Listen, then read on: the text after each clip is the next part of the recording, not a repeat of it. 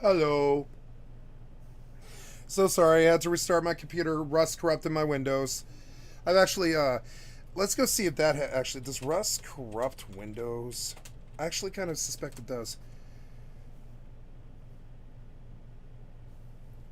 Yeah, Rust does have a bad memory leak. Oh no, they're talking about the language. I'm talking about Rust, like the,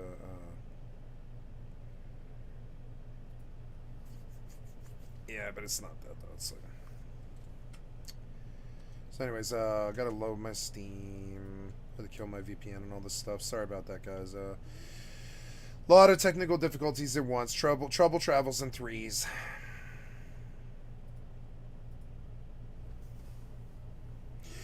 Once your Rust won't load, your Windows will die, and that's why I really suspect that um, Rust is actually a really insidious program in some ways. It'll kill Windows and corrupt it and stuff like that. It's why I think reformats are necessary if you're a Rust player, because yeah, this client, I've never seen a client eat up Windows like this one does.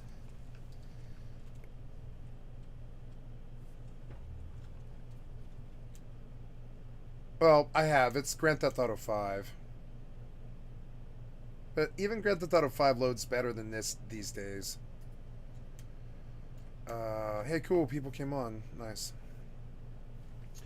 Okay. How was our load when Russ has not corrupted my Windows yet? It's probably fine. I'm not going to load any other programs or anything so we can successfully get in this game. Because it's been like, man, thanks for trying to load Rust for 45 fucking minutes. It's not that the streaming is taking up my memory, it's that the Rust is taking up my memory. If I play any other game, I can run 3 games at one. Okay, for instance, like I can play EVE Online in full settings, and I can play Fallout 76 in medium settings at the same time. But I can't do Rust and anything. And I can do this in 120 frames per second too. I can play Fallout 76, supposedly the worst client ever made, is actually Rust, right? I can play Fallout 76 in medium settings and EVE Online in ultra settings at the same time with no loss of RAM or anything, and it doesn't take up 67 or 80 or 97% of my RAM or any of that shit. Only Rust does that. So it's kind of funny, and I'm like, man, I can't believe I can play like I literally can. I can play Fallout 76 in medium settings, and in even ultra, but I can't play Rust with anything else. It'll just kill Windows, and I don't know why clients like should be allowed to be like that. Really, is there a point where a load screen should be considered illegally long?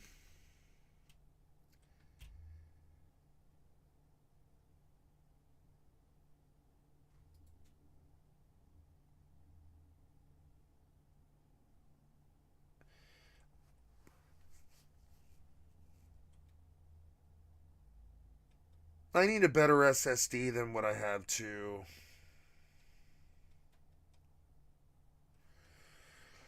I'm gonna buy a new computer.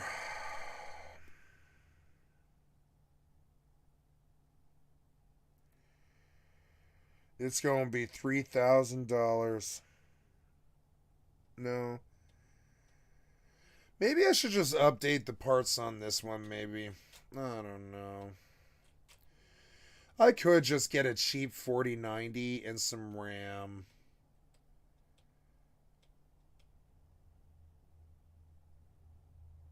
How much for a 4090?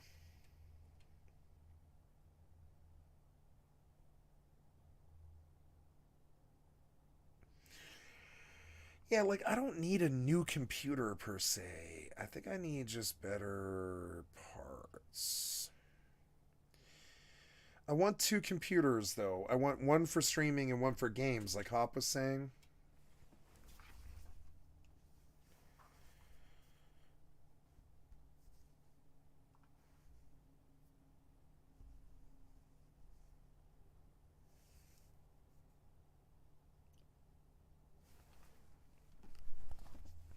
I missed what Hop said. I'm so sorry. Let's pull a video.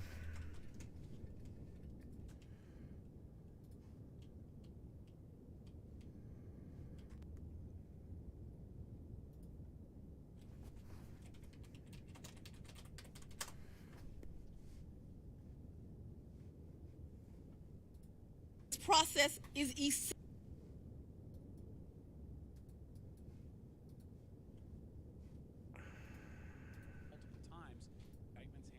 Or we'll have the grand jury take it. ANF, Atlanta News First. Let's go look at a more reputable source. Yeah, I'd probably take CBS is probably fine. George. A RICO indictment. What do you see as a lawyer?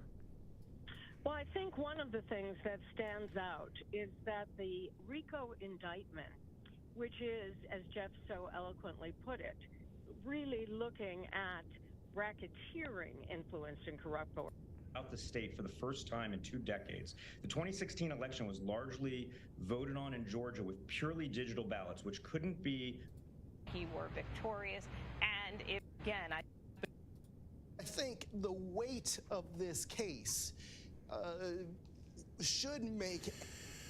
Why does this DA look like they're look at this fucking DA fucking grandstand? Why is this DA fucking grandstanding? They want to get Trump. Some of the Democrats really fucking bother me. I don't like what I'm seeing here. This looks like a fucking like an Oscars award for a fucking DA. Look at the corruption. Look at a DA grandstand like some kind of fucking Hollywood celebrity. It's disgusting to me. It's the death of the principles of America. Anybody involved or caught up in it. I don't like Trump either. I'm talking about like just the grandstanding DA is corrupt, not much less Trump. Look at the grandstanding DA. This is corruption right here. This symbol's enough. This symbol's a truly powerful symbol of corruption. There's a grandstanding DA with a fucking medal and a fucking podium and shit. What the fuck? You're a district attorney. Stay the fuck out of the media. What? Think twice about making public statements because you could As the media says, you should think twice about making public statements, DA, because anything the DA says just alerts their enemies what he's thinking. That's it. The only time a DA should ever be on camera is if one of their family members died. The fuck does a DA belong on camera for? Give that to the Attorney General or whatever, Lieutenant Attorney General. Don't be putting a DA out on this like some kind of fucking like some kind of OJ prosecutor superstar. What the fuck is that, man? That's corrupt as fuck, dude. The Democrats are just as bad. Watch the Democrats act like assholes too. Jeopardize your legal standing. Look at the Democrats act like assholes too. This is a Democratic asshole. Act like Fannie T. Willis acting like an asshole. Look at this shit. I don't give a fuck what she says. It still looks like a grandstand to me. I don't like grandstanding DAs. I think that's what's wrong with this goddamn country. God damn it. Fucking grandstanding DAs in the modern age. What happened to America? If you're a DA, shut the fuck up. I don't care what the media wants from you. Let the Attorney General handle that. I don't want to hear from some DA about anything at all. Corrupt. When Trump allies talk about what's going on in Georgia, they talk about the January 6th case, they repeatedly say that Trump. Look how it looks like Hollywood. It kind of looks like Hollywood now. They just have some like it's kind of like WrestleMania. Politics are like WrestleMania now. If you believe in it, in any of it, you're a fucking idiot. Trump and his allies were having. Not to say that WrestleMania or politics are bad. I'm just saying they're about as staged. You know, they're just as about as staged. Watching this DA grandstand before she's even on camera makes me physically sick as a fucking American. Speech that they're able to criticize the election, that they're able to make these claims of fraud, even if it's not based on any fact. How is that free speech argument potentially going to like? play? If you don't know what I'm talking about, grandstanding is a thing. It's a thing. It fucking sucks when it happens too. What is grandstanding, man?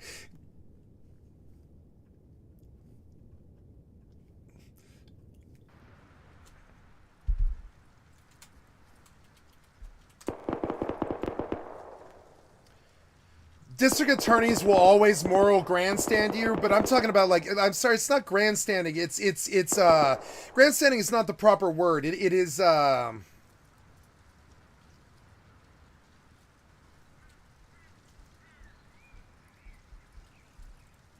it's preening. It's a production. It's an act. It's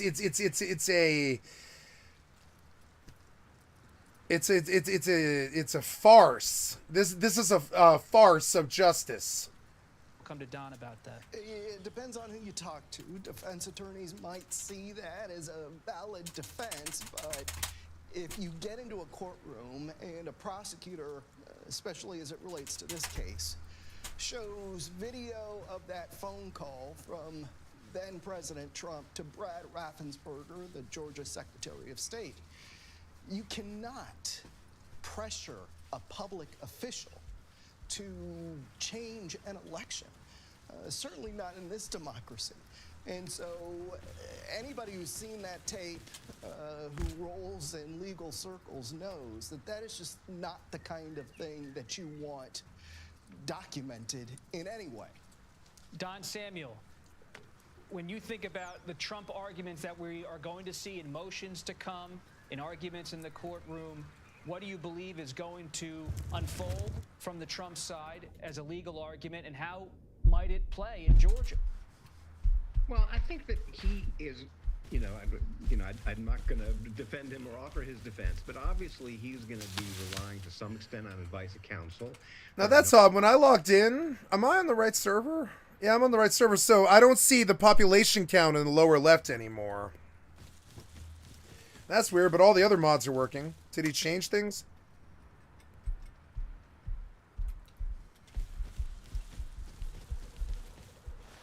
Oh, my mouse program that failed as usual. God damn it. All these programs fucking fail all the time.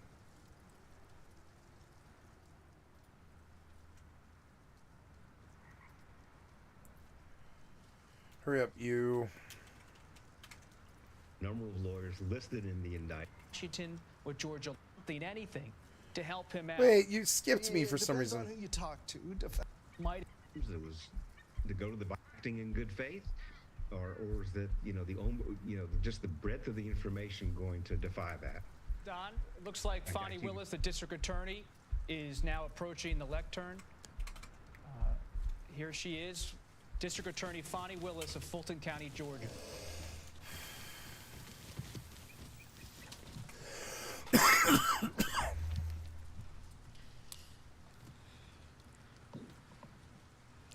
Thank you for joining us.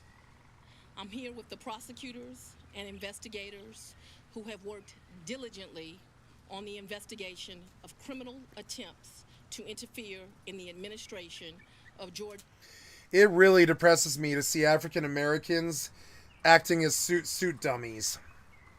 I don't like seeing suit dummies. I like seeing African Americans. I don't like seeing suit dummies. Georgia's 2020 presidential election. I look at that. I like that. I look at all three of them and I think suit dummies. I'm sorry, but they're suit dummies. They're like basically yak figureheads. Today, based on information developed by that investigation. What did he do? He actually full-blown obstructed electoral fraud.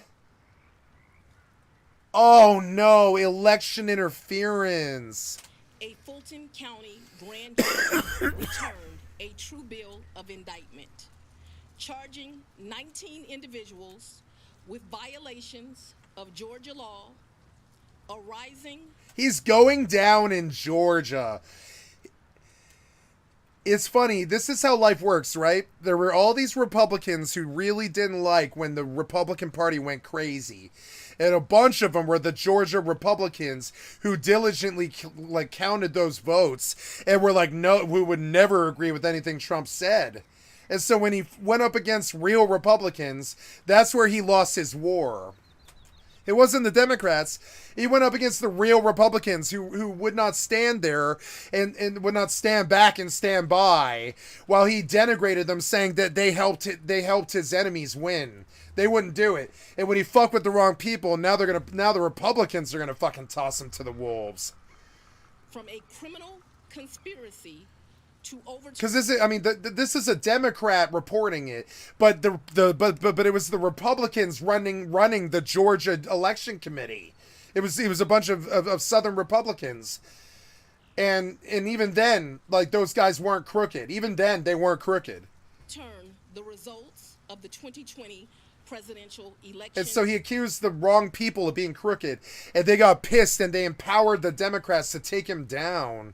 In this state. And this is politics. It is politics. Like, he fucked around and he accused the election saints. I would call them like election saints, kind of, because they're like, you know, they're not fucking around. Like, they got witness. You know what I'm saying? There's like hundreds of people in there. There might be one final person in the room, but the results are still counted by the end by a whole group of people and stuff. There's no bullshit going on in there. I really don't believe that. I was never really a believer in that fucking excuse.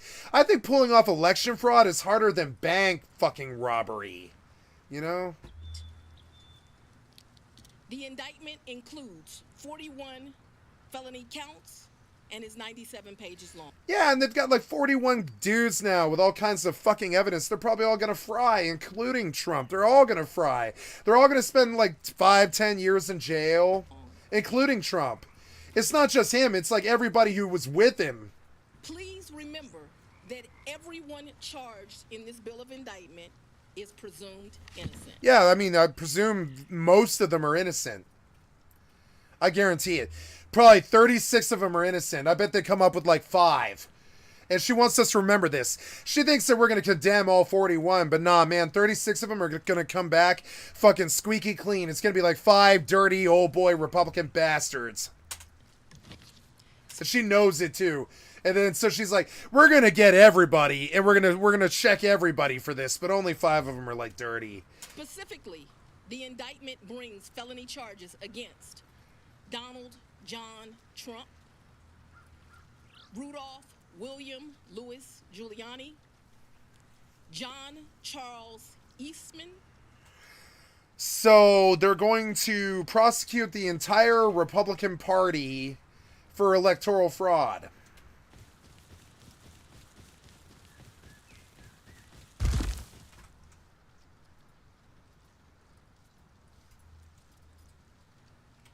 Mark Randall Meadows, John Cheeseborough, Jeffrey Clark, Jenna Lynn Ellis.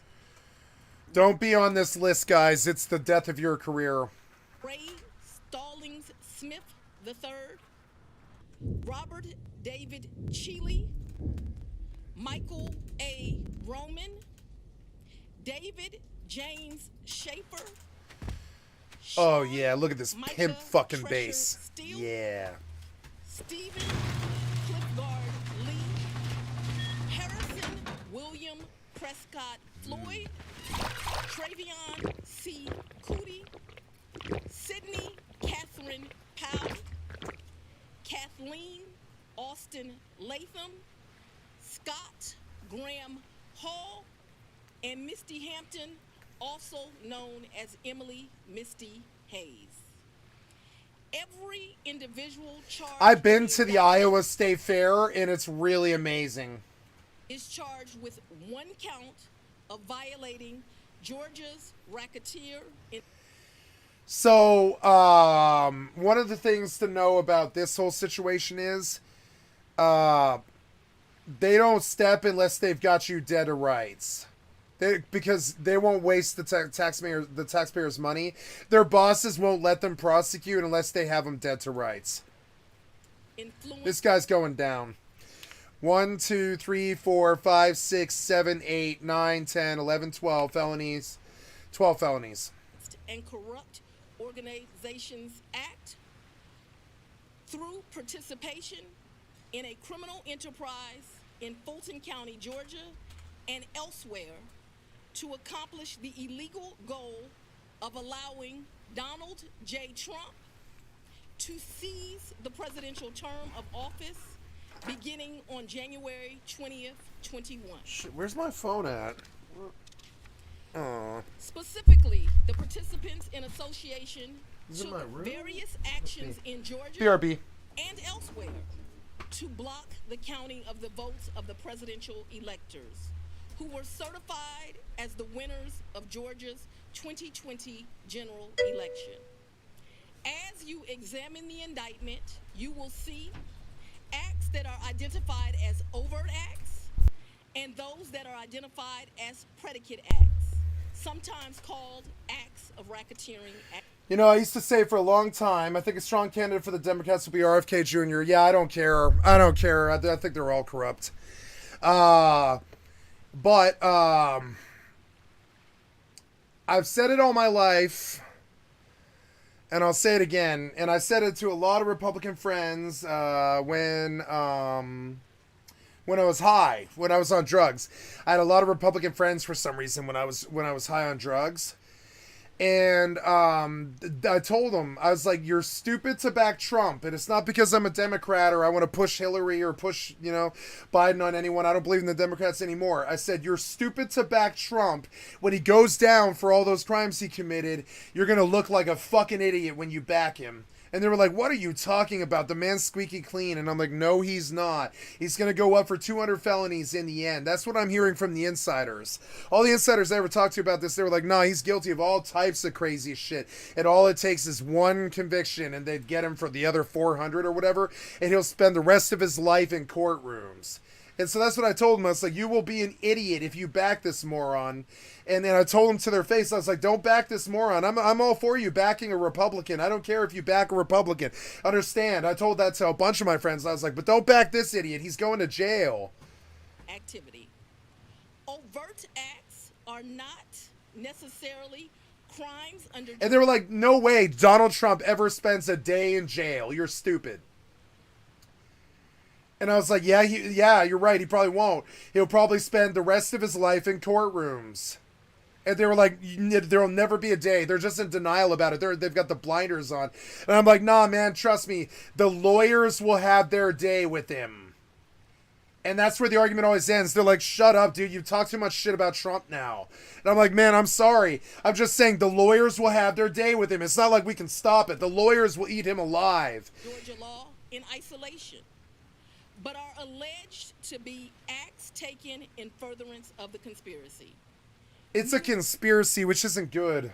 Occurred in Georgia, and some occurred in other jurisdictions, and are included because the grand jury believes they were part of the illegal effort to overturn the results of Georgia's 2020 presidential election. The acts identified as predicate acts or acts of racketeering activity are crimes that are alleged to have been committed in furtherance of the criminal enterprise. Acts of racketeering activity are also charged as separate counts in the indictment against those who are alleged to have committed them. All elections in our nation are administered by these states, which are given the responsibility of ensuring a fair process and an accurate counting of the votes. That includes elections for presidential electors, Congress, state officials, and local offices. The state's role in this process is essential to the functioning of our democracy. Georgia, like every state, doesn't fuck around. Georgia does not fuck around. It was really, really, really shitty of him. I feel really, really bad. I don't care if you're a Democrat. I don't care if you're a Republican. It was really, really, really shitty of him to try to light up the South that was trying to get him elected. He lit up the South. He tried to commit his electoral fraud in Georgia, and he lit up the South, and they wouldn't have it. They wouldn't listen. They wouldn't do it. They wouldn't have it from him. They wouldn't do it. They wouldn't do it with him.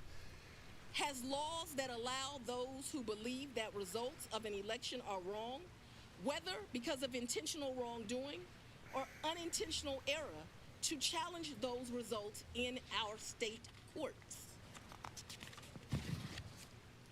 The indictment alleges that rather than I hope that Trump's watching this right now, swirling his drink and eating KFC, and he's like, man, at least I'm alive to see it. You know what I think Trump's thinking right now? He's literally probably thrown his hands up at this point right now today. He's probably thrown his hands up finally, like today. And he's like, okay, well, they're going to get me now. And he's probably crying. And his family's probably crying, and he's like, Jesus Christ, they're gonna come after me now. And I have some sympathy for him and his family. I don't care who you are, as long as I don't think Trump ever killed anybody, at least not directly. So I have a little bit of sympathy for him. He's an electoral fraud guy. He's not a kill you guy. I don't think he's ever. I mean, he's caused deaths with his slumlord negligence and stuff. Like, for instance, like people burned to death in the Trump Towers because he shortchanged them on the sprinkler system, and that's a true fact. So, like, you know, but, I mean, it's not like he did that to kill them, though. And that's the problem. I don't see a killer or a murderer or, I mean, I see a child rapist here, but I don't see a killer or a murderer. But they're going to treat him like that. And I have some sympathy for what it's going to do to his family. And I can't believe I have some sympathy for the devil. But, I mean, he probably threw his hands up right now. He's probably crying right now, swirling a glass of whiskey and dreaming about what he's going to do while he does all these court dates, like golf and you know, write a memoir, right? And he's like, well, they're finally after me. I lost everything. And this is probably the resignation for him, I would think. Abide by Georgia's legal process for election challenges. These guys, they don't step unless it's ironclad. That's a thing about the legal system that I've always thought is actually fairly interesting. If they don't have a case, they won't step. If they don't have a case that they think isn't 100%, they won't step. They won't waste the time. They'll go get criminals that they think they can catch because they've got too many criminals out there. That's the way the DA will tell you. That's how they'll all say it. They'll say, nah, there's too many criminals out there. This guy wasn't a slam dunk, so we didn't run with it. We were scared he might win or kibitz or something, and we just let him have it, right? Because there's other criminals out there that we can slam dunk. These people feel that they can slam dunk him, and I think they probably did. I think they already have. Their bosses never would have signed up on desecrating the Republican Party if they didn't have him dead to rights. Engaged in a criminal. It's devastating. It's going to devastate the Republican Party for a long time. This is going to devastate the Republican Party for a really long time. A madman got to the helm. And, well, it's really not a madman, really. He wasn't a madman at all. Honestly, I don't think he has that kind of imagination, frankly. We had a really boring rich man idiot run this country with no qualification, no history in politics, and nothing but a television show for a list of successes. And, like, I don't know why we had a television actor who never had any political office run this country. I don't know why you guys wanted him. I never did, and it's not that I'm anti-Republican. I'm actually not really anti-Republican. I'm anti these guys. I don't think these guys are Republicans. I think they're criminals. I'm anti-criminal. You know, I'm not anti-Republican. I'm anti-criminal. And a lot of the time, most of the people that dominate the Republican Party are the worst criminals that I can think of. Like Trump and Cheney and, you know, Bush with 9/11. And I mean, they're like the worst criminals that I can think of, really. Nixon with fucking Watergate and fucking Vietnam and shit. And trust me, the Democrats don't impress me anymore. But, I mean, the criminality of the Republican Party must be clear to the Republican Party now. Because we have children coming up in that party in this country. And I have sympathy for them. They vote Republican in places like Pennsylvania and Georgia. That's okay. We act like it's not okay. It's okay for them to vote Republican. But what we can't have is a bunch of corrupt criminals running this country. We can't have that. And that tends to be Republicans. It sucks. I mean, the Democrats are no better. They're pretty much criminals too. Enterprise to overturn Georgia's presidential election result. Yeah, man, but this whole fight started because he tried to point the finger at Republicans for not trying to sway the justice of elections in his direction. Why did he pick a fight with good old boy Republicans who won't dirty their names with his bullshit? Why did he do that? We've never understood it. It's not like I'd ever vote for the man or ever like him or have any sympathy for him or that I'm disgusted or like I'm like sad that he acted that way or whatever. I'm just like full blown gobsmacked by the fucking reality of it. It's not the Democrats that served him up on the platter. Are you getting what I'm saying? The Republicans served him up on the platter when he doubted them over the election fucking results. We all knew that shit was bullshit. The only idiots willing to believe it were the uneducated masses. That was it. The only people willing to believe that there was this huge electoral fraud was the uneducated masses. That was it. The people watching Fox News and shit. You know, even CNN kind of sort of led them that direction too. Subsequent to the indictment, as is the normal process in Georgia law, and it's so weird. Like this is the lesson. So if you're gonna be a criminal and you try to take over the Republican Party, you probably shouldn't diss any Republicans, because those are the guys who did get you up there to at least gracefully lose. You know, he would have gracefully lost. I think you want to know how I think Trump could have done really well with all of this? He could have just gracefully lost and then come back 4 years later and really stayed there for 8. But instead he like fucked up and made all these fucked up accusations. And the problem is, when you look at liars, like the signs of a liar, right? They're very, very, very distinct. You know, they're very, very strong. There's like 12 signs and they're all really clear. Hyperbole is a big one. Dose presents. Thank you, Brainy Dose, for the excellent content for my stream. Like, subscribe and like. And why is it okay for politicians like Trump and her? I think she's lying too. Why is it okay for politicians like her and him to lie on camera? I think she's lying right now. I don't think they have that much. I think she's lying right now. I think she's grandstanding and stuff. And I worry about that a little bit. Like, why is it okay for our big figureheads to lie on camera anymore? And I'll show you the signs, because she's engaging in it too. Signs. Someone is. One of them is scripts. You want to lie? The best way to get through a fucking lie is better write a script. And what does it sound like she's doing? Jury issued arrest. Where's the passion? For those who are charged. I am giving the defendants the opportunity to voluntarily surrender no later than noon on Friday, the 25th day. Or we'll arrest your ass and put your ass in federal fucking prison. How's that going to look for Trump if he doesn't show? And I can see him maybe no showing out of just straight up like just the craziness of what the response will be. Of August 2023. 25th, which is in 9 days. They've got 9 days to show.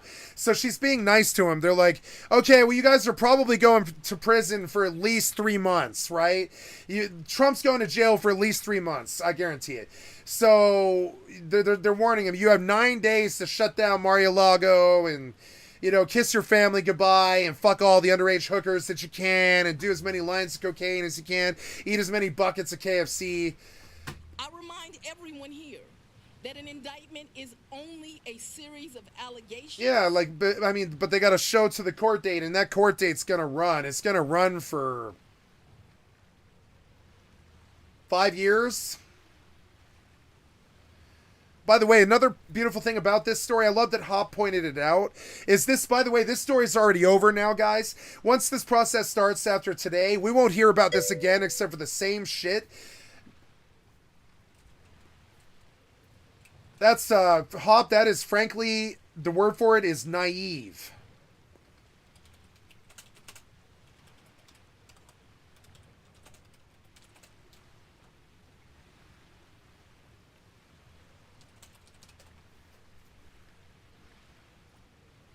His lawyers now offering an explanation for the most mysterious item uncovered in a search of Epstein's Manhattan mansion.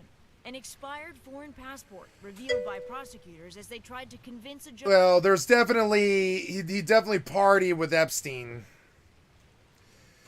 Here's Trump. Ghislaine Maxwell is in prison, and a lot of people want to know if she's going to turn in powerful people. And I know you've talked in the past about Prince Andrew, and you've criticized Bill Clinton's behavior.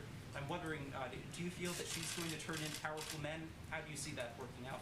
I don't know. I haven't really been following it too much. I just wish her well, frankly. Anybody who wishes Ghislaine Maxwell well is not a good person. That should be enough for you, Hop.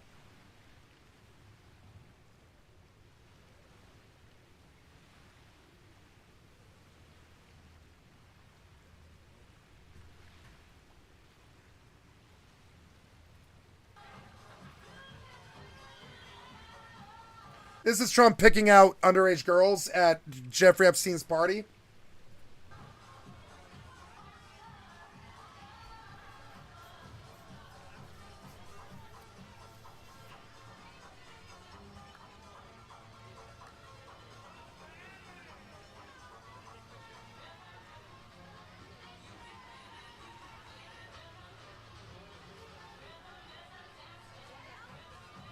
I remember the Sarah. Rhythm is a dancer. Nobody knows how to make techno, so it sounds really crappy back then. Rhythm is a dancer. Oh, she's 15, yeah. Yeah, she's 15. Can I get her? Oh, yeah, you know, $3,000 and she's yours, yeah. Oh, good, yeah, she'll sleep with me? Oh, yeah, she's 15, but she'll sleep with you. Yeah, oh, yeah. $3,000 an hour, mind you. You can get her for 15 grand for all night. I'm sorry, but that is just naive.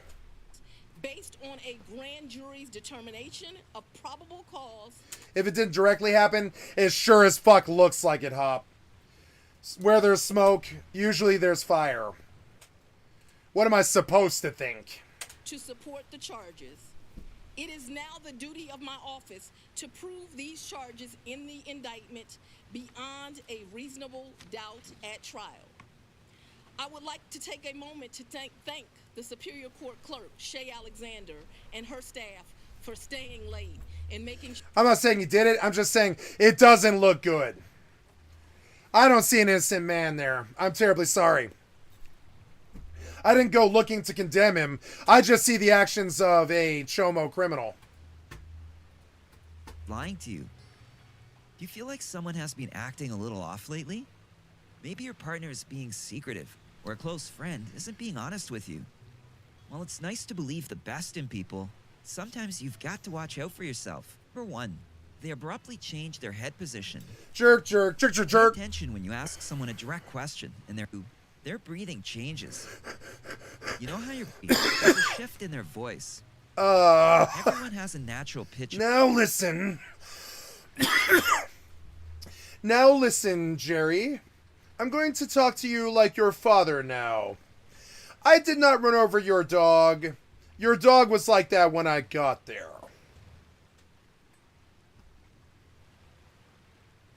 You ran over my dog, didn't you? Yeah, I did.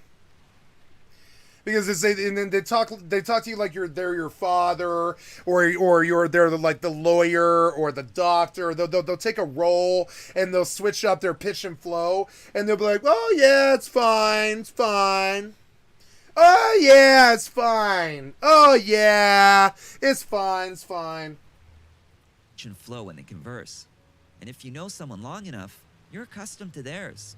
Number 4, they stay very still. 5. They repeat words or phrases. They give you too much information. Number 7, they touch or cover their mouth. Number 8, they shuffle their feet. They use incongruent gestures. Number 10, it may become difficult for them to speak. You know what? No, I didn't sneak into the Disney World to steal the animatronic puppet. I didn't. I didn't do that. The suspect is called in for questioning, and it gets tougher and tougher for them to get words out. They stare at you without blinking much. Like Mark Zuckerberg. Remember Mark Zuckerberg at the inquiry? 12. They get defensive and hostile. If you enjoyed this video, Sure that this indictment was processed. I would also like to thank the men and women of Sheriff Labatt's office for keeping the courthouse open, but most importantly for keeping us safe over the weeks and months that have led up to this indictment. Yes. Now, Hop, let's go dig a little bit further here, because I fear I may besmirch an innocent man. Was Trump in Jeffrey's Black Book? Because we don't know this. We don't know this. One might believe, Hop, that Trump has so money. He has so much money that he doesn't need Jeffrey.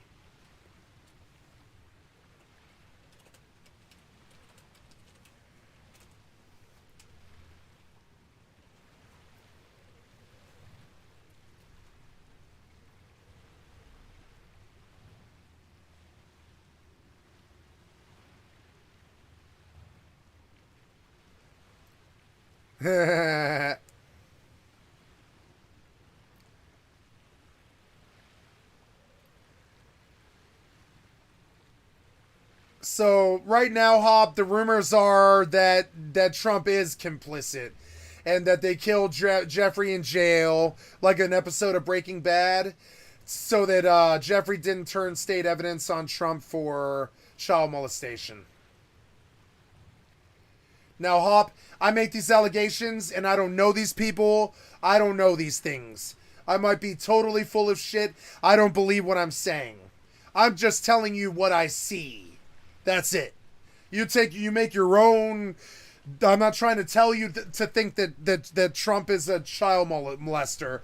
I don't know that. I don't know that. I don't want to make that allegation. I'm not making that allegation, right? My thing is it just looks like it. Now, was he in the book? I don't know about that. I don't think so. So, to Hop, as crazy as this is going to sound, in the end, we might not ever see Trump complicit with Jeffrey. Trump might be innocent of that.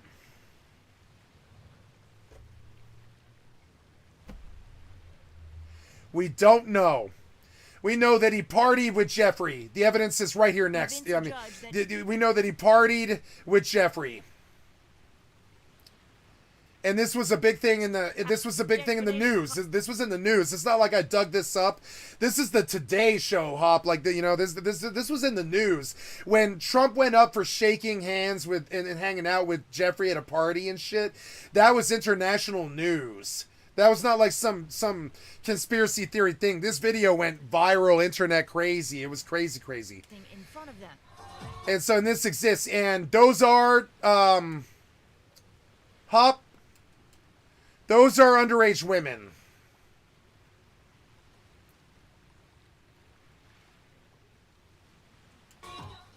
An apparently friendly encounter with a man the president is now looking to distance himself from. Well, I knew him like everybody in Palm Beach knew him. I had a falling out with him a long time ago. I don't think I've spoken to him for 15 years.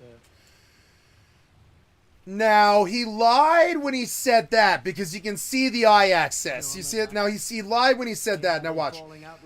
Now, that's not true. They had a now, it's true that they had a falling out, Hop. You can see it on his face. He's able to verify this. It's true that they had a falling out 15 years ago. I don't think I've...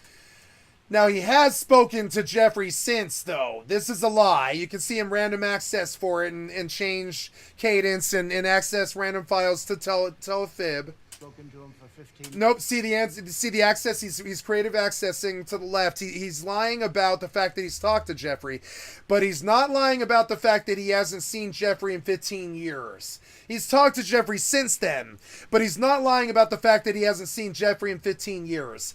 And as crazy as it sounds, Hop, I really believe this as I say it to you. When I look at the facial reaction of the response. Now, I think 15 years ago, I think he used him to purchase underage women, because I believe that is what we are seeing. Well, I knew him like everybody. But I don't think he's lying about the fact that he hasn't seen Jeffrey in 15 years since the last time that he lived in Palm Beach, Florida, which would have been 2005. So... I had a falling out with him a long time. That's true. When Trump figured out who he was, he stopped talking to him. I don't think I've spoken. That's true. For 15 years. That's true. He was a fan. That was a lie. Did you see him access to lie about that? He said, I wasn't a fan. Yes, he was a fan, and he lied about it. Watch the eyes when he says I wasn't a fan. He was a fan, and you're gonna see the real lie. He did lie about that. He's a big fan of Jeffrey Epstein. A long time ago. I don't think I've spoken to him. Now watch his eyes. Now watch the eyes. I wasn't a fan. I wasn't a fan. See, now the eyes go downwards, because that's a direct lie. He was a big fan of Jeffrey's. Epstein, who has pleaded not guilty to federal sex. So now we don't know what all happened with this, and I don't like dwelling on this stupid shit, but I know that what it looks like, Hop. I'm not making an allegation that it happened, and honestly, from what I just saw from just that interview right there, I would say that Trump is probably not guilty of raping a child. I think he's guilty of sleeping with underage hookers. There's a big fucking difference. And no, I don't think Trump was on the Lolita Express. No, I don't think Trump has seen Jeffrey in 15 years. No, I don't think he's complicit with Jeffrey's Chomo thing. And for what I know they will continue to do to keep us safe. And I make these judgments as personal judgments. I'm telling you what I think based off of the language that he's. I've never met a human who can lie to me ever. Off the language that he's putting out, he was fairly in the clear on this one, Hop. I think he's fairly in the clear on this one, or he would have seen prosecution. I think he's fairly in the clear on this one. I think around the age of 2004, 2005, he probably, for a couple of years, slept with underage hookers at Jeffrey's mansion. But I think that's it. And I don't know what you want to say about that, but I'll say that the sex was probably most definitely consensual, which kind of brings in this other moral issue about intent. Is the intent to rape a child there? No. I think it's somebody buying a hooker, a willing hooker.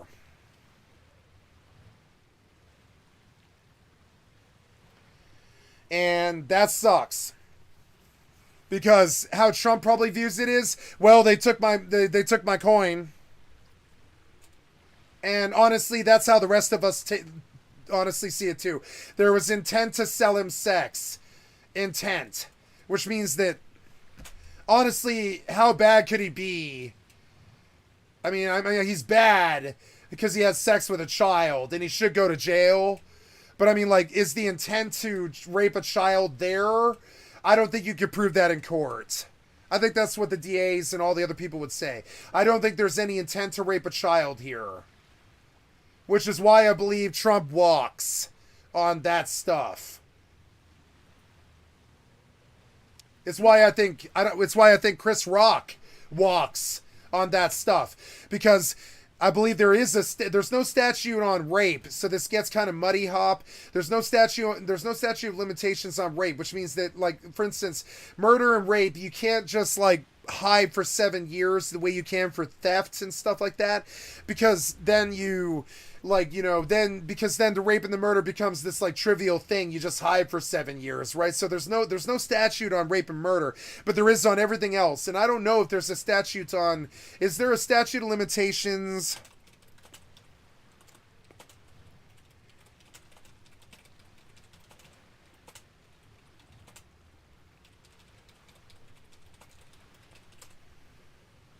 $20 years. So on top of it, Hop, if they don't convict him of sleeping with an underage hooker back in 2004, by 2024, they can't convict him of it.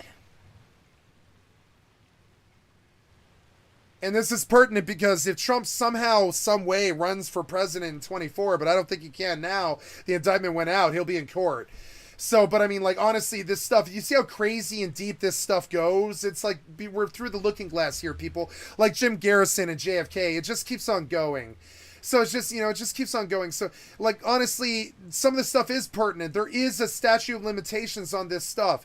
So one of the things that Trump was kind of signaling on that video was that he's past the statute of limitations on the crime. And I believe he probably is. I think if Trump slept with hookers, it would have been in like 1998 to 2004, somewhere around there. And it would have been when he was living in Palm Beach before The Apprentice. And I believe the statute on those crimes are up, which is why Trump walks entirely on the Jeffrey debacle. Is he complicit? Yes, I believe he is. Is he past the point of prosecution? I believe he is. On any real crimes that we could convict Trump for, he's either past the point, I believe he's full-blown past the point of conviction on anything having to do with Jeffrey. And this all might be part of the game itself as well. Also want to thank the Atlanta Police Department. Yes, I'm done with this now. I think I've got her gist. I got what she was saying. So yeah, here we go. So here we go. And I'm gonna go play Rust now. Sorry for all the Jeffrey Epstein crazy stuff. I just feel like that's what people want to talk about, and that's what people want to hear. It's kind of dumb. Let's see what else is happening in the world besides this.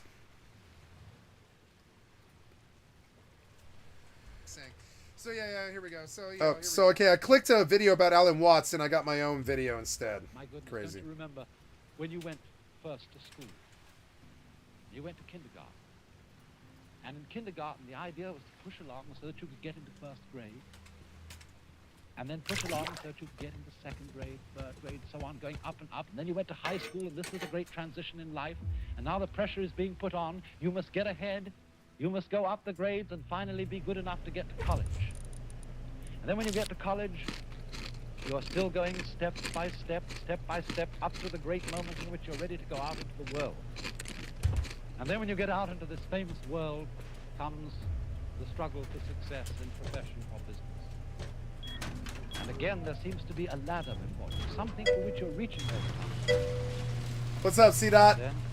That's my job. That's my job. Yeah. Like, that's what I want you to come for. That's what I provide. Some days I'm a dead ass and I just sit there and I do nothing. And I don't talk a lot. But most days I'm going to talk a lot. Suddenly, when you're about 40 or 45 years old in the middle of life. Suddenly when you're 40, you realize that time is... You wake up one day and say, huh? Yo! I've arrived. I've arrived at 40. And by Jove, I feel pretty much the same as I've always felt. I feel the same. In fact, I'm not so sure that I don't feel a little bit cheated. Yeah. Because you see, you were fooled. You were always living for somewhere where you aren't. Yeah, and I just refuse to do this. I just refuse to do this. Like, there's this fundamental belief in the American people and everybody else in this world that the grass is always greener on the other side. And honestly, you know what I'm looking for these days? Is how good the grass is right the fuck here in this moment right now. This is the best day of my life. It always is the best day of my life as of a couple of years ago, you know? Oh, out of sync. Oh, yeah, don't worry about it. It sucks. It'll do that. As I said, it is... Twitch is not perfect. Tremendous. For instance, I can talk about what he just mentioned, C-Dot just mentioned. So, the average bit load, what is the average bit load rate of Twitch, right? And I'll tell you why you're seeing what you're seeing. 6,000 kbps is actually too high. Now, what is the average bit rate of... now, a good way of looking at this is your upload, right? So if I run a speed test on my connection... which might not be the best plan, I guess, maybe. I don't know. I don't really care. It doesn't matter. So let's just see how unsafe that is. Yeah, so you're going to see, right? So here's my download. I'm running at 690, 705, 713, 724. No IPs being given out or anything. 17 megs upload, right? So how do we look at this, right? When we're streaming... the average upload is like 6,000 kbps, pretty solid, yeah. So, if I'm streaming to Twitch, and I'll show you this live and in real time here, if I don't fuck up my Streamlabs worse. Lock. There we go. So pull Streamlabs over, and you're going to see it on my main screen, and I'm going to go into something here, and I'm going to show you something. I can't change the settings in real time, but if I come to the stream and I look at the output, you're going to see the bitrate is set as 6,000, which means that essentially only 6 megabytes upload are essential for me to upload to you. 6 megabytes of that 17 upload that I have, and this is reflected again here. I have 17.4 megabytes upload, 6 of which is uploading to Twitch, and the other 12 is on me. I could use for my purposes. You know, that's the rest of the upload is for me. But 6 megabytes of this is being reserved for Twitch. And so what you're seeing is a very low bit rate. And you'll understand that when you're recording a YouTube video or even live streaming to Twitch, I'm sorry, to YouTube, excuse me, it is much higher. What is the average YouTube stream kbps, right? 4K video will take between 13,000 and 34,000 kbps, which is 13 to 34 megabytes per second. I hope that translation worked for you guys, but I could have lost you there, so I'm going to try again. 4K videos at 30 FPS, but 1440p videos at 60 FPS to YouTube require between 9,000 and 18,000 kbps, which is one megabyte, right? 1,000 megabytes. Or sorry, 1 megabyte is 1,000 kbps. So 18 megabytes is 18,000 kbps, right? So I have about 18 kbps upload for my 1440p video at 60 fps, right? But the problem is, because I stream to Twitch, which is the money grubbing poor kid who wants to make a business out of something new, instead of YouTube, who's very rich and very successful and has a lot of money and a lot of lawyers and a lot of servers and a lot of crazy things and a lot of billions of people watching them every day and all this. YouTube's the big time. Twitch is the little baby brother, right? So Twitch forces me to stream at 6,000 megabytes or slower. So when my camera jerks, you're going to get this shit all throughout the stream. You're going to see it all throughout the stream, and that's why. If you want to know the actual reason why, that's it. And so we get off this subject. I'm just telling you why you see certain things. So I would love to stream to you in 17 kbps, which is like literally triple the speed that I'm actually streaming to you right now. You begin to understand it a little bit? Yes, like so. And on top of it, it's another way that I like to tell people about this with streamers and stuff. It's an entertaining thing, right? I'm going from my computer to my router, from my router to my parents' router, from my parents' router to the coding, from the coding to the Comcast, from the Comcast to the satellite, from the satellite to the Twitch, from the Twitch to the Comcast to the Twitch to the satellite, back to the satellite, down to the ground, from the ISP back to the fucking router, from the router to your phone or your device or your computer. That is like literally 22 entities between me and you, and all of those things cause stuff like the camera stutter and all that other stuff. Now, as the days go on, we get better at this, and they get better at this, and the servers get better, and they get a little bit higher about it. YouTube, I can come in on 4K. And so for a while there, last year, I considered just straight up quitting Twitch altogether and going to YouTube and streaming in 17 kbps, so you guys can see nice 1440p crisp, pretty 4K, vision and all that stuff. Yeah, and then all that, they can do it in real time too. So I'm not faulting them. It's just understand. So if the camera looks janky or the shit looks janky, it's because they constrain me to a very low bit rate. Do you see it? Twitch constrains me to a very, very low one third of my actual MBP, and the good nerds will understand what I'm saying. Yeah. So yeah, there you go. And that's everything. That's everything I had to say about that. Sorry. So we're gonna get back onto the lie, right? Use for us to be able to look ahead in this way. So we believe that the grass is always fundamentally greener on some other side, so we cheat on our wives, we quit our jobs, we leave situations, we leave servers, we hop around, we change games, we get fickle and stuff. And so now I believe that it's sort of a lie that we believe that we have enough time to do anything at all, really. And so I tend to sort of look at what I have in the moments now these days more. And I'm sorry, I'm going to turn off my air conditioner. I know it's loud and it's cold in here now. I don't need this anymore. It's like nice and cool in here now that it's night.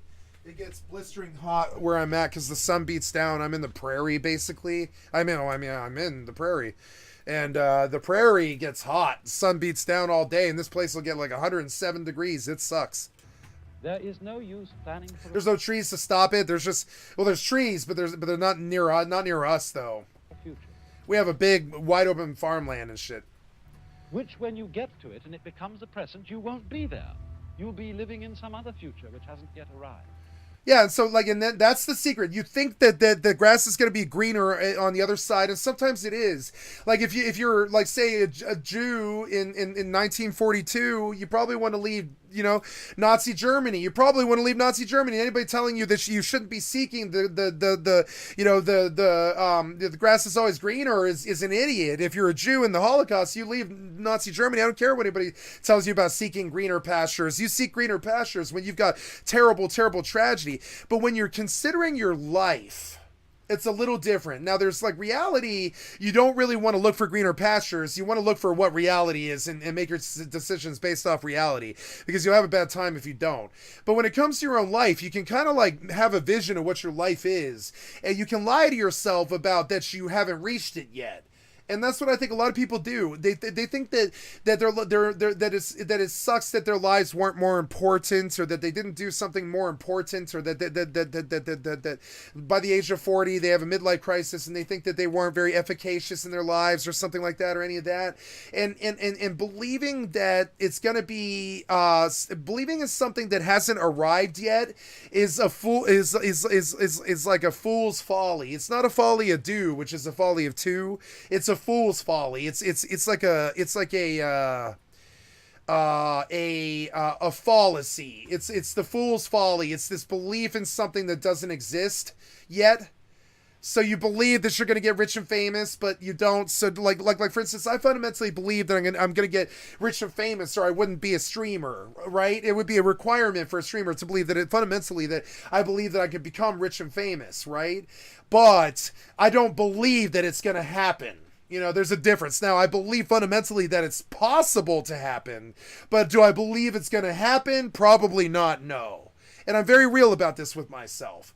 And so this is the difference. So I try to live the life that I have right now, the server that I have right now, the people that I have right now, the place that I have right now, even if it is a shitty place, it doesn't conform to what your realities are. So it's an illusion that it's any better anywhere else. And this is what people will tell you about leaving your first job, or leaving your first wife, or your first husband, or your first your first college, or your first divorce, or whatever. They're going to be like, oh, you're breaking out, and you're acting out of normal, and you shouldn't make waves and stuff. And honestly, it's believing that it's somehow going to get better on its own. It's a really fundamentally crazy thing. One is never able actually to inherit and enjoy. Yeah, so I'm going to repeat it again, because it's very hard to understand what I'm saying, but it's like, it's of tremendous use for us to understand that while, as I said, it is of tremendous use for us to be able to look ahead in this way. Yeah, it's of tremendous use of us to be able to plan for the future. But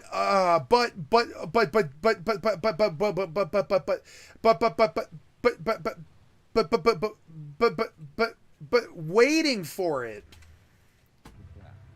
But waiting for it, but waiting for it is not good. And I stutter because, sorry, I know I stuttered there, but it's part of it's my Asperger's, but another part of it is like, I'm very nervous to say the things that I'm saying, because I'm speaking in absolutes, and only Sith deal in absolutes. So understand, I can't make some sweeping thing about it's like this all the time, because it's not. It's not like this all the time, where we don't have the luxury to plan for the future. We do with the grasshopper and the what was it, like the what's the parable of the grasshopper and the field mouse or whatever? Like, one prepares for winter and one doesn't. So one starves and the other doesn't. But the other one, if they don't help them when they're starving, they starve too. And so that, it's like, no use planning for a future. So somebody like Nietzsche will tell you that there's no use in caring, that there's no reason to try, that there's no reason, that we're just insignificant specks of dust swirling through some kind of like Sylvia Plath reality of existentialism or whatever. No, it's more about like understand, like knowing. The best way that I've ever heard to know how to say it is from an Idlewild song, about modern ways of letting go. And one of the things that you have to let go about your own personality is this idea that life is going to be what you want. Life is this amalgamation of everybody's realities all at once. And you might have this dream about being Billie Eilish, or being the best baseball star in America, or the hottest girl on the planet, or whatever it is. And you might even reach it, but along the way, you're going to have a lot of other people's dreams caught up in that Indra's net. And so now, instead of learning the lie of this lie we tell ourselves that there's greener pastures on the other side of the fence or whatever, It's better to, a better way to look at it is like, is if I know what I know, it's losing isn't learning to be lost. It's learning to know when you're lost, right? Like you might say, oh, I've lost my wife or my husband, or I didn't get the girlfriend I wanted, or I didn't get the boyfriend I wanted, or I didn't get the, I didn't get this or that I wanted, or whatever. You have this tragic thing about, it's this thing you understand when you're 40. It's like, and it doesn't happen to kids. The best thing I can do is try to describe it to you guys. The best way to say it is like, you can plan for the future, but what happens in the meantime is, life is what happens when you're making plans. And so it's good to plan for the future, but this fundamental belief that your life is going to be some certain way is really a fool's folly to engage in. You must understand the reality that you have right now and work with what you have. Which, when you get to it... So it's good to plan for the future, but when the plans don't happen, when they inevitably don't happen, and you're disappointed, you cannot get crushed by it, and you can't let it get you knocked down. If life doesn't give you lemons, you make lemonade. So if life gives you lemons, you make lemonade. And it becomes a present, you won't be there. Yeah, like so you won't be there. Like you'll be living in some other future which hasn't yet arrived. Yeah, like so, then now you're kind of living a lie. Like so you believe that you're going to fundamentally be rich and famous somehow. And I believe this, but see, I don't lie to myself that it's gonna happen. I don't lie to myself about it, right?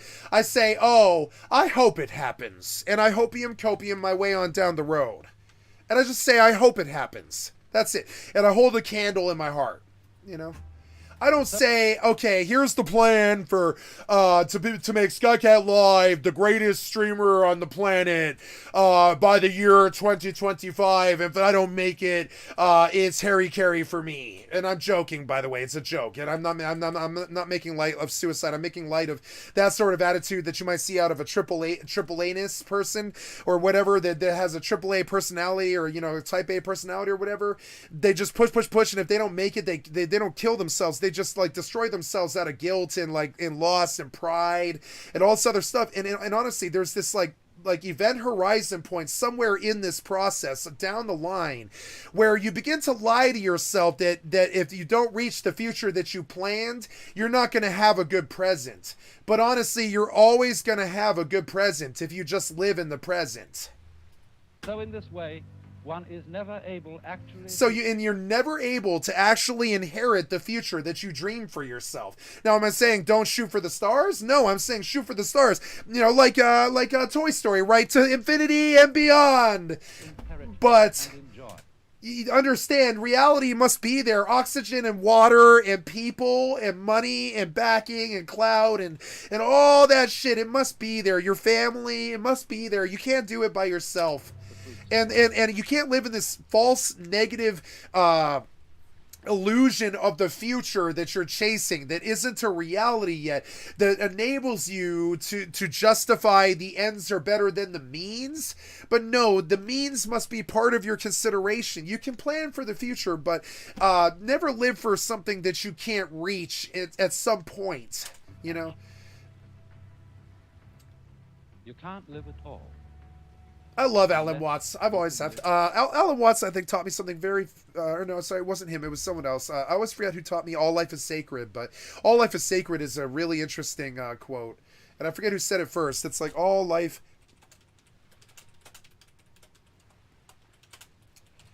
And it's like, I guess it's the Bible, really. Human life is sacred, right? God gives to all life and breath and all things. Human life is sacred. This is why you shouldn't kill. It's not the Ten Commandments trying to tell you shouldn't, which causes you to do it.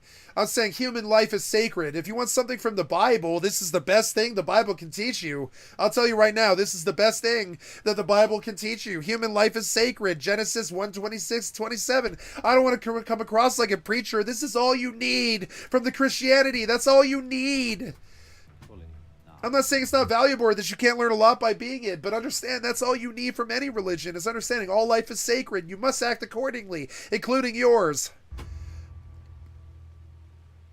And so we live this lie. We're like, okay, by summer of next year, I'm gonna lose 200 pounds, and I'm gonna have 3 women sleeping in my bed, and I'll have lines of cocaine cut out on the mirror.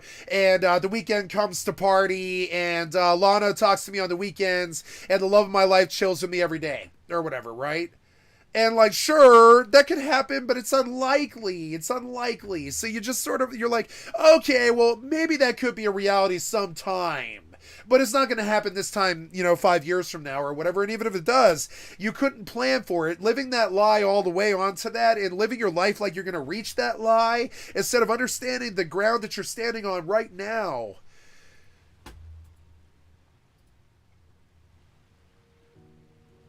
And because now is never satisfactory, because we're never really living in it, we get more. I'm so happy. People ask me, like, why do you keep saying that today's the happiest day of your life? Why do you delude yourself like that? I get that from my mother sometimes.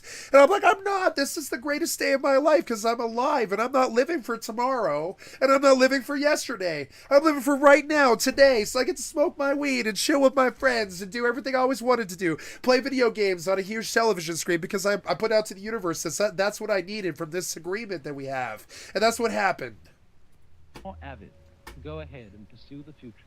Yeah, so I pursue the future and I think about the future and I write my videos and I write my songs and I try to get famous and I try to get rich so I can go try and sway their opinion on the world stage when it comes to stuff like RMT and fucking over the kids on skins and gacha and shit like that. And where we can more and more fulfill our desires for the future almost immediately. And then once you realize that, oh, I've been living for some future of a marriage with the perfect wife or the perfect husband with the perfect house and the perfect money and the perfect job and the perfect life and all this stuff. Nah, you might be better living out the back of a coffee house homeless. I know I was. Working towards a sort of push-button world. But have you ever stopped to think what the world would be like if you could fulfill every wish the moment you... It would suck. It would suck. I say this all the time. If it was easy, it would suck. I say it to my best friend all the time. I tell her. She was like, why is it so hard about the money and the people and the cheating and the bullshit of the world and all the politicians and the lies and stuff? And she asks me all the time, why is it so hard? And I tell her, well, if it was easy, it would suck. For example, on going to bed at night, you could always dream whatever you wanted to dream. What would happen after a while?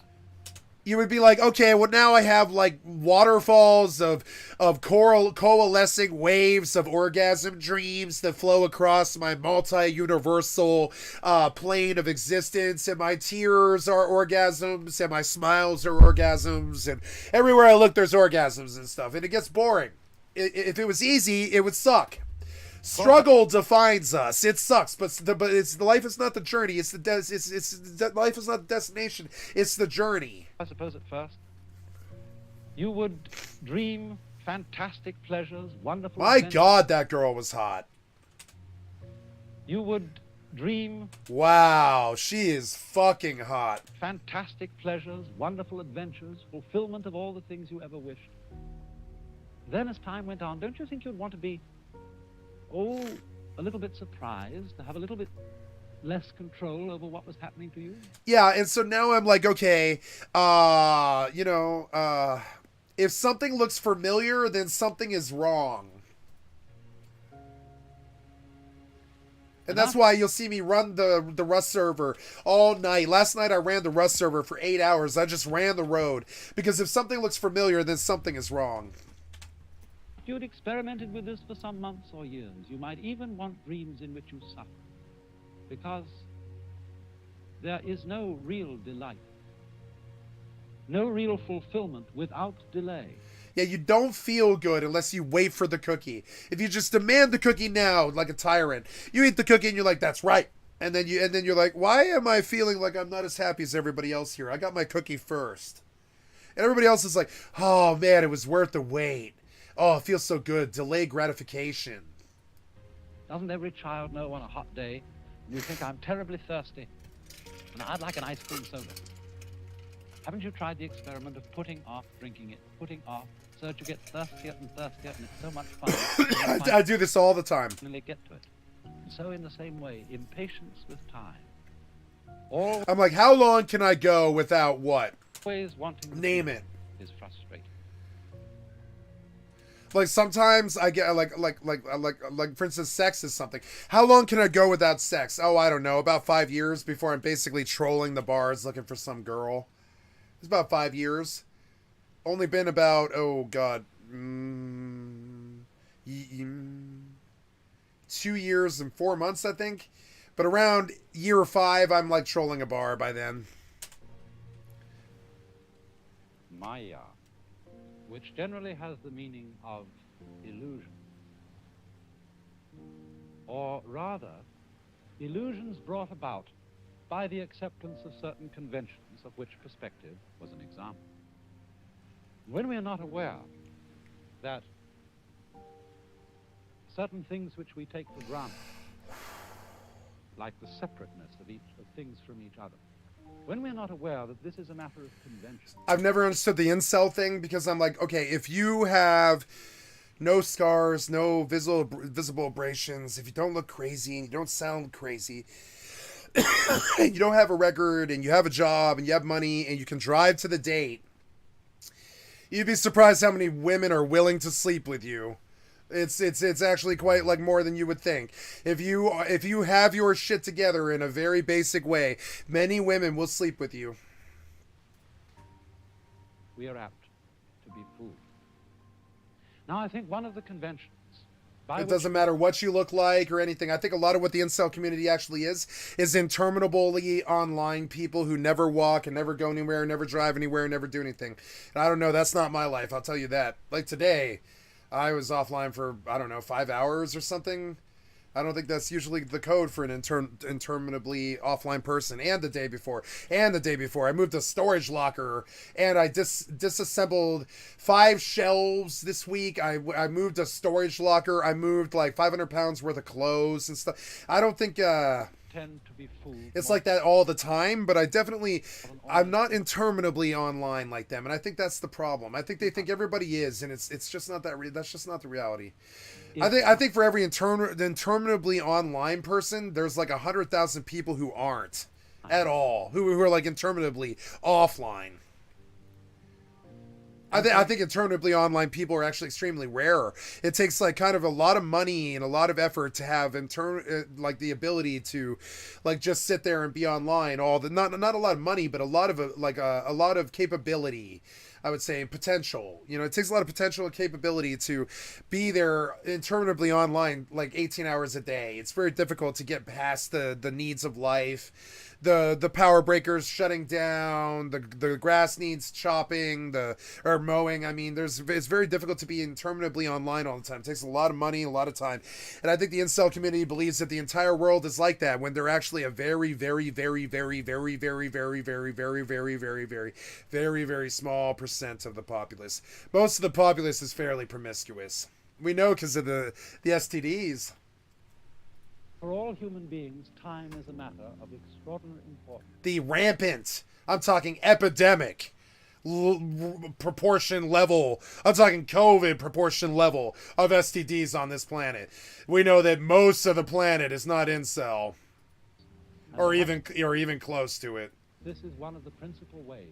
And that's the weird thing about that incel community. I think they think that eventually everyone's going to be like that. One in every 100,000, maybe. Yeah. No. Offline will live. There's always going to be people who cannot stand fucking screens, can't stand cell phones, can't stand not talking to you, can't stand not looking you in the fucking face. Trust me, offline will always live. It'll always be more popular. Online people think that because they've adopted this online like life and they're interminably online all the time, that they somehow have found the promised land or something like that. But honestly, the promised land is right outside your front door. It's right here. Look at the ducks. The ducks are exploring it right now in real time as we look. You know, the promised land's right outside your front door. That's this whole Alan Watts thing. You keep thinking that eventually they're going to make better graphics so we can just interminably live online, but it's more like, no, they're going to make better fucking systems so we can interminably live offline, you know, and only have like one little thing in our eye that gives us our video games and stuff. It's quite the other direction for me. Because man has been called a time-binding animal. That is to say, a creature who is vividly aware of the fact that his life moves. Yeah, his life is finite, and you better get on about the business of living it. This is my argument against the troll. Your life is finite, and you better get on about the business of living it. That's the most shit I'm ever gonna talk anymore to him.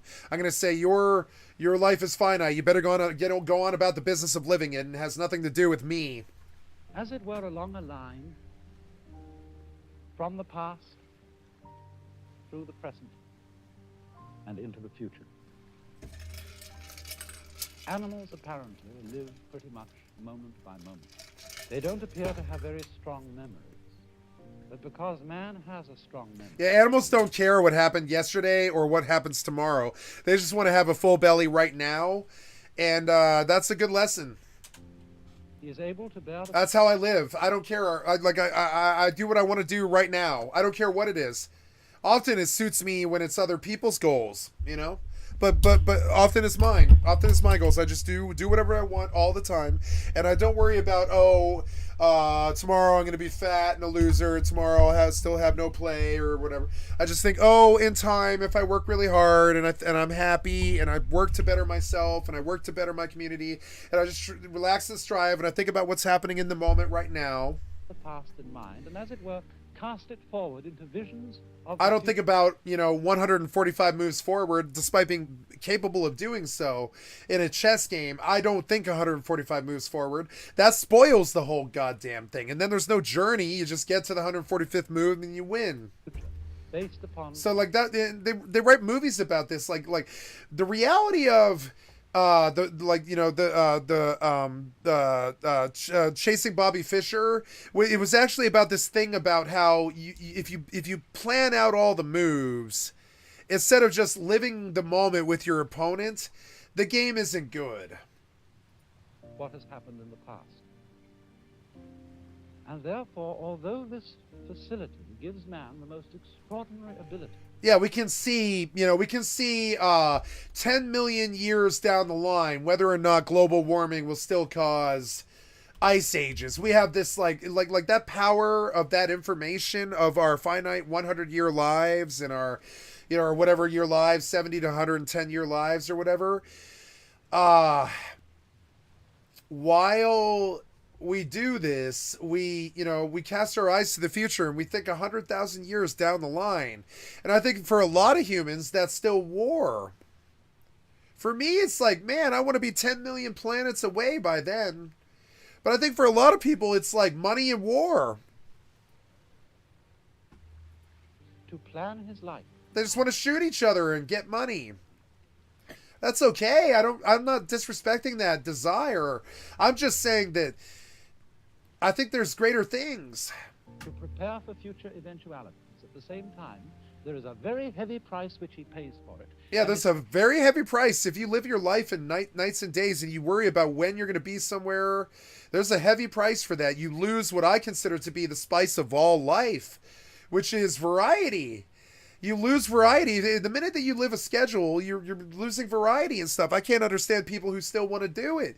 We seem to think that because we have these 8-hour lives of jobs, like we work 8-hour jobs and we have 9-to-5 lives, we have middle class lifestyles and cars and roads and ticky-tacky houses and all this stuff, that we especially if he takes this ability, that we need to plan it all out in planners and calendars and figure out what the Mayans thought was going to happen 20 million years from now or whatever. And it gives us this extraordinary ability to map out the future in a way that almost nothing else in existence can, almost like a god, one would say. And but when one does so, the variety, which is the spice of life, is gone. And once the spice of life is gone, you're just fucked. So I don't make a plan to do anything at all. I wait for things to happen. I don't go chasing women anymore. I don't go chasing drugs. Honestly, I'm always 1 second from a relapse, because if anybody offered me drugs and I felt like I wanted to do them, I would just do them. I have no real problem with it, like a lot of other people have hang-ups about it. But see, I don't look at that as a relapse, because then the next day, that person's got to come back. Now, how, like, my real danger is keeping people who do drugs around me, because if they put drugs around me, I'm just going to do them.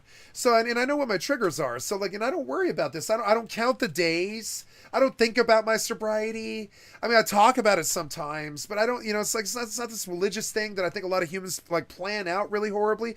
One thing that I'm fairly certain about sobriety is if you plan it out, you're not going to succeed. And I think the same is true of life and relationships, and you might not see what is right in front of you. Too serious. In other words, if he doesn't realize. And that's worse. It's way worse to go out. It's way worse to not see what's right in front of you right now, today, in the present, and miss out on the beautiful opportunities, right? It's way worse to miss out on the beautiful opportunities right now in the present than it is to lose out on a dream you had for 5 years from now. It's okay to have dreams, and it's not okay to say that the people shouldn't have dreams and aspirations. That's, hope is common and true, and it should be, That the true reality in which he lives is the present moment. But the real reality of our lives is the present. Now. Like, I don't care about not doing anything in Rust. I think a lot of people come in and they're like, well, you're on a schedule. How long do you get to stream today? Shouldn't you be doing a video game and all this other shit? And it's like, nah, man. The minute that somebody thinks that something should be happening, something is wrong. You want to be gently thriving with your people as you kind of thrum and kind of hummingbird through your way through life. And you're gently thrumming and thriving, and you're just kind of waiting for stuff to happen. And you're not waiting. You're just like trying to strive for the things that you want to reach and stuff. But you also accept that the future isn't something you can map out like some kind of goddamn fucking blueprint. And when it doesn't happen the way that we want, we throw our hands up. But honestly, we should throw our hands up that we ever took our eyes off of the present in the first place. For example, the animal probably doesn't concern itself very much with like I don't worry about starving in 10 days. I worry about what sandwich am I going to eat today. Of future disease, death, or starvation. And that sucks. And so often I don't go shopping, and often I do starve. But I think that's actually the more natural state of things for humans. That kind. But I think it's feast and famine for humans most of the time throughout genetic nature. So, like, when we starve for a day and a half, I think some doctor along the line tried to convince us that that's unhealthy. And I'm not saying you should do that to babies or anything like that. But it's just, but for, like, a grown adult with, like, I think it's okay to miss a few meals in here and there. And then people act like, oh, if you don't get your 3 meals a day, if you don't get your gallon of water, if you don't get your 2 rides to work and your 5 hugs from your kids and your 5 smiles from your coworkers and all this plans about the mortgage and all this other crap that people believe they need to live their life like. And I don't think most people do live their life like. You know what I think of when I think of this? Have you guys ever seen that movie? Really wonderful movie that you just gotta say is a really wonderful movie. Lemony Snicket's, right? Lemony Snicket's was kind of about what happens when life throws you a curveball and your fucking parents die or something like that, Oh, this is Netflix. I'm looking for the actual movie. Yeah, this is a theatrical trailer. We can watch this.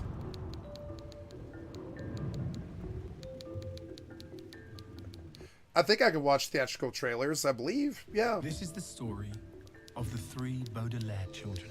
And the Baudelaires, I love this movie. This is a top 10 movie for me. And it had a lot of themes about death. But understand, the guy who wrote Lemony Snicket's, he could talk about death very clearly if it's like factual stuff.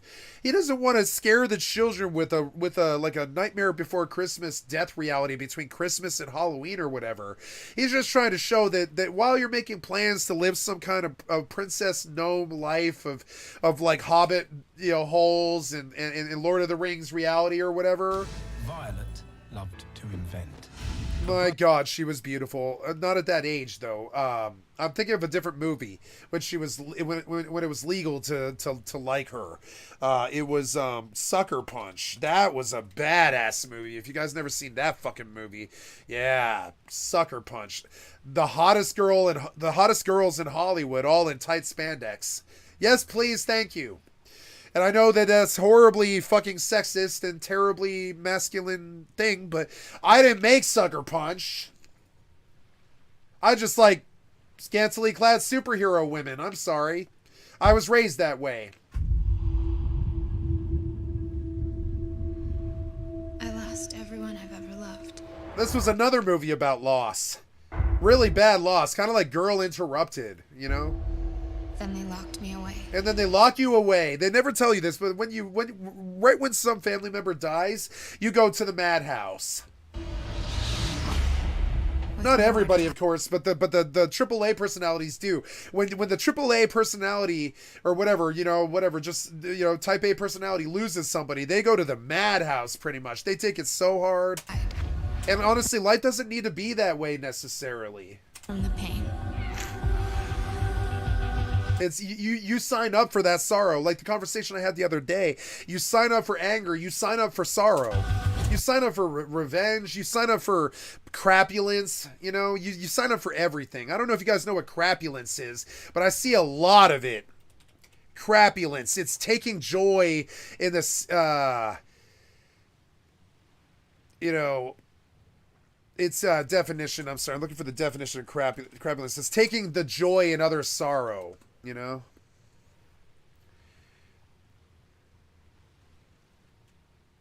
It's mean dishonesty or trickery. It's like it's acting crappy, right? It's like sort of it's like you're like mean and you're like it's like yeah. Anyways, it's an interesting word. It's like people wallow in their own crapulence and they take joy in the suffering of others, and they think it's funny. And I think if you don't like that about the world, you must stop doing that.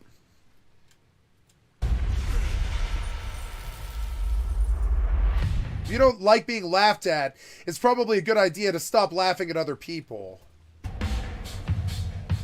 Can't do that. That's DMCA. Sorry. Brother Klaus loved to read, and their little sister Sunny.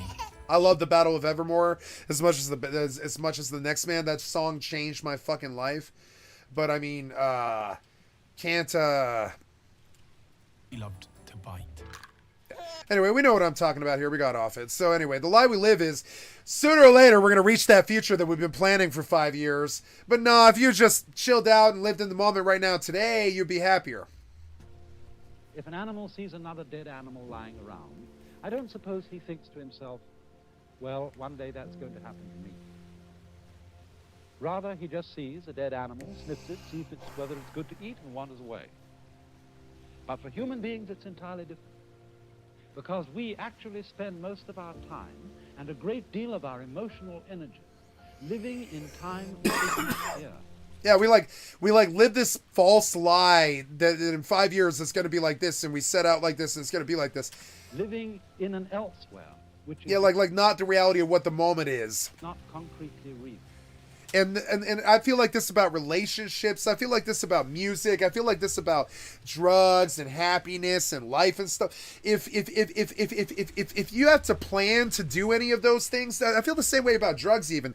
If you have to plan to get high, you've lost your way. And this leads back to the other thing that I said, which was like, knowing losing isn't knowing when you're lost. Losing isn't knowing when you've lost. It's knowing when you're lost. That's it. You've lost. The only time you've ever lost is when you know that you can't find your way again. It's hard to say it. So much so that although we may be quite comfortable and happy in our present circumstances, if there is not a guarantee, not a promise, of a good time coming tomorrow and tomorrow and tomorrow and tomorrow, we are at once unhappy, even in the midst of pleasure and affluence. And so these days I chase the happy wherever it takes me, down that rabbit hole. I don't care where it is. So we develop a kind of chronic anxiety about time. we want to be sure more and more, because of our sensitivity to the feelings, want to be sure more and more that our future is assured. And for this reason, I wish. the future becomes of more importance to most human beings than the present. And in this sense, we are hooked, taken in by a Maya, because it is of very little use to us to be able to control and plan the future unless we are capable at the same time of living totally in the present. And so, when in civilized societies we spend so much of our time living for the future, we become very much like those celebrated donkeys, you know, that have a carrot. Like, for instance, I experienced this recently. For a while, I was frustrated there because I stayed the same weight. But then I went like 3 weeks and I didn't weigh it. And I had lost like 20 pounds. I've lost 20 pounds or something like that. I'm down to like 340 or something like that from 358, I think. Yeah, 338, I think it was. And I got this not because I worried about how fat I am, or I went out and I decided I needed to exercise more or whatever. I just decided that I wanted to be more healthy, and I was going to do whatever I figured felt like being more healthy at the time. That ended up being walking in the summer sun, and eventually I'm going to have to change that to walking in the fall rain. But, you know, and when I stopped telling myself that I had to do it, that I was failing if I didn't do it, and that other people were counting on me, and that my health was important and all that, and I just, like, basically decided that I wanted to go be healthy, whatever that means to me, and just chase whatever that is to me in the moment, and I stopped trying to have people tell me to go to the gym or any of that. I just started doing whatever it felt like it meant for me to maintain my health, from my perspective, and I immediately started losing weight. When I stopped trying and I just let it happen, and this is often true for like orgasms for women, one of the things I always struggle with women, right? They struggle against having an orgasm. I've never understood it, but they do. They fundamentally try to focus on having it so much that they don't. And if you just like tell them, let it happen, and you distract them with tickling or something like that, just let it happen. I'm bugging you. I'm talking to you. Think about me. Don't think about that. And you can tell they're focusing on it, and and that's how you fuck up. If you can just get them to fucking relax and let it happen, it will. Fastened on a stick that's tied to the neck. And relaxing is like the hardest thing that a human can do, especially in these trying times of this foul year of our Lord, 2023. Relaxing is like the last thing any human on this planet can do. And it is frankly, and it's honestly a miracle when they can. When you're Sadhguru, it's a miracle that you're Sadhguru, because most of us can't relax, ever. Like, I can't relax, ever. You know, behind here. And it comes over, and there's the carrot dangling in front of them. They pursue it, but can never... Like, one of the things I love about Kira TV is here is a man who I feel is pretty much ready to deal with, like, somebody coming in his front door with an M15, as much as he is ready to deal with, I'm sorry, now this is a video, but I wanted, like, a picture of his face, right? The way his face looks on some of these videos and stuff, on Kira anyways. Where, yeah, like, so, here's a video of Kira's face in the bottom left corner, and we'll mute the video, right? Notice that his expression is what we call stoic. And that's the next thing that we're going to cover, stoicism. And he would not be surprised if a man with an M15 would come through his back door, and neither am I. And if that happens, oh well. It was a good run. I don't live in fear of it. I never will live in fear of it. He doesn't live in fear of it. It's stoicism. It's this idea that the less we live in our emotions, probably the better. Never reach it. And so in exactly... Emotions are like these signifiers that feel really good, that steer you a certain way, but also giving into them all the time is maybe not so wise. Same way it's that way with us. And I never knew this. It took me all my life to understand that my emotions actually might, while not fundamentally wrong, might not have been fundamentally right either. And so now I question them. I'm like, well, I feel jealousy because of this. And I look at my motives about that, like my best friend would. And I'm like, well, in the end, aren't I basically getting the same thing? I'm successfully getting through 100 years of my life. And sure, they've got gold cisterns and flunkies and pieces of toilet paper wrapped in gold and, you know, and all this other shit and champagne and blowjobs in the morning and all that stuff, sure. But, like, really, we're all kind of getting the same 100 years along this whole thing, and some of us die early for no reason and some of us don't. And I don't know. I'm just like, I don't know. Jealousy is this thing that's very difficult for me to do anymore. I'm like, Like I can't, you know what I'm jealous of? A brand new computer. The one thing that I pretty much probably won't reach, right? What is the best...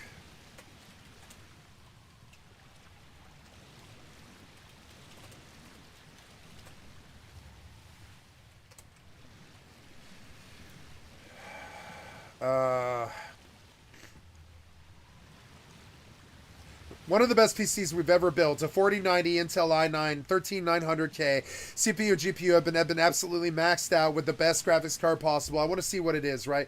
And the overall best processor, the Intel i9 13900. I want one of those. I'm going to get one of those.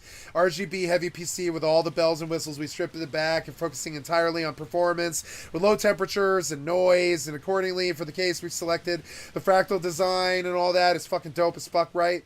What's the money? What's the stats? What's the money? What's the stats? I don't care about this. Let's go. What's the money? What's the stats? I know what the fucking tech is. What's the money and what's the stats? What's the money and what's the stats? What's the money and what's the stats? It's boring. It was a bad video. I'm sorry.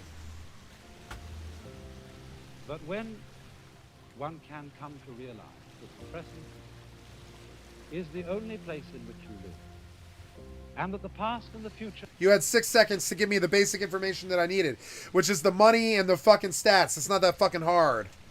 Like, are now no more... Don't get it twisted. You guys like love to show some sexy girl twirling some sign for some sports car and shit. But all you really got to do is show that fucking sports car ripping down the road and you're done. More than useful. Still useful. Useful only if one can live with it. Then, as I say, one can settle into full participation with the momentary reality of life as it goes along, just like music. Buddha, one of the wisest of the sons of Asia, his real name was Gautama, but he was called Buddha because Buddha means the awakened one, the man who woke up. Yeah, I kind of woke up, I would say, and I got sick of all the problems, and I just sort of left them. People can't stand it. Now, in what sense was he awake? My mother can't stand it. Almost everybody around me, like people who are really either jealous of me or just full blown don't like it. They don't like that I pretty much like shirked all my problems, and I'm just not like an unhappy guy anymore. They don't like it. He was awake in the sense that he was completely all here. After all, we say about a person who's nuts, he's not all here. He's not all there. But our whole culture, our whole civilization, insofar as it is involved with time and living only for a future, is nuts. It's not all here. No, it's not all here. We are not awake. We're not awake. The future's not here right now, no. We are not completely alive now. And consequently, we are so hungry and so greedy, because everything seems taken. We are living for an abstraction which has not yet come to be, and we don't know what really is.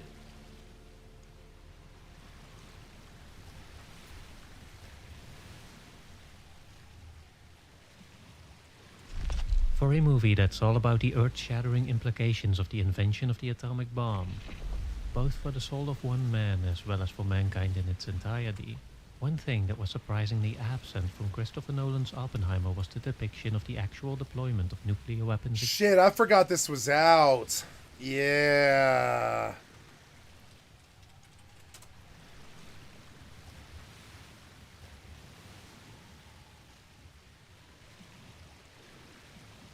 Can I watch Oppenheimer now? Is it out of the theaters or whatever? No, it's in the theaters right now. Shit.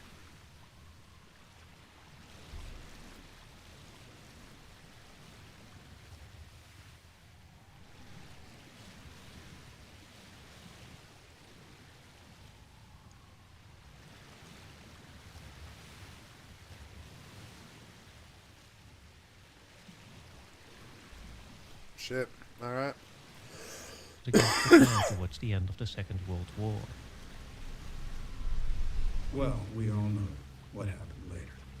At first glance, this makes sense given how, as many have already pointed out, the story is primarily told from Oppenheimer's subjective perspective, which was a perspective that didn't witness the bombs dropping on Hiroshima and Nagasaki, that looked away during the briefing in which the consequences were detailed, and that could only imagine the horror of what his invention had brought about. But I'm not sure this particular argument fully settles the debate, because what a subjective perspective like this shows and doesn't show isn't Come on, really man. determined by what a character sees and doesn't see, but more so by what the director wants us to see. And so, Oppenheimer not directly facing the consequences of the atomic bomb should not be seen as some given fact that Nolan just had to work with, but as a deliberate creative decision made by him. He even demonstrates this in the movie itself by including an opportunity to break away from this subjective perspective.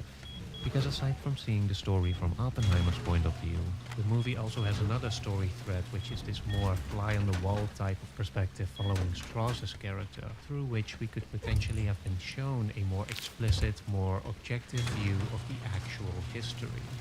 And so, the question remains, why didn't he? Was Nolan holding back here by not confronting us more directly with the consequences of the bombing of Japan?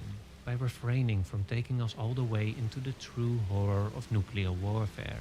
Or did he find it different, but just as an effective way to capture all that we needed to know, and all that we needed to see?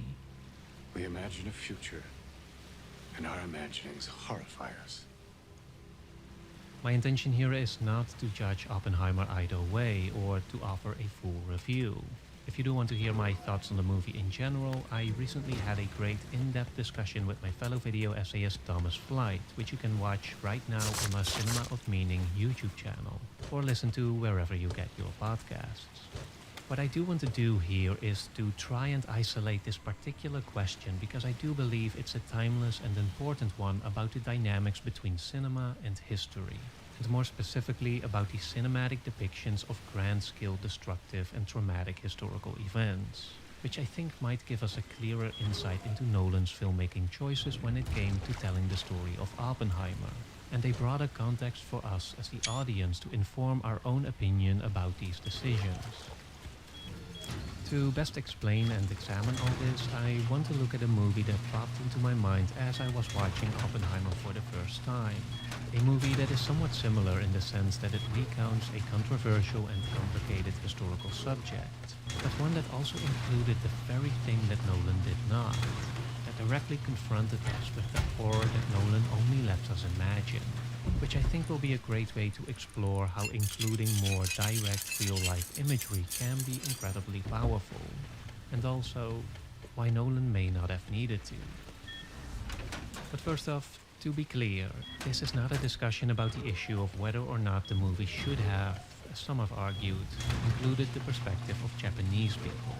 I think it is obvious that this is a movie that doesn't go for cheap moralization, but that instead really wants to explore, and is therefore centered around, the perspective and psychology of the aggressor, of the man struggling with the devastating consequences of his own achievement.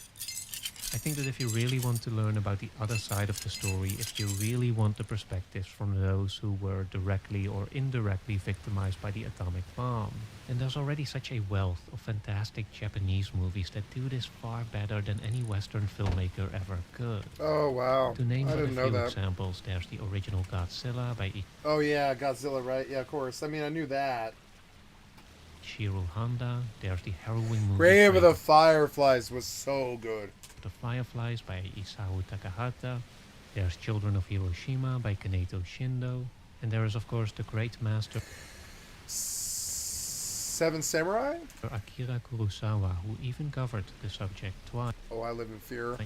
Once in 1955 when he made I Live in Fear, which is about an aging industrialist whose fear of nuclear weapons begins to unravel his entire life.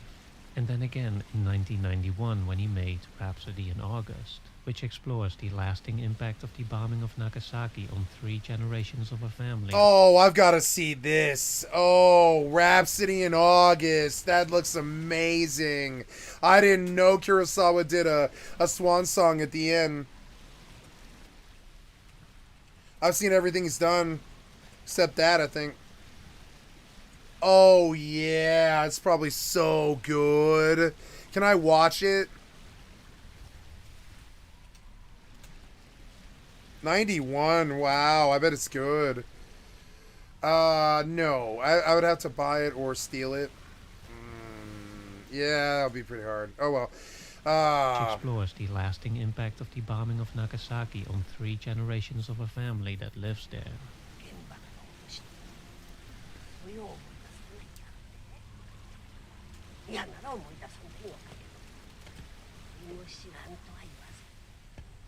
And so when I say that I want to explore how Nolan not confronting us with the impact of the atomic bomb in a more direct sense affects the overall experience of Oppenheimer, I mean that strictly in the context of how this relates to what the movie actually wants to achieve, and not what it so clearly never intended to do in the first place. In my 45 view, hours. Oppenheimer Not is bad. really a Not bad. historical Fuck it. drama, but more of a Promethean horror about the human soul being punished for having stolen fire from the gods.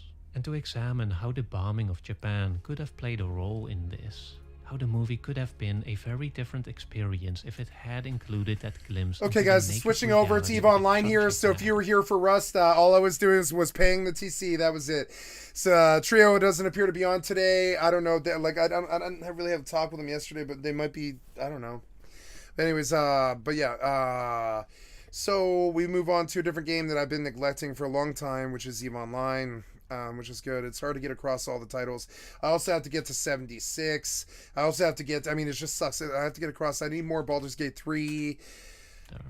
But tonight it'll be EVE Online for the rest of the evening, guys. I've not been on EVE for 10 days, and that's just not like me. You know, I'm going to play some EVE Online for the rest of the night, guys. So I hope you like Space Sims. Let me change my title here. Across the board while he talks. Judgment at Nuremberg. The tribunal is now in session. God bless the United States and this honorable tribunal. Indeed.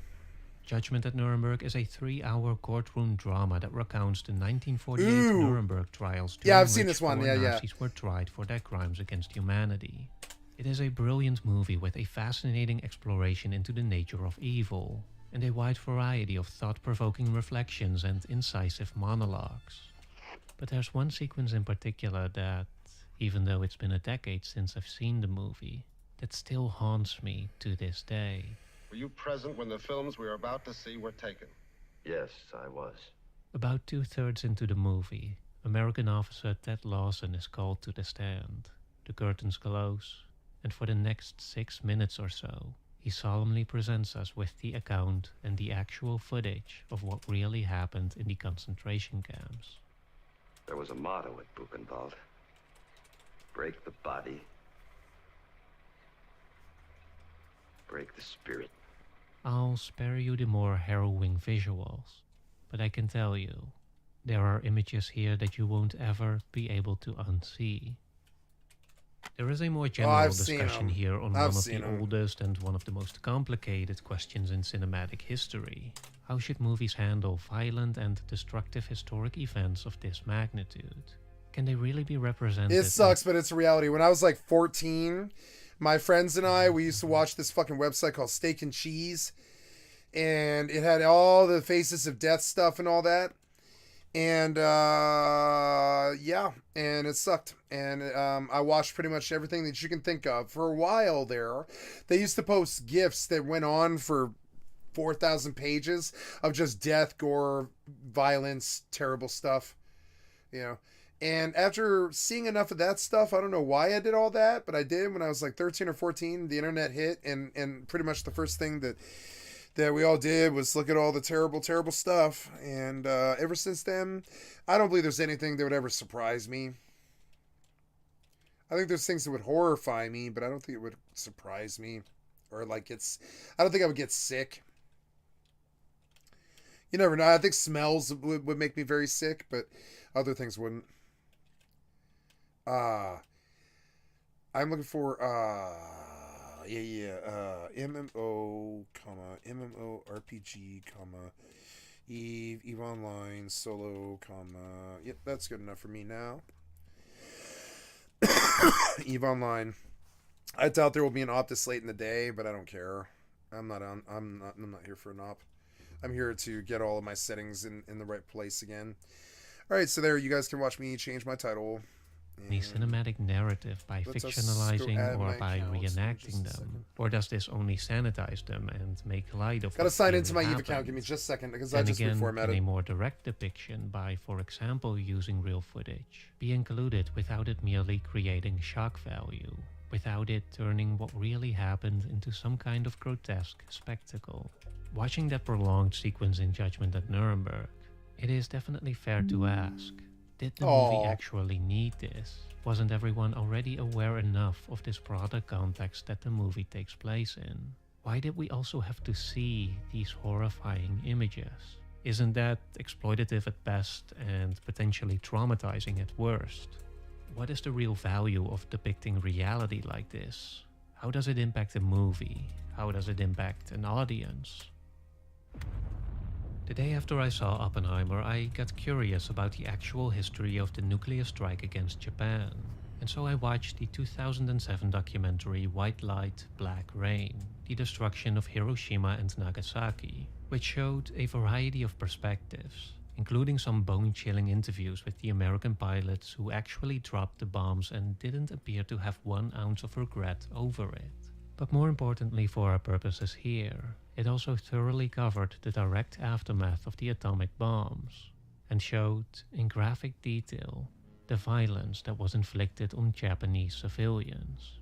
Again, I'll spare you the rougher images, but it felt like I was watching the very briefing that Nolan essentially denied us in Oppenheimer by having his main character look away and by restricting us to that subjective perspective, which, as terrifying as it was at times, especially during that auditorium sequence, was still nothing like seeing the real thing. And so, I couldn't help but wonder, what if some of that footage was in Oppenheimer? What if it had a scene like that one in Judgment at Nuremberg that just straight up interrupts the movie to remind you of, or rather, to confront you with, the unadulterated reality of its subject matter? I want to briefly imagine what a sequence like this could have been like. Not so much as a serious suggestion for a rewrite, because I'm well aware that the one thing this dense 3-hour movie doesn't need is more runtime. It's more of a thought experiment about trying to imagine how your experience of Oppenheimer would have been affected if Nolan had included this extra gut punch of reality. As I was working on this sequence, however, I ended up struggling with the very question that I've been examining. Is it necessary and okay for me to show explicit and potentially disturbing footage to get my point across? I decided to not do so here. Admittedly, not entirely out of my own considerations, but also because YouTube just tends to be very sensitive towards provocative content and might restrict the entire discussion at the slightest sign of transgression. But for those who are interested, I did release an uncut version of this video on Nebula that does contain a more uncompromising vision of the kind of scene I had in mind. This one still isn't too graphic, but it does give you a better impression of what type of footage could have been shown, and what value it could have had in Oppenheimer. You can find a link for that down in the description. So, as for the placement of the scene, I think it would best fit somewhere shortly after the Trinity test, but before the auditorium sequence.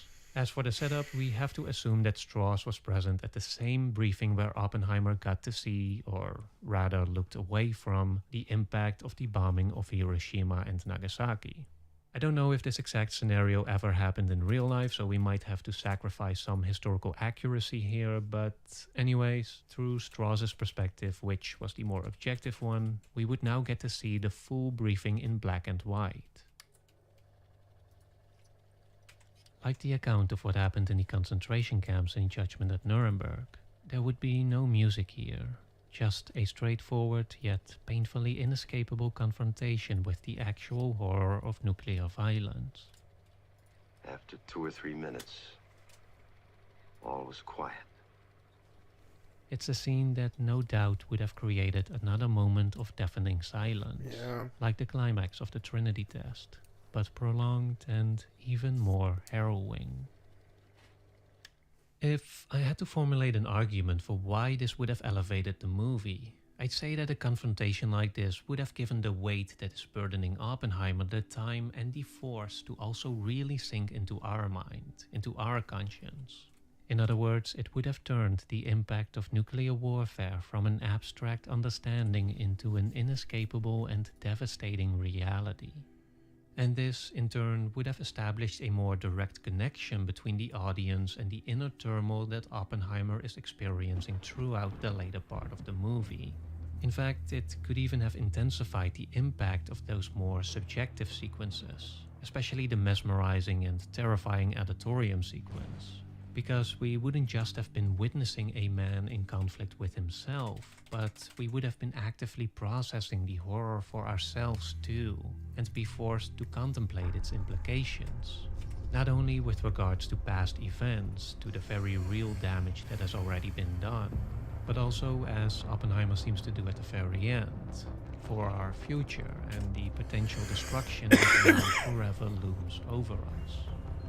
But then again, if I had to formulate a counter-argument, I'd say it's fair to question if a scene like this would really have added anything that the movie didn't already communicate.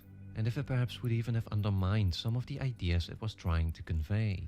Because one important thematic element recurring throughout Oppenheimer is also the dissonance between imagination and reality, between being engaged in theory and confronting the actual consequences of putting that theory into practice. Was this not the whole point of Oppenheimer's moral failure? That he refused to look directly at what his actions had brought about? Then again, I do think that regarding this issue, people tend to conflate the dissonance that is experienced by a character with the dissonance that is experienced by the audience, which do not necessarily have to be the same thing. It's definitely debatable whether or not depicting a character who disassociates himself from a confrontational reality is more effective when we as the audience experience that same dissonance.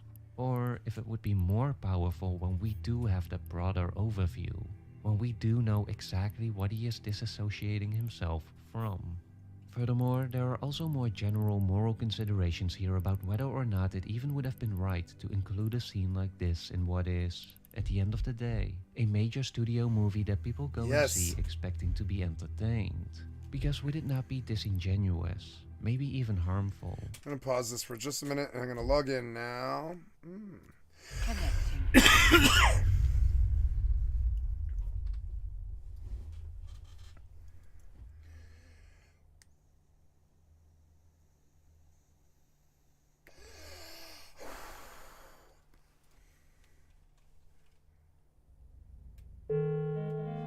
Skill training completed.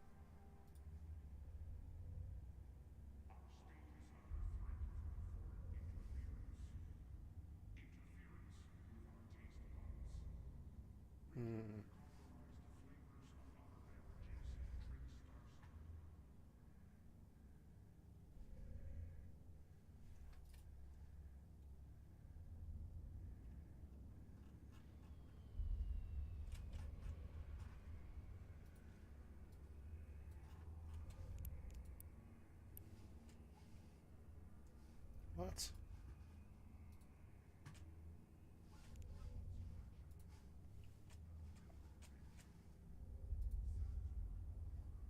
Oh, damn it.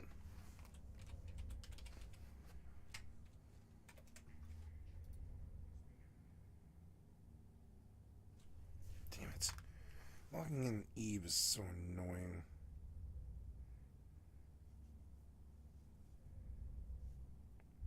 Go again.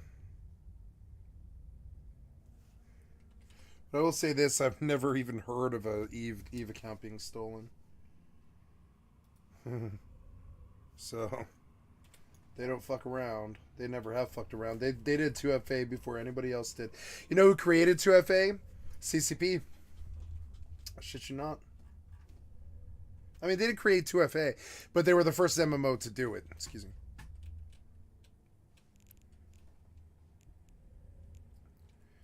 Ooh, yeah, what did I get? Let's look at the history.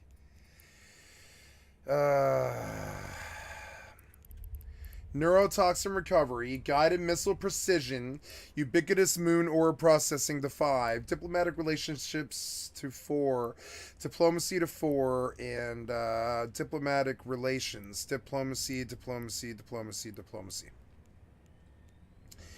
Very good. My total net worth is 10 billion-isk, which seems insane to me. The HyperNet paid out, I think, actually, in terms of the game's estimation of what I'm actually worth, with it, which is cool. My value is 10 billion. That's insane. My value is 10 billion now. I can't believe that. I don't have any money, but I have a lot of value. I'll tell you that. So, yeah, the world level's a little high. Okay, so, oh, my beautiful healer. I love my beautiful healer. My beautiful healer. Okay, I will go do other stuff with this game, but first, we will go back and double check everything and make sure that the right title is right. Good. And okay. To subject an unsuspecting audience to graphic real-life imagery. And would it not have been insensitive to history itself, too? It certainly wouldn't be the first time that a grand traumatic event is featured in a movie in a way that has since garnered controversy for being deemed distasteful or downright offensive. But these questions aside, it's also a matter of choosing what type of engagement you want your audience to have.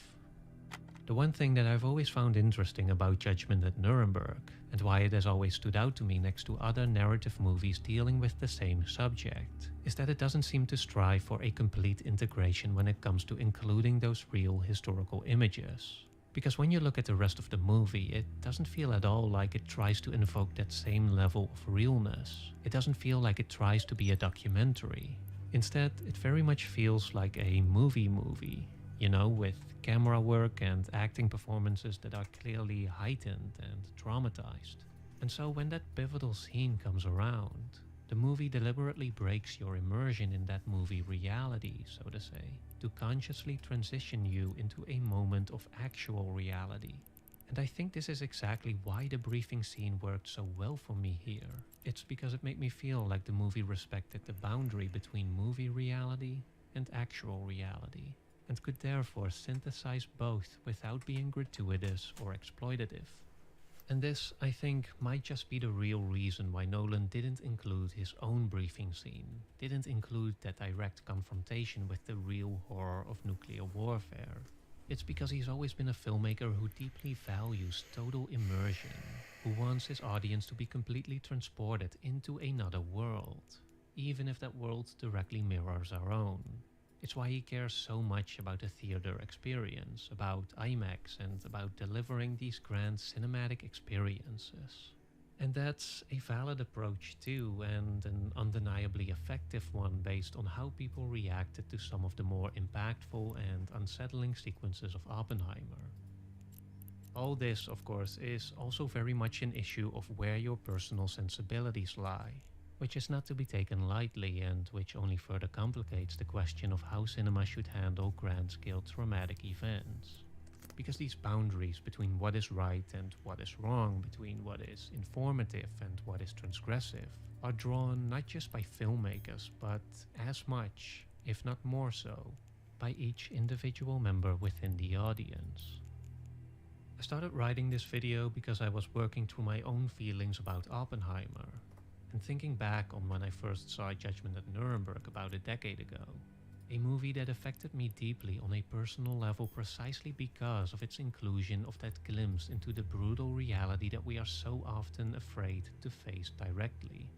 And while I do still believe that this is a unique way to unlock some deeper emotions, some deeper, more visceral understanding of these events that can only be truly awakened when you know with absolute certainty that you're not seeing any cinematic trickery, when you know that you're not watching movie reality, but actual reality. At the same time, I haven't stopped thinking about Oppenheimer either. It clearly struck a chord that I'm still trying to make sense of.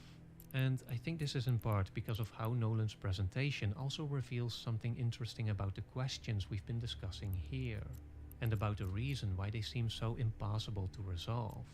Because by painting this story on a grand canvas, by exploring these grand questions regarding the nature of power, of historical progress, of destruction, evil, and responsibility, while at the same time relaying all of this through the prism of one man's perspective, of one man's inner turmoil, Nolan presents us with a fundamental paradox, one that seriously questions the possibility of reconciling the magnitude of these issues with our limited individual subjectivity.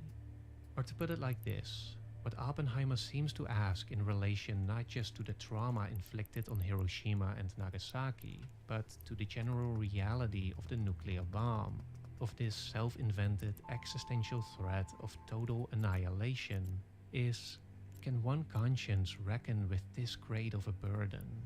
Can we even meaningfully comprehend the forces that we are engaged with here? This, I think, also leads into the deeper implications of what Oppenheimer is really about as a whole, and of what it captures in that devastating ending sequence. But unpacking all that would be an entirely different subject, and so I'll have to get back to you on that one in the next video. In the meantime, you can watch the full discussion about Oppenheimer that I had with Thomas Flight, which is available on our Cinema of Meaning YouTube channel. Thank you for the excellent content from my stream. Liked Stories of Old. I've always liked your stuff, and I really like that. Excuse me.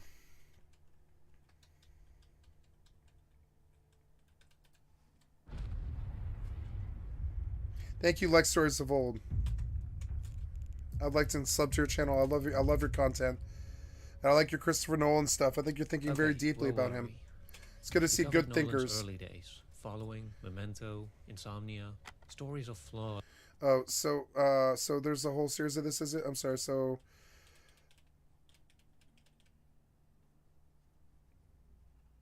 yeah, but where's the other ones to this stuff? Yeah. Oh, so he did this. Yeah, he did this recently, July. Yeah. Let's do this one, huh? We'll go on to the next one. Yeah. Here we go. I see. This is the first one. Yeah. So thank you, and for the excellent content from your stream. I'd like to sub to your channel. Try to remove the positivity. Few weeks. Okay. The idea is feature films and directorial work only. No fancy tricks, just beginning to end, the complete journey. Because I want to see the evolution, all the little I will do that make now. Each individual work stand out. Let's go out. We're gonna go out. The impact of time, that sense I of do have some other progression stuff I from gotta one do. movie to the next, artistically, financially, thematically. I just want to see if I can capture it all.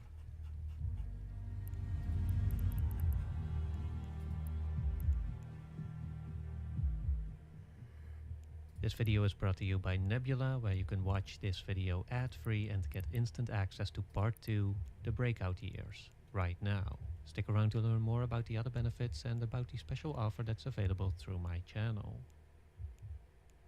Aww. Following 1998. When I started I love EvE. to follow people, specific people, that's when the trouble started. Nolan was still a student of English literature when he wrote and directed Following, a neo-noir thriller about an unemployed young man who develops a habit of following strangers around London. One day he happens upon a charismatic thief named Cobb. who brings him along and eventually turns him into a patsy for his criminal plot. As far as debut films go, Following wasn't a direct home run.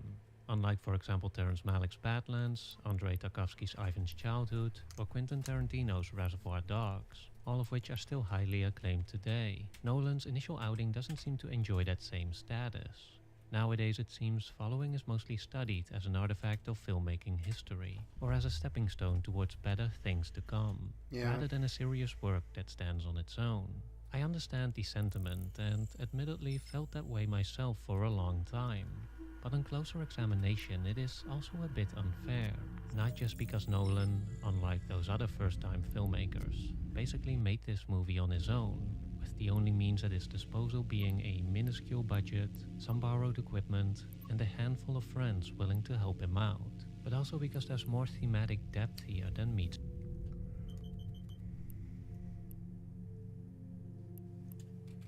the eye.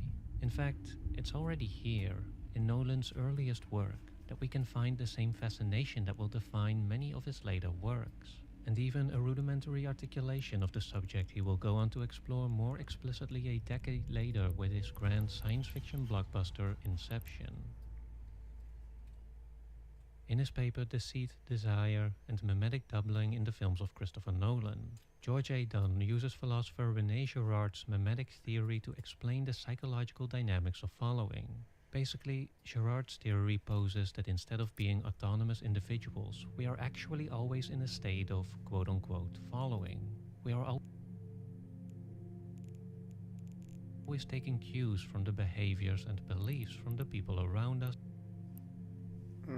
that we then try to imitate, to emulate. Unlike some other philosophers, Girard did not see this as a flaw or a failure, but as a natural consequence of our human nature. Basically, he argues that aside from our desire to fulfill our basic needs, we also have a much vaguer desire for more, a desire for being, as he refers to it, which instills us with this inner void, a hunger for something that we can't quite define. And it's precisely because we don't know exactly what it is that we want. We look to others who, in our perception, do seem to have what we ourselves lack. No, I'm a writer. Well, I want to be a writer anyway. Our protagonist, who is unnamed in the credits but is referred to as Bill, fits perfectly into this model as he clearly isn't someone who is, but rather someone who wants to be. He is not a writer, he says, but he wants to be one. He is aspiring towards being, towards becoming a full or complete person, like he imagines most others are. As Dunn points out, Following even gives us a metaphor for the mimetic concept when Cobb and Bill break into their first apartment and Bill is trying to figure out Cobb's motive. Cobb explains how he's not in it for the money, but rather that he's interested in people. And that's when he brings up the box. The secret box that can supposedly be found in every home, and which contains our most personal items. A sort of unconscious collection or display, as Cobb calls it. In this sense, the box is the perfect symbol for that secret being that others have, and that Bill is searching for. Each thing tells something very intimate about the people. We're very privileged to see it. It's very rare. Of course, the primary subject of Bill's following, the one who he believes possesses the key to being, is Cobb. At the beginning of the movie, we meet Bill as he's telling his story to a police officer. He explains to him that, as a rule, he never followed any individual for too long and never followed the same individual twice. That is, until he started following Cobb, a man who pretty much embodied everything he wanted to be. Confident, well-dressed, intelligent. Bill may have told himself that he was simply interested in Cobb as a character, or that he was just curious about his mysterious lifestyle. But in his unconscious mind, the real reason why Bill was infatuated by Cobb is because Cobb became the aspirational model for his own identity. And this is also where the real twist of the story comes in, because as we later find out, Cobb was aware of what Bill was doing. In fact, he was counting on it. It doesn't seem like a coincidence that Leonardo DiCaprio's character in Inception was also named Cobb. We'll get to that movie a bit later, but as you probably know, its core concept revolves around breaking into the subconscious mind of people in order to plant an idea that the subject will then embrace as their own, i.e. Inception. In Following, this is kind of what Cobb does to Bill, albeit without all the science fiction grandeur. From Bill's perspective, which is also our perspective until the final reveal, the story goes roughly like this. After breaking into the apartment of a blonde woman, simply known as the Blonde, Bill starts pursuing a relation with her. As it turns out, she's being blackmailed by some shady guys, and Bill agrees to help her by breaking into one of their places to steal back some incriminating photographs. The job doesn't go great, but Bill makes it out only to discover that the photographs were perfectly innocent. He confronts the Blonde, who then reveals she was working with Cobb to manipulate Bill into mimicking his burglary methods in order to deflect attention away from Cobb, who told the Blonde he recently found a dead woman in an apartment he broke into and was worried about becoming a suspect. Bill then turns to the police, which brings us back to the conversation that's also been functioning as the framing device of the story. And it is here that the police officer reveals the final twist, and where we learn the true nature of Cobb's plan. Basically, Cobb was working for the shady guys all along, who were looking for a way to get rid of the Blonde because she was actually blackmailing them. And after his chance encounter with Bill, Cobb saw an opportunity to eliminate the Blonde and blame it all on his newfound patsy. The first step of his master plan: get Bill to pursue the Blonde. The method? Well, this is where the mimetic theory comes back into play. When they break into her apartment, as Don explains in his paper, Cobb makes sure there are plenty of photos of the Blonde scattered around for him to remark how desirable she is. She's a fox, she's a babe, he goes on.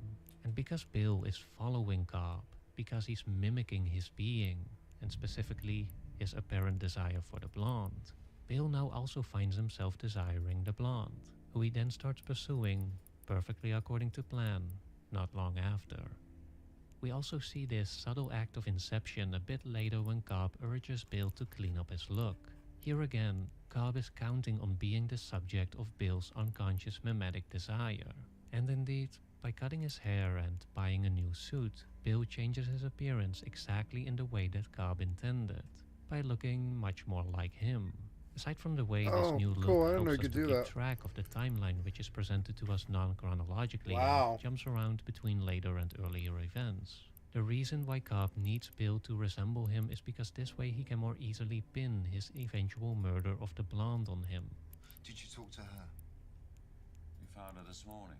Although Girard's mimetic theory is presented here as a tool that is used deliberately by Cobb for malicious purposes, in reality we mostly engage with these dynamics unconsciously, blindly becoming each other's doppelgangers by copying each other's desires. As Dunn emphasizes, not even a master manipulator like Cobb is entirely on the outside of this. He points out an interesting little moment where Cobb learns that the Blonde has slept with Bill and briefly vents what appears to be genuine jealousy in response. Did you have to beat him? Did you have to sleep with him? You told me to. Well, I said you should if you had to, but it's not really the same as telling you to. It's an especially revealing moment once we learn Cobb didn't really care for the Blonde and was only feigning interest as part of his plan to eliminate her. So why did he get so upset by this? Well, this is where Girard talked about double mediation, which is a sort of reversal of the mimetic direction, meaning that a follower can become a model to the one who is being followed.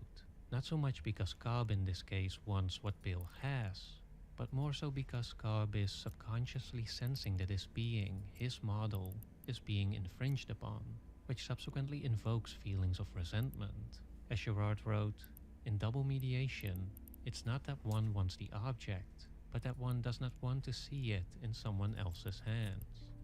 These kinds of rivalries are a common occurrence, as the dynamics of mimetic desire between individuals will oftentimes converge on the same objects. Objects that we experience to be of high value precisely because they cannot be shared. Though mimetic rivalry is definitely present in Following, as Dunn notes, it's a theme that Nolan won't truly face head-on until The Prestige, in which two magicians become entangled in a bitter and violent rivalry with each other. Here too we have the concept of a personal box, now taking the form of personal diaries, as symbols for what each magician wants from the other, not just the secrets of their magic tricks, but the secrets to their being. By putting this mimetic rivalry center stage, The Prestige also offers more insights into their potentially destructive consequences, and into the false promise of wholeness that they offer. For what they each discover in the end, Dunn writes, is that the image of self-sufficient being and happiness that each one presented to the world, and to each other, was really just a mask concealing the inner torment of a self that was either joyless and empty, as we saw with Angier, or impossibly fragmented, as we saw with Borden. Going back to Following, aside from its thematic there we go. content, God damn it! I we was also like, why briefly can't I want to get touch that? on its production, because on this front, Nolan also reveals some underlying elements that will, in large part, come to define his filmmaking approach even when he's moved on to multi-million-dollar productions. At first glance, the direct lessons from a no-budget indie film from the 90s might seem a bit dated now. Back then, one of the main obstacles to making a movie was acquiring film stock, which was pretty expensive, as were all the other production means that elevate a movie from looking like an amateur home video. Nowadays, however, high-quality digital cameras are far more accessible and affordable to the general public, as are other resources like gimbals, drones, dollies, special lenses, special filters, and so on, which altogether have significantly decreased or eliminated altogether the obstacles that a filmmaker like Nolan once ran into. That being said, there's still lessons to be learned here about thinking creatively and economically to get the most out of a limited situation, and to get the most quote-unquote cinema out of an amateur production. For example, the reason Following was shot in black and white is because it's easier to make that look better with low-budget materials. You know, it's just more artsy looking and feels more like a distinctive aesthetic choice, rather than a signifier of the limitations of the production.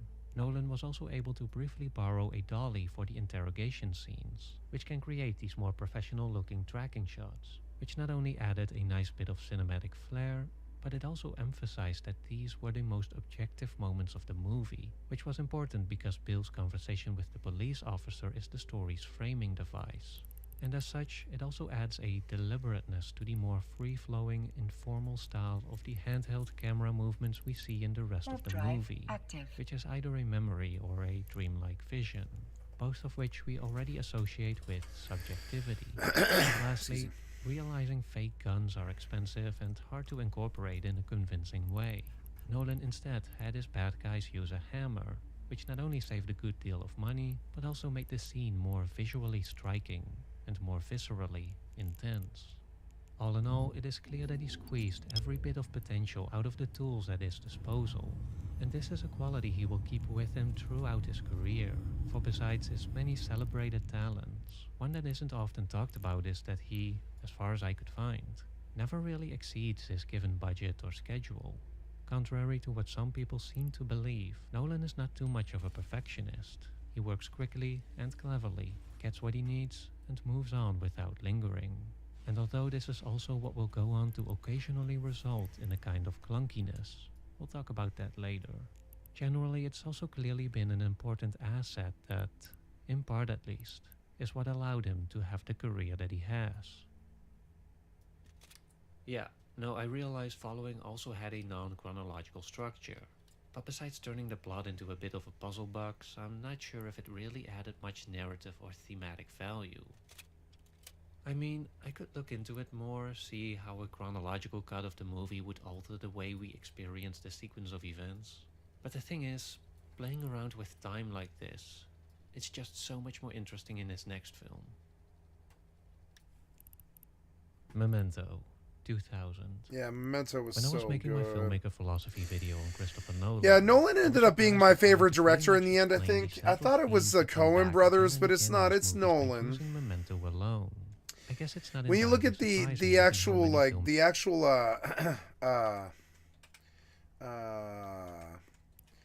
like his actual like his filmography, all of my favorite movies were Nolan pretty much. makers tend to establish their most prominent cinematic interests quite early on. In this I wanna fragile rewatch phase of their Memento careers, again. That was they such a know good they have movie. not yet proven themselves and are probably very aware of the fact that this might be their only chance to do so, and so they might as well give it their all. Indeed, the first movie you make, or in the case of Nolan, the first movie with a decent budget behind it, better be something special. It doesn't have to be an instant classic, though that would of course never hurt.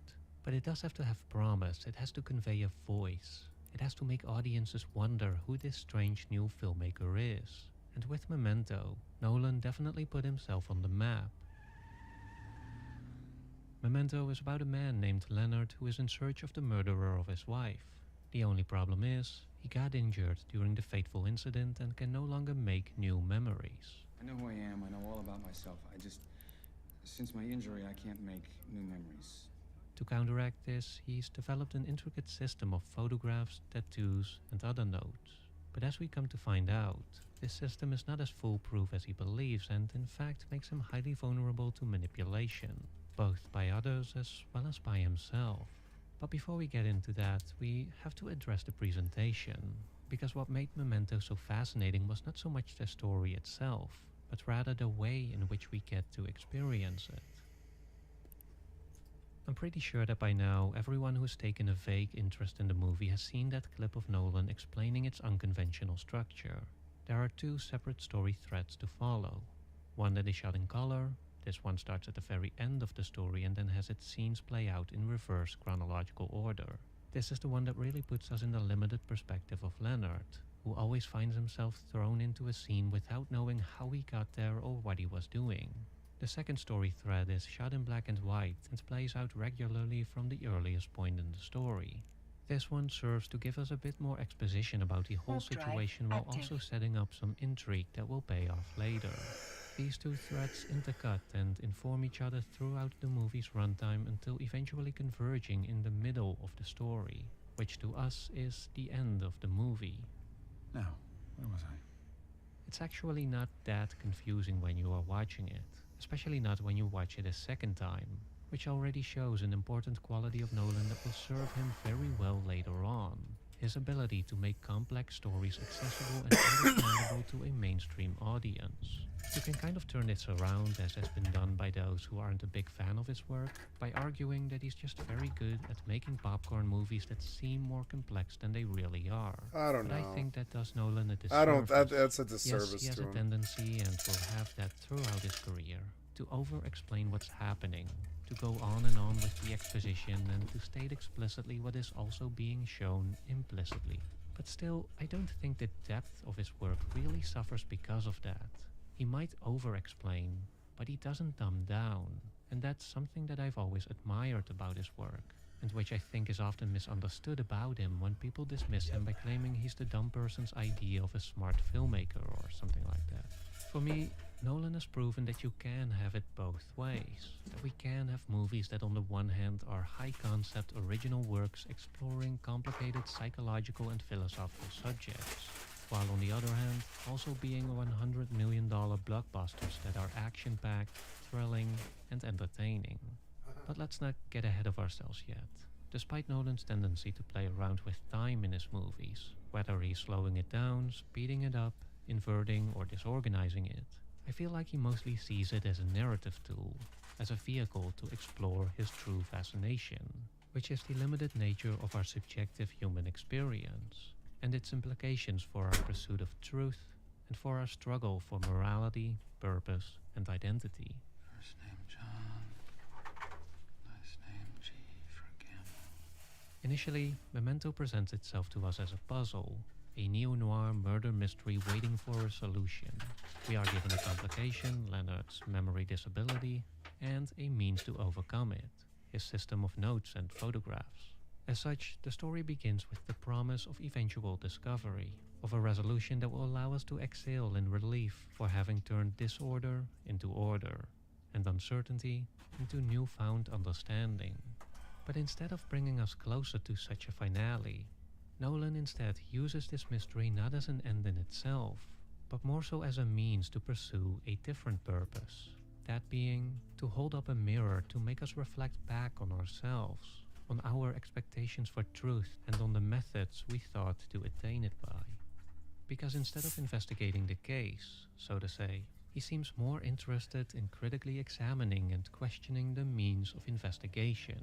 Lenny, you can't trust a man's life to your little notes and pictures. Why not? Because your notes could be unreliable. Slowly but surely, Nolan pokes holes in Leonard's supposedly foolproof system of tracking facts, demonstrates how he's making mistakes, misremembering events, how he's being lied to, taken advantage of, and is, in actuality, just altogether divorced from any meaningful sense of objective reality.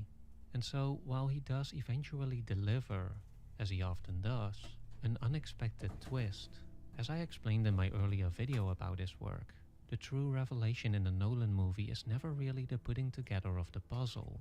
It is about what they reveal about the characters. In other words, his movies are not really about ontology. They are not really about exploring the nature of reality. Instead, they are about epistemology. They are about exploring the true nature of knowledge. They are about what we can know and about what we don't and cannot ever know. In this sense, the specific condition that Leonard struggles with in Memento really is a metaphor for the way we are all bound and made vulnerable by our epistemological limitations. Because in essence, everyone's memory functions like that of Leonard's. He just reveals what normally happens internally by projecting it externally. Look, memory can change the shape of a room, it can change the color of a car. And memories can be distorted. They're just an interpretation, they're not a record. Too often, we tend to see our mind and our memory as some secure, well-ordered database. But what it really is, as Leonard demonstrates, is more like a scrambled collection of notes, images, associations, and connections. And although our memories are certainly based in what we actually experienced, there's also more false data here than we generally acknowledge, ranging from little mistakes and biases, skewed perspectives and subtle forgeries, all the way to full-on imaginations and false realities. And this is precisely what Nolan wants us to consider as we venture deeper into this story. As David LaRocca wrote in his paper Memory Man, The Constitution of Personal Identity in Memento, part of what Memento cultivates in viewers is the fear of losing our grip on the criteria for judging when a memory is false. The implications of all this, however, go beyond a mere commentary on our appeal to factual knowledge. Memento isn't just about revealing how our memory is flawed, and how we are all bound by the subjectivity of our own limited perspective. It's about how this seeps into our sense of morality, of purpose, and into the very foundation of our identity. After all, as LaRocca points out, we discern so much of how we see ourselves, who we believe ourselves to be, from what we remember, from the narrative that we formed about ourselves based on the memories of where we came from, what we experienced, and what beliefs and values we learned along the way. Our memory is also what gives us a sense of meaning, of purpose. It's because of the past that we can imagine a future, that we give ourselves direction, both in the direct sense as established desires give us goals to strive towards, as well as more implicitly as established values and beliefs shape the kind of person we will be, who we want to be, as we move forward. Let's go down, you and me together. Then you'll know who you really are. For Leonard, this direction seems pretty clear-cut, but as LaRocca points out, his true desire is not to avenge his wife's murder. It is to not yet have avenged it. He doesn't actually want resolution. Someone's he here wants the feeling and a of vexer. purposefulness that arises from chasing Shit, I'm just gonna jump. And indeed, as the movie's grand revelation comes about, we learn that it was actually Leonard himself who has been actively manipulating his own narrative. As it turns out, his wife actually survived the assault and later killed herself because she couldn't deal with Leonard's condition. A story that we do get to see, but which Leonard twisted into someone else's cautionary tale that he once came across as an insurance investigator. And as to the bad guy that Leonard is chasing, well, as his sort of friend Teddy reveals, Leonard has already killed him. It just didn't stick, and so Teddy basically had him chasing his tail ever since. In response, Leonard then alters his own quote-unquote memory to make Teddy his prime suspect, thereby setting himself on a path towards another murder, which he then justifies to himself by arguing that we are all just making up our own reality. We all need mirrors to remind ourselves who we are. I'm no different.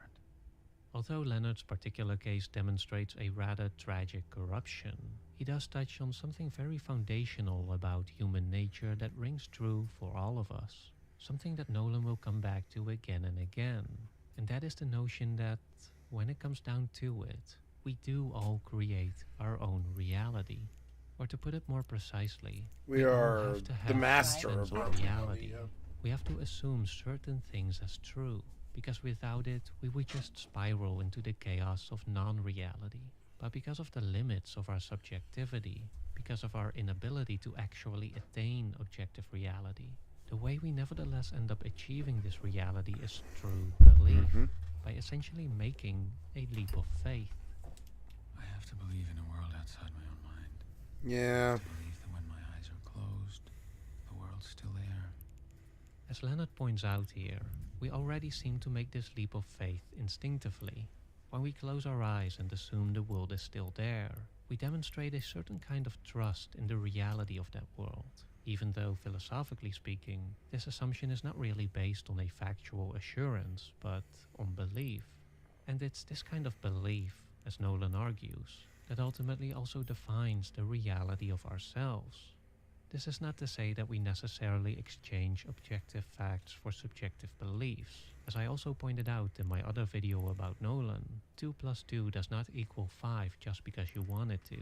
Rather, it's about recognizing that when it comes to the things that matter most to us, the things that keep us going, that really define our drive, our morality, our sense of self, all the things that shape our identity and guide our actions, the objective reality, the kind of truth that Leonard thinks he's chasing after, simply doesn't mean as much to us as we might tell ourselves.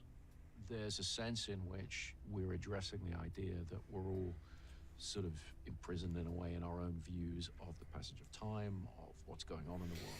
Yeah. And so there's this kind of leap of faith to the idea of an objective reality. I always liked them about that. So there's the idea of belief or faith involved with... Like, a lot of the time I'm like, well, my reality says this, but I don't know if reality concedes to what I saw, you know? And by understanding this, we can also understand the true nature of Leonard's tragedy. Because if we acknowledge ourselves as subjective beings who define themselves by their beliefs, that's when we can also begin to meaningfully reflect on who we really are, and take meaningful actions towards who we really want to be. And this is exactly what Leonard prevents himself from doing.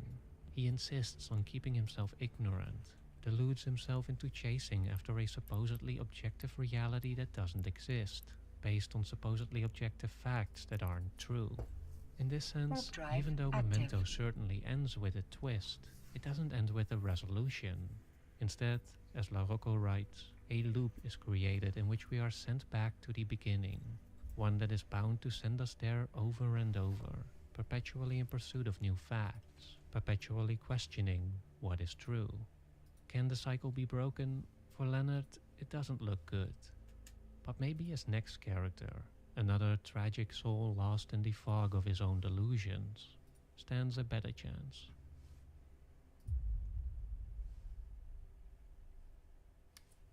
I feel like people tend to overlook the project that Nolan embarked upon after Memento. Did you know it was a remake of a Norwegian movie? I guess in some ways it does feel more straightforward. It's certainly not as out there as Memento was. But still, I think there's a lot more here than people give it credit for. There's a reason Nolan believes this is his most underrated movie. Insomnia, 2002. Whereas I understand that following is generally being somewhat ignored when discussing Nolan's filmography, I don't think Insomnia was so good. Insomnia. I loved Insomnia. Insomnia is one of my favorite films. Robin Williams in a really serious, scary role opposite Nick Cage, I think. Coming out just after Memento, which was arguably his first true movie in the sense that it defined so much of what we now think of when we think of Nolan. And right before Batman Begins, which marked what was arguably Nolan's biggest leap forward, and which most clearly set him on the trajectory towards superstardom.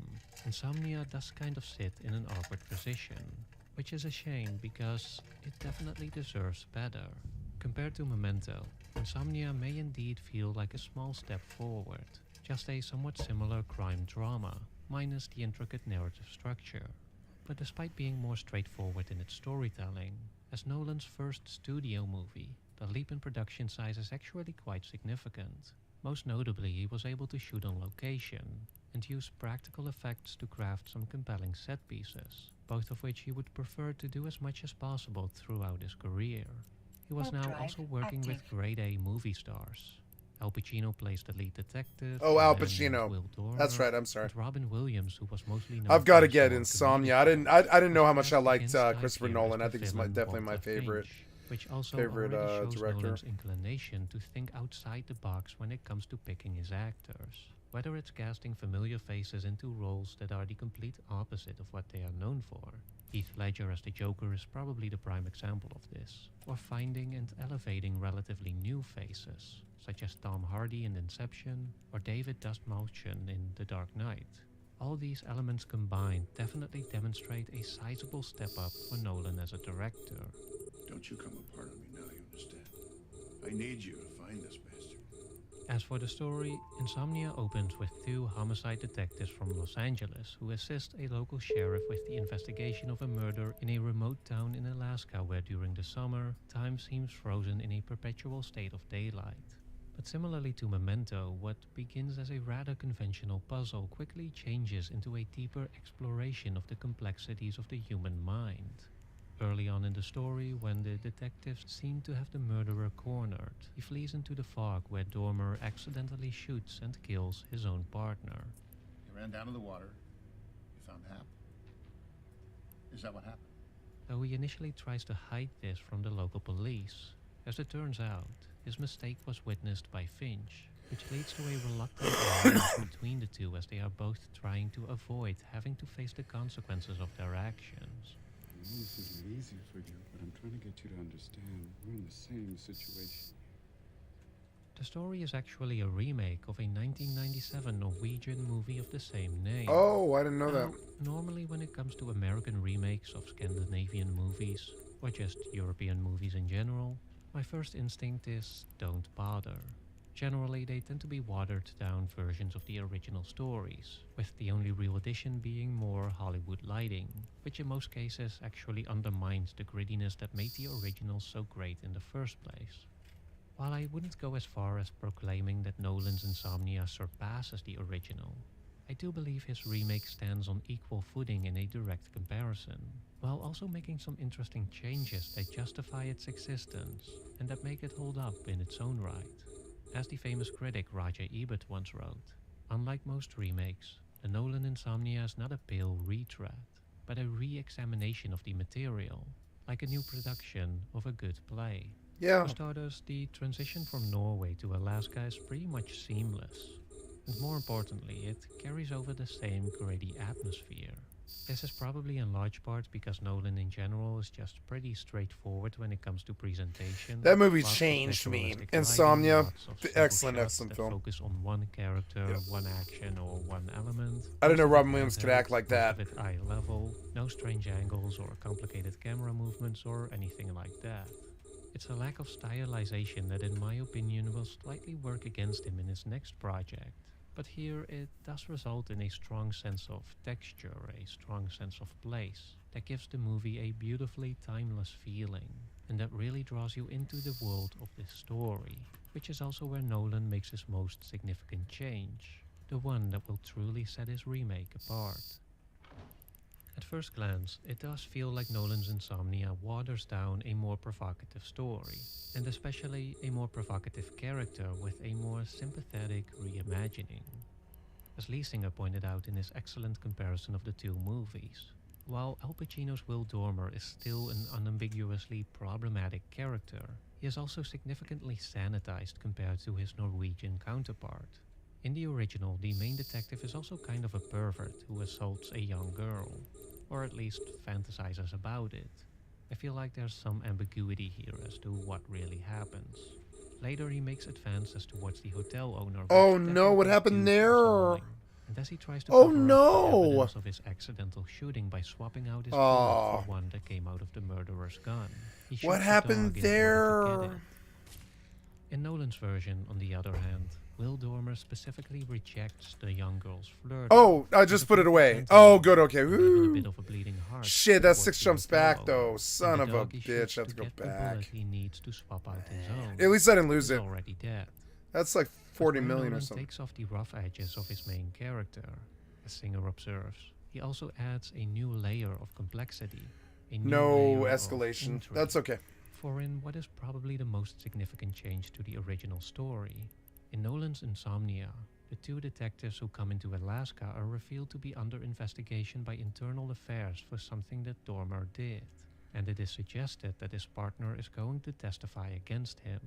And so when the fatal shooting occurs, there's an added conflict about Dormer's true intention. Was it really an accident, or did some unconscious desire overtake him in the heat of the moment? How did it feel when you found out it was him? Guilt? Relief?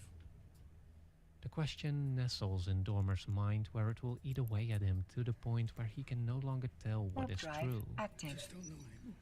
which also greatly affects the thematic weight of the story. For in the original, where the accidental shooting really was just an accident, the murderer also ends up killing himself by accident, after which the main detective rides off without really feeling like he has resolved anything, without really having faced any consequences for his own Autopilot engaged. actions, and without any meaningful lessons learned. It emphasizes the indifferent nature of our universe, makes us wonder if we're all just purposeless objects tossed around by the hands of Autopilot fate, jumping. if there is such a thing as justice or balance, or if it's all just random movement. But, as I already mentioned in our discussion of Memento, Nolan seems less interested in Warping these to more Stargate. ontological questions. Warp He drive cares about active. epistemology, about what we can know, and about the ways in which we navigate our world and shape our identity as beings with limited subjective perspectives.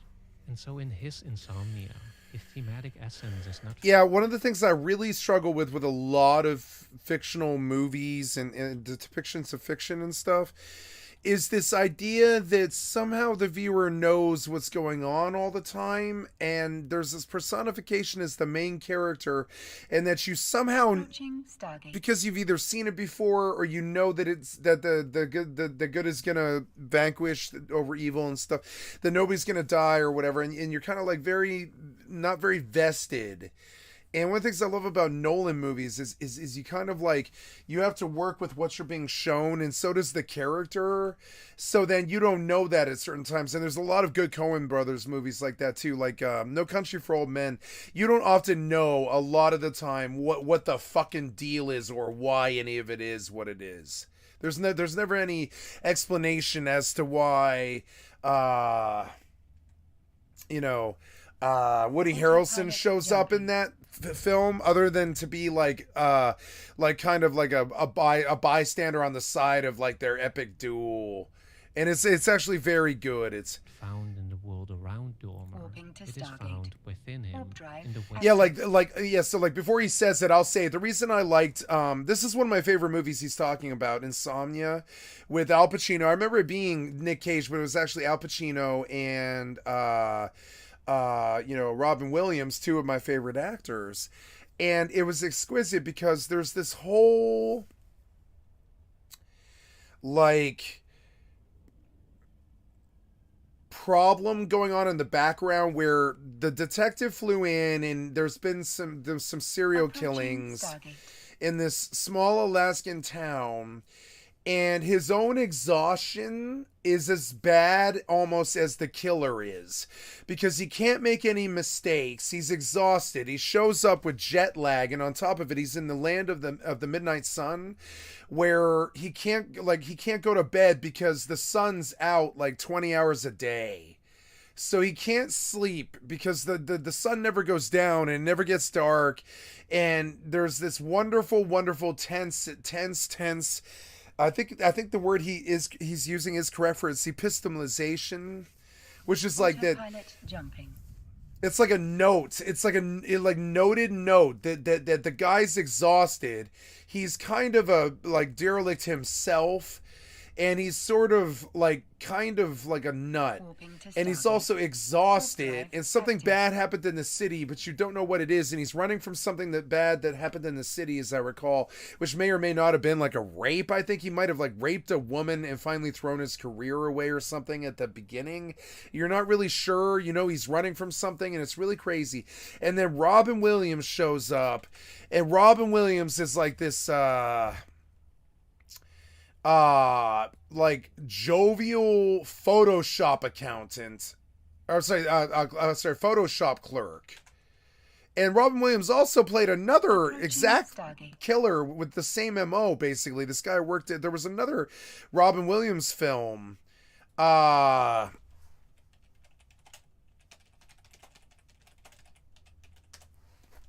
he was a killer.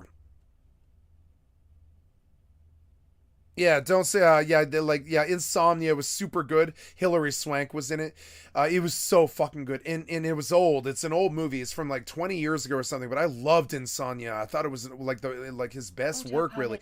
Because there was all this like noir themes. Like there was all this shadow and sunlight stuff going on. It's an incredibly bright film. But it's also an incredibly dark film because for like the 4 hours that it becomes night during the film, dark, scary, terrible things happen. Like he chases the killer and there's like his only friend in the town is the one witness who as I remember actually is the killer, as I recall. I don't mean to spoil it, but I believe that's it. Like Robin Williams ends up being the killer. But the killer is like this Robin Williams jovial like comedian dude. And it's very, very it's tight and it's tense. And towards the end, Pacino is drinking too much and he's taking too many pills and he's exhausted. And he has and there's this point, and there's this wonderful point in the film where there's a respite at the middle of it, where he literally like overdoses on pills, and he pounds a bottle of Jack. And he's been up for, I don't know, 60 hours or something. And I've had days like this. Like he's been up for like 60 hours. Like he leaves the city after raping a woman or something crazy. So also a really, like I saw this somewhere else. There was another movie called Spun that it was impossible for me to like relax while I was watching the movie Spun, because about a quarter of the way through, they chain a girl to the bed. And then they leave the scene as the CD starts skipping on the stereo that's going at an extremely high volume. And I found it incredibly. And she's naked and she's chained to a bed. And then the tweaker leaves the apartment.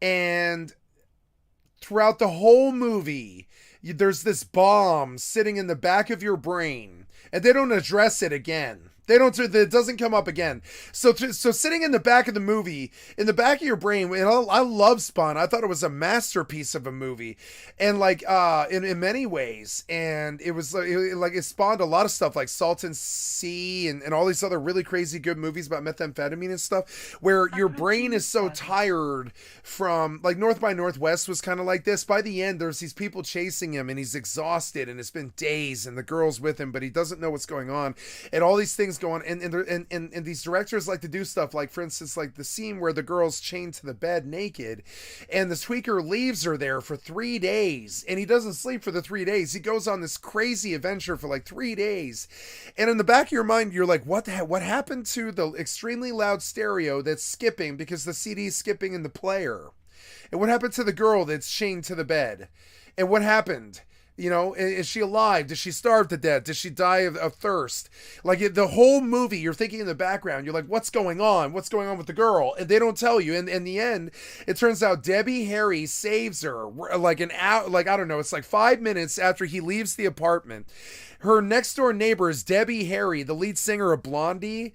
And Debbie Harry was also, I don't know if you saw Debbie Harry in Spun, but Debbie Harry wanted to show what the ravages of methamphetamine was.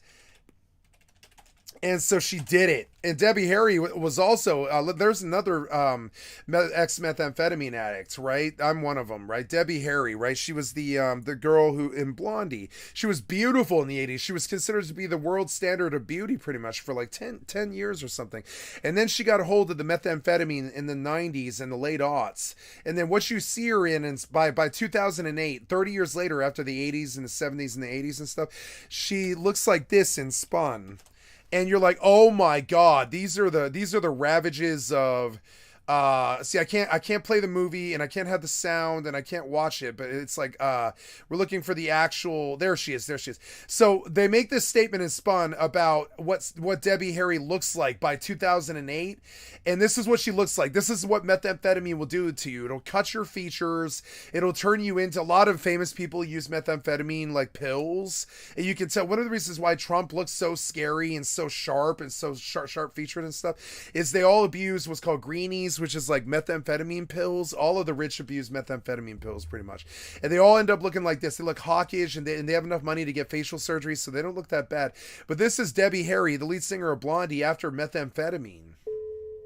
Look at her. She's like crazy. She's old. She's got tats, and she's probably got Hep C and stuff. She probably mainline. She probably shot up her speed her entire life. And this was a statement in Spun about this. It was just crazy. And they do this good directors do this all the time.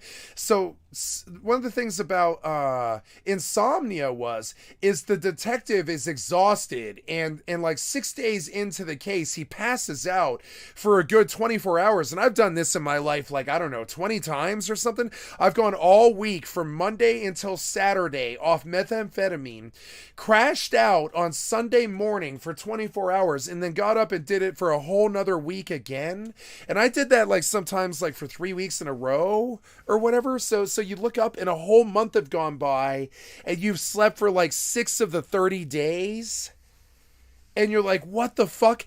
Shadow people are talking to you, and people are after your drugs.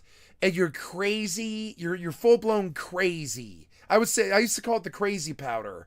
And this is what Insomnia was about. It was like he couldn't sleep because he had just raped a girl or something really crazy. But they leave that up to the eye and the interpreter, how evil Al Pacino actually is. That's another thing that they left in the movie. They were like, we don't know how good Al Pacino is or how bad he is. Is he a rapist? Is he a good detective? Is he Harry Dubois? Is he Taxi Driver? Is he going to kill her in the end? Is he the killer himself? And all this other crazy shit going on in the background. And that's why he named it Insomnia. And the whole original point of Insomnia was this detective thriller that was based around circadian rhythms, which is something that was so pertinent for my life. Circadian rhythms were extremely pertinent for my life. Oh God, don't do this again. Just skip, motherfucker. I'm sorry. I thought I was still moving. And then the way it chips away. And so the guilt of the rape starts to get to him, and the exhaustion and the pills and the whiskey and the case and the fact that Robin Williams is full-blown using every single one of his abilities as a serial killer to duplicitously trick this guy and get it over on him, and he knows it. He knows that Robin Williams is the killer. It's like the only guy in town who's got like a AAA personality basically, and he knows it's Robin Williams, but he can't prove it, and there's been no evidence of it, and everything in the case that's been given to him has been given to him by Robin Williams as the witness. And it's this whole movie about believing what you see in front of your eyes as opposed to what the reality is. Because if you go with the meth route and you believe the shadow people that are talking to you because you've been up for 6 days and you don't know what to believe and what you don't want to believe, and you're stuck on some case, or you're like trying to figure out what happened to your dead family member or something. One time I went through after a murder-suicide and with my best friend, and we went at that motherfucker like a Christopher Nolan movie, and we interrogated people, and we figured out what happened with that whole case, because we didn't believe that one of our best friends could have done that, shot his father and then himself a second later. And I went on a Christopher Nolan movie once where my best friend and I retraced the steps for about 13 days after the funeral. We hung out a lot, and we talked to everybody. We went through that thing like a fucking movie. We went through it like a movie. We treated it like a movie. We were like, okay, we find ourselves in this odd, like crazy movie-like circumstance where one of our best friends has committed a murder and then his own suicide a second later. They even told us, it was like, yeah, he shot his father and then himself a second later. They even got the timing of it down. I think they were like, yeah, it would have been like a second later, the way the forensics worked, because they were worried there was something else going on. And so all these detectives worked on the case. All these people tried to figure out what happened. The family was fucked up. The mother was fucked up. The sister had to come in from Berkeley, California, and she was a wreck, and we love her. I mean, she was an honorary member of our crew, so she rolled with us while we did the detective bit. And my best friend, it was a genius like Al Pacino in all these movies whenever they played detectives or whatever. So we went through, and during the wake in the funeral, I couldn't stop crying, but I was also extremely aware that my best friends were like interrogating everywhere, piecing everyone there, piecing together what actually caused this to happen. And you know what my best friend came up with? Synthetic marijuana caused psychosis. That's what he came up with. That's what he told himself at the end of it. And he was like, I full-blown believe, after watching the behavior over 15 years, he knew him better than I did. After watching the behavior of 15 years, he was a big believer in synthetic drugs. And he believed that he had experienced some kind of synthetic marijuana synthoid. They call them like synthanoids or whatever. They're like cannabinoids, but they're synthoids or whatever. I forget what they're called. Had caused some kind of crazy drug reaction in his head. Because we do know that he had been smoking or whatever it is you do with synthetic marijuana. I've never used synthetic marijuana. Fuck synthetic marijuana. I like marijuana. Fuck it. You know, so I've never messed with synthetic marijuana. Call me a dope or fiend or whatever you want to. I've done my heroin and my speed and shit, but I'm not fucking with synthetic marijuana when you can have the real thing for basically legally free. Not free, but I mean like scot-free with no problems. Why would you mess with synthetic? So that was like what my detective best friend came up with to explain it to me. Because he knew, and I knew, that well, and my other best friend too, the three male, we were the four males at the core of the circle running the paterfamilias of all of it. But I mean, like, really, like we were exhausted. We were fucked up. I was a heroin addict. One of my other best friend was a cocaine addict. My other best friend was dead sober, and that made it worse for him. He knew that we were fucked off and high, and he was dead sober trying to deal with everybody. And I have so much sympathy for him because he just couldn't shirk his duties and pound whiskey with us and cocaine and speed and shit. He couldn't do that. He didn't have that luxury. Our lives have always been what luxuries we have and what we don't. He didn't have that luxury. He couldn't back out of it and just talk his way out of it or something. I mean, he couldn't have just gotten drunk or wasted with us and skipped the whole fucking thing. He had to deal with all the family and everybody. He played paterfamilias and he dealt with everybody and he explained everybody to everything. When he came down to it, what he told the mother and the sister and the best friends and everything, and I went with him on every fucking step of that journey. I was like the right hand man. He was Sherlock Holmes, and I played goddamn who's the right hand man for Sherlock Holmes? I've never liked Sherlock Holmes that much. Watson, right? I played the Watson on that one, and if he wasn't interrogating him, I was like, so we found some sussed out mean things about it that I have told on stream before, but we found some crazy things about our friend that we really didn't expect. Like, for instance, he had friends in Russia for some reason. We don't know why, but he had friends in Russia who expressed their condolences when he passed. And that was really nuts.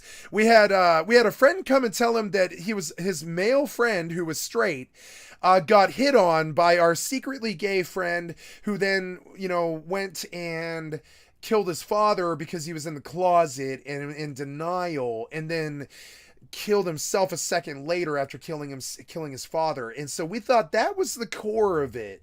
But what my best friend actually thought it was in the end, after he examined the evidence and went through the house, and I'm talking like the mother brought us there one day, and she was like, okay guys, you were the best friends, you knew him best, we don't know what happened here, I'm leaving, the house is entirely open to you, we know that you're not going to harm us or steal from us, we know that you don't need our money, and if Skycat steals, you'll tell us, right? Kind of thing. They knew that I would, but everybody else wouldn't, and if I tried to, they would tell them.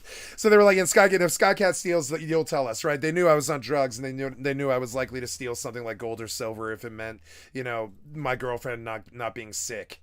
It was never my drugs. I never stole for my drugs. It was more that my girlfriend would get sick unto death if I didn't help her, so I would steal. I stole a lot. I stole all the time, and because my girlfriend would get sick unto death if I didn't. you know. I was a good lover to her, you know. I took care of her, she took care of me, like, you know, whatever. So, you know, so we get off that, and I just say that, like, during that time we tracked through so many backstories and so many crazy things that we were totally aware, and it played out like this fucking movie Insomnia, because we were all exhausted, we were all crippled emotionally. Two of us were full-blown crazy, out of control drug addicts, and one of us was dead sober, which made it worse. We were all brothers, and one of the brothers was dead. We were like brothers from another mother. We were like that close. It was like a gang. It was a gang of like 4 kids that we looked out for each other. Some of us had been homeless before. Some of us been on the streets. Some of us didn't have family. Some of us did. Some of us didn't. And it was just, you know, it was crazy. We were really tight. And to lose a brother like that was fucking crazy. And that movie Insomnia was exactly how that played. It's exactly how it played. I had been up for 5 days. When I found out, and I've been a bit high on heroin too, when I found out that my best friend had shot his father and then himself a second later. And then I had to deal with all of that. I had to drop the drug addictions pretty much right away, because immediately my best friend knew what we were all doing. My best friend's not stupid. And he informed me and my other friend that, okay, it's time to get sober, guys. We got 2 weeks of a funeral and a fucking wake to get to. And don't dishonor his memory by fucking around this entire thing high off your fucking gourd. And he warned us. And I was like, okay. And I did. I got straight sober off heroin overnight. I kicked it, you know, took shits for like 3 days and shit, and just puked all the time for like 3.5 days. I kicked the monkey, which I had done like 7 times before, and I was meth sick, because meth takes a lot longer to wear off than heroin does. And like you know, like fucking 2 weeks or 3 weeks or something to get meth out of your fucking system. It sucks. It takes forever. It's like worse than, it's almost as bad as marijuana. So I'm like working on getting the drugs out of my system, and then I go to the funeral and the wake, and it turns out like insomnia for like 4 days. I'm dealing with withdrawal, and so is my cocaine friend. And our sober friend is furious at our friend who killed his father and then himself, and he's mad at us because it's just like, how do we not prevent this? He's not mad at us, but he's never mad at us, but he's just mad at the situation, because it's like, how did the best friend of all the spiritual healers kill themselves? You know?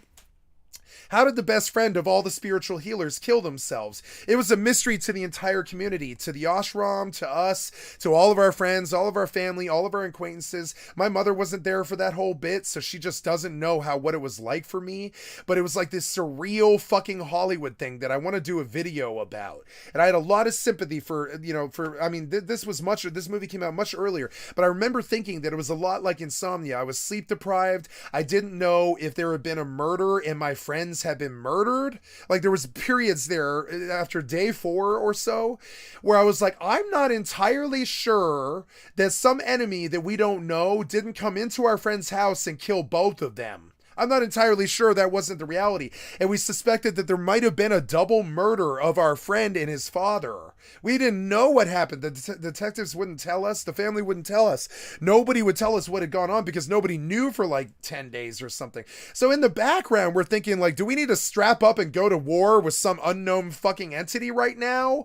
Because we thought that maybe some fucking assassin or somebody, or some friend of his, or some sicko we knew, or something, somebody we had wronged once or something, had just come through and double murdered our friend and made it look like a murder suicide. We came at it like that. We examined the fucking evidence on the counters. We looked at the synthetic weed in his collections. We looked at what had been used lately and what hadn't been used lately. We looked at the bottles in the house. We looked at how much drinking had been done lately. We looked at everything like fucking detectives, and let me tell you, it's not a fun situation to be in.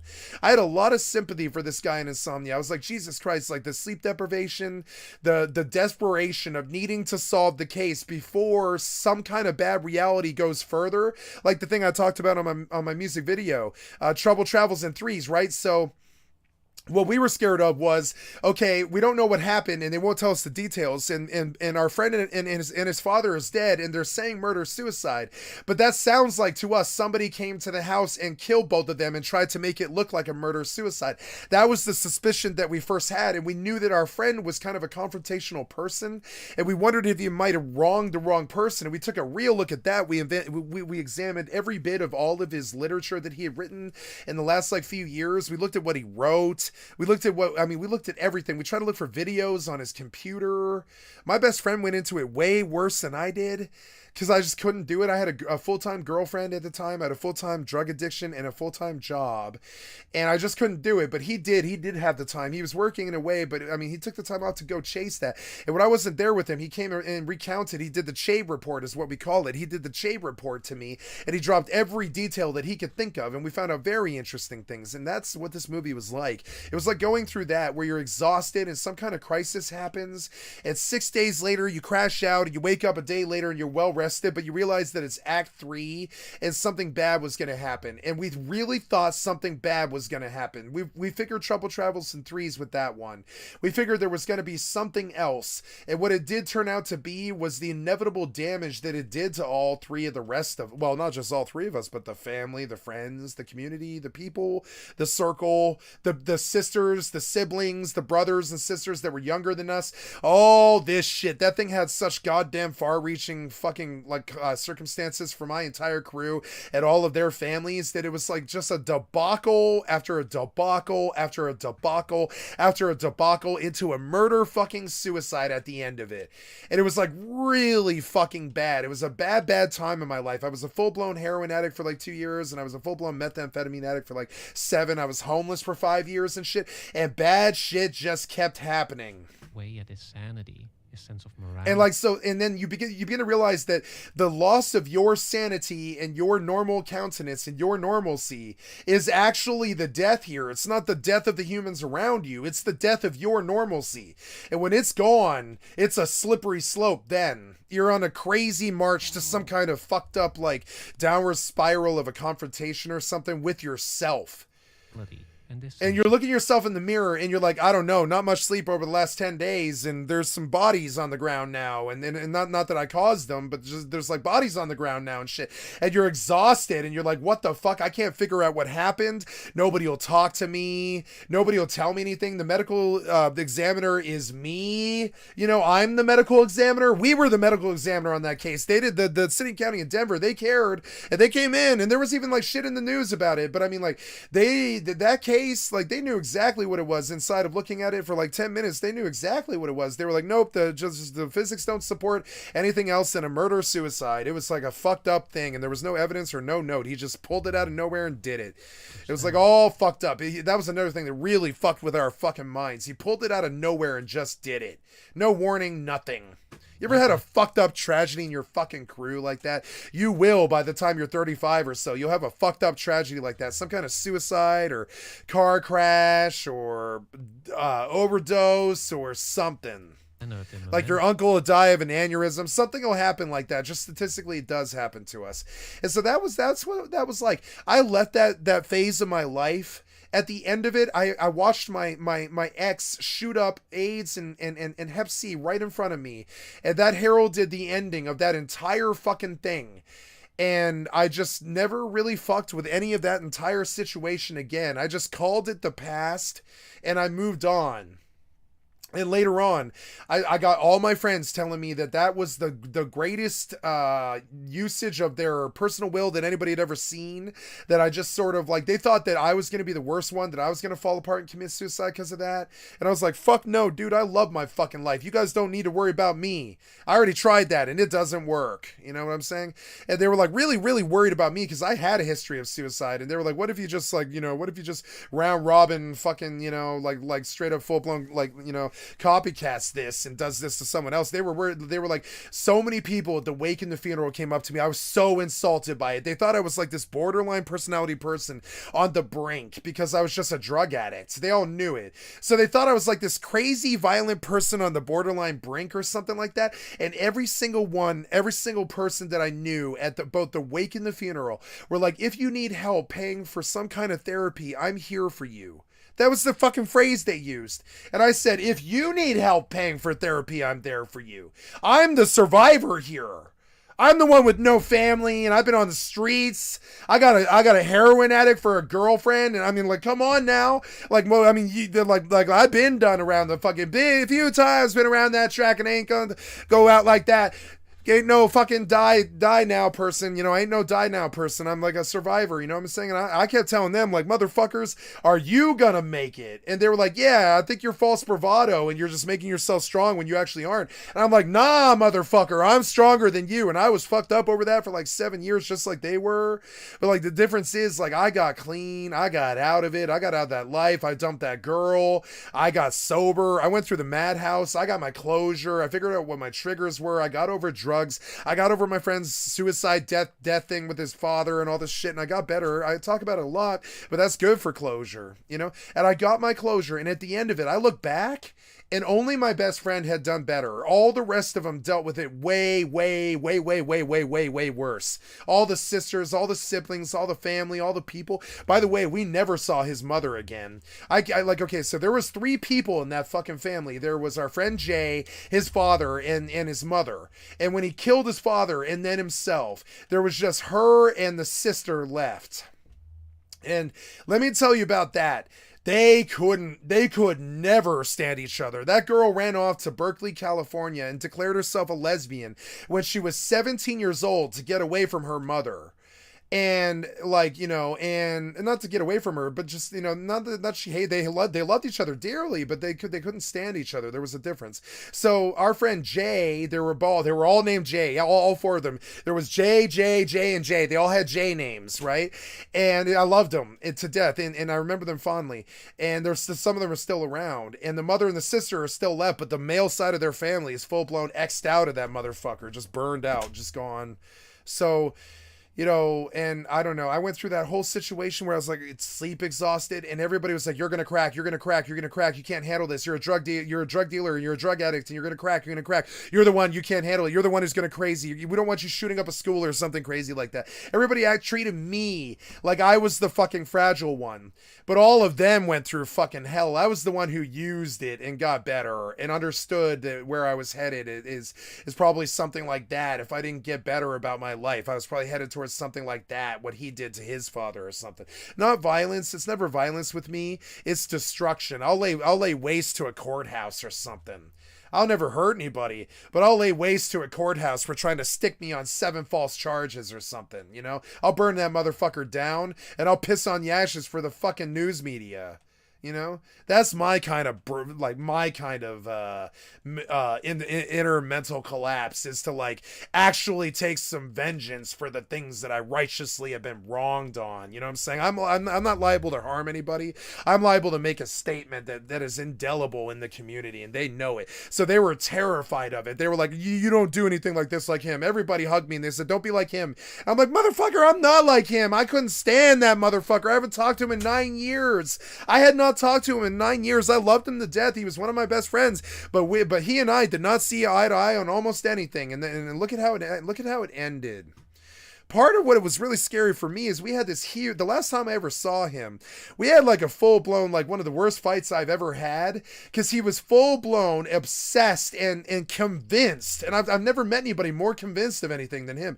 He was full-blown convinced that I had concealed my best friend sleeping with his ex-girlfriend for 7 years. And so while he was in the room with my other best friend with me, he made these accusations while my other best friend was telling him, no, I didn't do that. No, he's not lying. He's not protecting it. My other best friend was sitting there and he was like, no, I didn't sleep with your ex-girlfriend. No, I didn't. And we're all looking at him and he's like, no, he didn't. And I'm like, he didn't sleep with her. And he's like, yes, he did. And I'm like, no, he didn't sleep with her. And I was like, I'm sitting there in the living room, like they're sitting on the couch next to each other. And I'm like, motherfucker, talk to each other. What does this have to do with me? I didn't bang her. I've never touched her. Like, what the fuck does this have to do with me? And both of them were pissed at me because I was having this huge fight with Jay, who's dead now, who killed his father and then himself a second layer, over this like some kind of fucked up idea that like I had hid something from him for like 7 years about how our best friend had slept with his ex-girlfriend one time and snuck around or something like that. And I kept saying things like, hey, if he did, good on him. I don't care. I'm not protecting him. If he did do that, I don't care. She's your ex-girlfriend. She's not your fucking property. I don't care what he did with her. If he did, I said, hey, I don't care. And he was like, well, you should care. And I was like, no, I don't care if he slept with your ex-girlfriend. I'm sorry. I don't care about that. She's not your property. I know you're going to think of her as your property your whole fucking life, but that is not your fucking property. I'm sorry. I don't care if he sleeps with her after you guys are broken up. I don't care. That was the first thing I said is A, I don't care. B, I said, no, I'm not lying to conceal anything for him. He doesn't need to. He's smart enough to do that by himself. He doesn't need me. And I promise you on my heart and soul, I'm not lying to your fucking face about how he slept with her or whatever. I don't know shit about that. And I kept telling him, I don't know shit about that. And C, I don't know shit about it. I told him C, also, I don't know shit about it. I told him the one thing I knew, which was one night at like 3:45 in the morning, my best friend, his sister, and their best friend, which was Jay's ex-girlfriend, they were all chilling till like 4 in the morning. That's it. And I don't believe that there was some kind of trio between siblings and another girl or something. I don't think there was some impropriety that night. It was siblings hanging out with the sister's best friend. I don't think there was any impropriety that night. I don't strike him as incest people. I never have. I was like, man, there's no impropriety. The one night I ever knew of this ever possibly happening, there was no propriety to it or whatever. And even if he did sleep with her, he's sitting next to you telling him that he didn't. And you're yelling at me for concealing something from you that just isn't factual. I was like screaming at him at that point. I was like, you're yelling at me for lying to you about something that I didn't lie to you about for like 5 or 7 years or whatever your crazy ass has told you, your delusional ass about this. And you think that I've been protecting his ass for 7 years? He's sitting next to you telling you that he didn't do this. And you think that he's lying and that I'm lying. And that was the last time I ever saw the motherfucker until the fucking coffin. That was the last time I ever saw that mother. I stormed out at that point. I was like, I'm done arguing with you. Why he's sitting next to you telling you that you're wrong. I'm done doing it. I'm not going to defend him. And if he did sleep with her, more power to him. She's not your fucking property. And I stormed off. I was like, more power to him if he did, but I'm not protecting him. I'll tell you that. And I walked the fuck out of there and I never saw that motherfucker again until the coffin. It fucked up. It was fucked up. And so then during the insomnia phase of my life there, I was like cracked out on heroin and fucking speed, and my ex-girlfriend's acting up and totally disappeared on me. I don't know where the fuck she went. And then her sister's asking me, where's my sister? And I'm like, I don't fucking know. She pulled an M and disappeared. I don't know where the fuck she went. She's probably out scoring heroin somewhere. What the fuck do I know? I'm not her fucking, I'm not her husband. I'm just her best friend and her lover and shit. I don't know what she does. So like, and that was all fucked up. And then the funeral and the wake. And then, and all I could think about was, did he kill his father and then himself because of that stupid ass thing that he brought up 9 years ago about how I concealed how I supposedly, and the keyword is supposedly, concealed my best friend sleeping with his ex-girlfriend. And I kept wondering at the fucking funeral, did I cause this? It tears you apart. It did like all this like stress while you're already dealing with a whole bunch of stress. And then on top of it, you're in the land of the midnight sun where there's no sleep or any sanity or anything. And whenever the sun does set, a bunch of depraved, horrible shit happens because everybody's exhausted and fucked up and frayed nerves. And they're all tearing at each other with emotional bullshit and all this. I've seen it twice now in my life. Right after a funeral, you will see a family unit fucking detonate like some kind of goddamn bomb went off, and it did go off like it cost 2 lives. And it wasn't me. I didn't cause that shit. I just always secretly, and so then I had to go to a therapist about that. I had to go to my best friends about that. And I was like, hey, man, remember that one time when I was screaming at Jay at the top of my lungs about how you didn't sleep with his ex-girlfriend? And he was like, oh, yeah, sure, I remember that. And I was like, remember I stood there for 20 minutes and defended your honor and said that you didn't do that. And if you did, it didn't matter. And as it was, I didn't protect you. I didn't lie to him about it. And he was like, yeah. And I was like, I'm really convinced that might have caused him to snap and do something really nasty to his father and then me.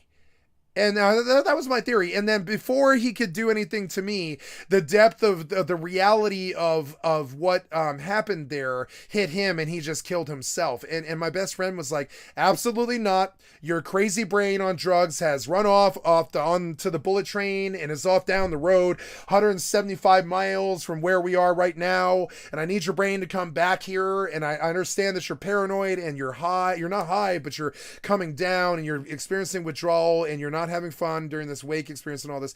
But he was like, this had nothing to do with you. It was obvious it had nothing to do with you. When was the last time you saw him? And I was like, that night I screamed at him and he screamed at me. And I was like, when was that? That was like 2012 or something like that, He was like, when was that? It was like 2008 or something like that.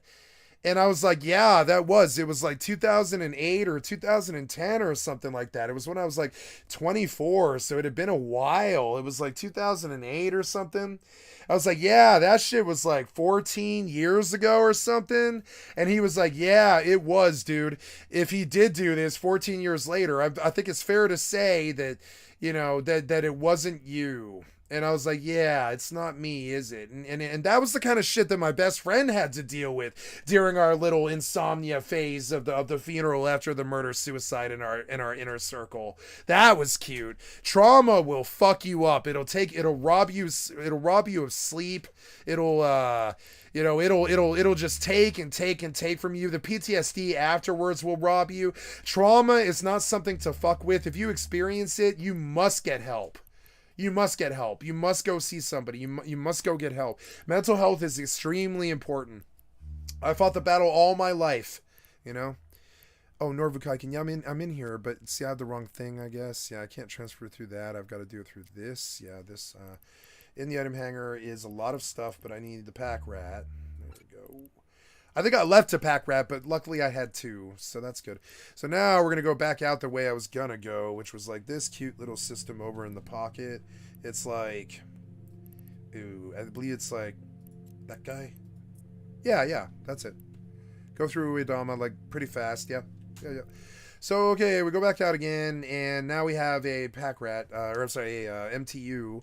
And, so I went through a kind of an insomnia crisis once. It wasn't too fun. It just wouldn't stop. It was 8 days of crying and drugs and withdrawal and death and family destruction, the loss of my inner circle, the loss of my brother, the loss of everything. It was like really fucked up. Also clings to it. People wonder why I'm so fucked up and why I did such fucked up things. They think I was just some selfish drug dealer asshole that was trying to make a buck off the fucking sweat and the sorrow of my fellow human beings. No, shit got pretty dark there for a while, and I went through some shit. I was on the street fucked up, like, you know, like murder, death, suicide bullshit, trying to fucking heal while I have like heroin girlfriends and stuff like that. I did not have a good life there for about 10 years. And so no, I didn't sit around playing video games in my drug crack den like some people at all. You know what I'm saying? That was never the vibe. I don't remember a day in those 10 years that I did that, really. I did it for a couple of times in my friend's fucking living room when I needed sanity days. I would just pound the crack bong all day and smoke meth out of a crack bong all fucking day. And I'd watch shit like Hardcore Henry on the television because I hadn't watched a movie in 5 months. I hadn't watched a television show in 5 months. I hadn't sat down in a chair in 5 months. You know, it was like that kind of shit. Like, you know... A story about himself. And I would give myself sanity days, and there was days when I did sit around like a little crack addicted teenager and do nothing and pull in money off of drug deals and shit like that. There were a few days in that 10 years where I did that, but most of it was like this terrible death grind trying to keep myself alive and functioning on the streets through 2 different addictions to 2 different drugs and all these problems and death in our inner circle and all this mess. And so people think that I think in their mind they think I was just some fat asshole who said no. Like just 5 years ago, I was 145 pounds lighter. Just 5 years ago. 145 pounds lighter. No, I shit you not. I got down to 226 or something like that. And now I'm 328 or something like that. I gained 110 pounds in 5 years because I dealt with so much bullshit and so much death and so much wreck and ruin in my life. And I think some people on the internet, they want to judge you and they think you're just sitting in some living room somewhere with some scantily clad girl smoking bongs all day and looking at a television screen like I'm doing now. But no. It was like hustling on the fucking streets with like addicts and shit like that. Guns and death and problems, lots of jobs, homelessness, living in a burned out restaurant. It was not like that. I have a lot of reasons for the why I am who I am. A story about a good detective who safeguards the world from evil. A story for which he is willing to manipulate the world. Yeah, and what they never tell you about, the guy trying to safeguard everybody from everybody else is also the guy who internalizes the damage the most. Keep it intact. So, and then, okay, so this went on for like 5 years, right? This damage, it stood for like 5 years from I think it was like 2016 until 2021, something like that. That damage lived on in all of us. And guess what else happened? COVID and Trump and all these other terrible problems, right? And you know, in the opioid crisis, and I was in the opioid crisis. I was a heroin addict. I mean, all this other terrible ass shit. It was the depths of depression after 9/11 and 20 years in Afghanistan. It was the depths of depression. It was the 20 years of the hardest 20 years of my life. And it was my 20s and 30s. It was fucked up. It was like a really bad time. I looked like this guy. For about 13 years, I looked exactly like this guy. Somebody who hadn't slept in 6 days. Somebody who cries all the time. Somebody who's got bags under their eyes and exhausted and is carrying around the deaths of their family and their friends on their fucking sleeves and shit. It's But unlike Leonard, whose condition makes him oblivious to his own corruption, Dormer is aware, on some unconscious level at least, of what he is doing, and can more consciously Warp drive act and active. react accordingly. As such, Nolan also... I think during the 10 years, I remember that I sat down a couple of times and I think I played Overwatch for a while on the PlayStation 4, and I played a little bit of Final Fantasy 11 on Nozomi during COVID, and I think I played about 20 hours of Dungeon Siege 3 with my ex-girlfriend, and then about 20 hours of Diablo 3 on the PlayStation 4. That was the extent of the video games that I did for 10 whole years. So when I sit here in front of a television screen, it's not because, I sat here in front of a television screen throughout all of my 30s. I actually went 7 years before I even owned a television screen, much less used it. I had a cell phone screen. moves more explicitly into the realm of moral philosophy here, trying to So like when stuff happened during that 10 years, like for instance, what happened during that 10 years that was major? Like when Trump won the presidency, as I recall, I think it was, in 2016. I believe that I found out who won the presidency about 2 months after it happened. I was so out of it on drugs. I didn't care who the president was. I didn't watch the news. When they told me that Trump had won, I was genuinely surprised. discern what is right and what is wrong. Which road? Like literally, I missed the entire Trump election until the day it happened. Pretty much, until I was there for the few months before the election, but I was not there. I was there and out of the addiction and clean and off the streets by the time Trump was about to become elected. But I wasn't, it wasn't good yet. And so for like 6 years, I vaguely remember Hillary Clinton, and I vaguely remember Trump winning. And you'll get an example of what those 6 years was like. It wasn't sitting in my fucking living room watching a television screen for the rest of my life like I'm probably going to do now. It was not like that. Roads lead to ruin, and which offer a path towards redemption. For Dormer, his internal conflict and the possible outcomes of it are personified by the more... I remember one time my friend, she was like, Jesus Christ, she came in our house that I was house sitting at, and she was like, you are butt naked sitting on this fucking dude's fucking sofa. And it is disgusting. You weigh 240 pounds. Get some clothes on. You're fat. She just said it straight up. And I was like, okay. And I got my clothes on and shit. And she's like, you're fucking disgusting. You just took a shower, huh? And you just sat down on the fucking... And you sat down on this dude's couch after you took a shower and you didn't even bother to put clothes on. I was like, yeah, I didn't think you'd be home for like 3 hours or something like that. And she was like, what in the literal fuck is wrong with you? Why are you butt? And she didn't care that I was naked. I mean, but it was just like crazy. She was like, why are you naked on that couch in the middle of the fucking day? It's 10:30 in the morning and you're like sitting naked on the couch watching watching TV and shit in someone else's house. And I was like, yeah, because I haven't watched TV in 9 months and I haven't been naked in 9 months. And I've had like 25 showers in 9 months. And I really would like to sit on a sofa and watch a television show naked like the rest of America. But instead I've just been a crazy, drug-addled, like ex-poet, taxi driving, stripper banging, like troubadour nut for like 7 years, drug dealer crazy person, you know. And I would really like to sit down naked on a couch after a shower and watch a television show, because A, it's been 9 months since I've seen a television show.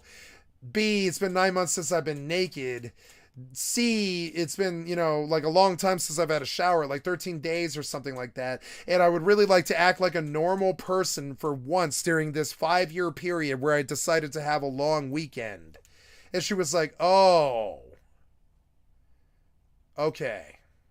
And I was like, yeah, I haven't been naked in 9 months.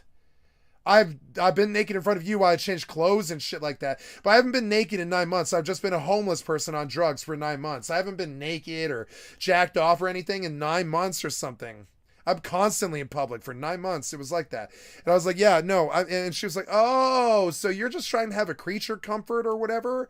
And I was like, yeah, I've lived like a crazy scabies punker for 9 months. And I would really like to watch an episode of American Horror Story while I'm naked on somebody's couch, or even my own couch or whatever, for just 2 hours without feeling weird about that, without feeling weird like that. I think that's what most people do every single day. For me, it was like 7 years before I did something like that. It was like 5 years, you know, it was like 5 years. I mean, there was nights when I would come home to the burnt out restaurant and I would masturbate, of course, and I would get high and I would like watch YouTube and shit, but it wasn't every night. A lot of the nights you would worry about the cops and you wouldn't even turn on the lights or anything at all, because you're like, oh my God, if I catch a charge here, I'm going to jail for a long time. It's shit like that. So you're just there in the dark breathing while you're trying to fall asleep, even though you're high on methamphetamine, you know. So like, yeah, like I did not have a good life there for a while. And I think one of the reasons why people attack me on the internet a lot is they think I'm just some fat asshole who sat around my whole life. Nah, man, I think that might be you. Local sheriff, I think that might be you, who represents the part of Dormer that genuinely wants to do good, that wants to act with integrity and honesty. One time I walked out the front door of a rehab place and I just followed this drug girl down the river for 4 days. You ever done that before? Follow a drug girl down the river for 4 days? Yeah, I have. And by the murderer Walter Finch on the other, who represents the part of him that will do anything just to survive, that is willing to sacrifice. Yeah, I'll do anything to survive. You know, his morals to safeguard his self. Yeah, it sucks when you're fighting a criminal who really will do anything not to get caught. Anything, kill, no witnesses or anything like that. Like they just have no. They're like a sociopath. He played a sociopath in this one. Narrative. This is Dormer's main struggle, the one that's denying him, as the perpetual sunlight Warp does, drive active. his night's rest. His insomnia, however, is actually a good thing. I was such an insomniac. Like after day 4, they're like, "Cat, you haven't slept in 4 days, have you?" I'd be like, "Nope." And I get high. I'd be like, "Yep," and I don't need to either. And they'd be like, "Yeah, you do." And I'm like, "No, I don't." Although the sheriff states how a bad cop can I'll sleep when I'm dead. And they're like, "Yeah, you will be dead." sleep because his conscience I'm like, "I know." won't let And they're like, "Go to bed." And I'm like, "No." As J.L.A. Garcia writes in her paper White Nights of the Soul, Insomnia and the Struggle for Purity of Heart, the real moral danger faced by Dormer is that he will become increasingly like Finch. Yeah, like the more cracked out and crazy and exhausted you are from the crazy mortal things that are happening all around you. It's like there's a war outside your door, basically. And like you're in throughout the whole thing, you're thinking, am I the enemy? Am I the killer? Am I going to go crazy at the end of this? Am I going to lose my sanity? Am I going to end up in the madhouse? Am I going to lose something that I love or someone that I love? Am I the killer? You know? Find sleep, but only. I thought maybe I might have caused the murder-suicide for a while, and I had to have everybody in my community step to me and tell me that no, he hadn't even mentioned me in like 9 years. Everybody in the community had to come and tell me that before I would accept it at face value, right? I just didn't believe them. I full-blown inherently believed that I caused the murder-suicide somehow. And I had to get like 300 people to step to me who every single one confirmed that he hadn't ever even mentioned me in 9 years. He just hadn't even thought about me in a long time. And I was like, oh, thank God. I'm a lot better with that than what I thought the core reality was. It's not like I did anything to cause him to do that. I just thought that he was somehow secretly blaming me, and that's what you think. That's what you when you don't know what happened, you think, were they secretly blaming me or something? You know, you're like, did I cause this? It's such a bad situation to be in. Are gone. The old adage is wrong, Garcia writes. The truly wicked can rest, and if a bad cop is bad enough, he can sleep like good cops don't rest well. Baby. You know? And so, as Garcia continues, the gnawing conscience that disturbs Dormer's sleep is evidence that he is still not beyond. I've had so many nights like this where I've been up for like 6.5 days and I passed out finally. And in the back of my brain, there's some kind of like really pokey thought that's poking at me a lot. You have 3 grams of methamphetamine in your pocket and you're sleeping on the streets right now. And if a cop comes, you're going to jail for a really fucking long time. And so for like an hour and 10 minutes, you just pass out, black sleep. It's just black darkness. You're just not aware of anything. And you nod up and you're like, oh shit, it's been an hour and 10 minutes. And I look at the clock and I'm like, oh my God, 75 minutes just went by in 7 seconds. And I'm like, where did the 75 minutes go? And I'm like, oh my God, it's been an hour and 45 minutes. What happened? And you unnod and you're like, oh God, an hour and 45 minutes just went by. What happened? Redemption, though Dormer does not recognize it. His sleeplessness. Yeah, I fell asleep and I was so exhausted that I basically died. And so when I got up after the hour and 45 minutes, it was because of my survival. It wasn't because I wanted to get up. It was because if anybody finds me on the street right now, they're going to search me and they're either going to steal my drugs or put me in jail for 10 years for possession on a probation violation. And so you're like, I can't fall asleep. I can't fall asleep. The people will rob me or the cops will imprison me for 10 years. I can't fall asleep. I can't fall asleep. The people will rob me or the cops will imprison me for 10 years. And it was like that for 6 years. Is a blessing. 6 years. I knew it was bad when I was like 28 years old. I had a full-blown bushy ass beard. I'm 40 now. This was about 12 years ago in like 2011 or 2012. I had a full-blown white ass bushy beard. As in like, they knew it. You see it sometimes in horror movies, like when they take a scar on their head and you see a bit of white hair. I shave for a reason. I'm not a neckbeard for a reason, right? If I were to let my beard grow, you would see the stark difference between my beard, which is all white hair, and I got this when I was 28 from stress. When I was 28 years old, my hair is fine, but my beard went full-blown old man white from the amount of methamphetamine and stress I had full-blown introduced into my life. I literally had an old man's beard at the age of 28. Most of my friends were having kids, you know? And I had an old man beard and a perfectly like vibrant head of auburn brown hair and a full blown like white beard from stress. It was like stress.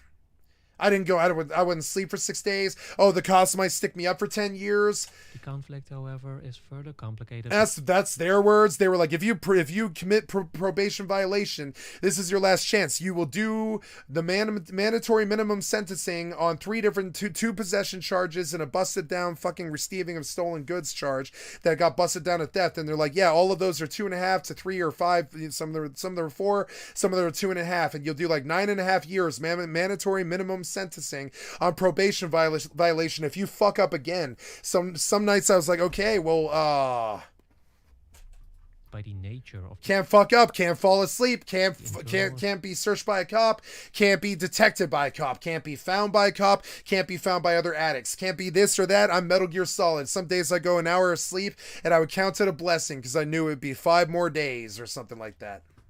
Affairs investigation that's hanging over Dormer. And did my life need to be like this? No, it just ends up being that way. When you let the shadow people take over and you believe what you see with your own eyes before what you know to be reality is, you will lose grip and you will become like that. And when you become like that, you are helpless. Everyone you know will rob you, even your own mother.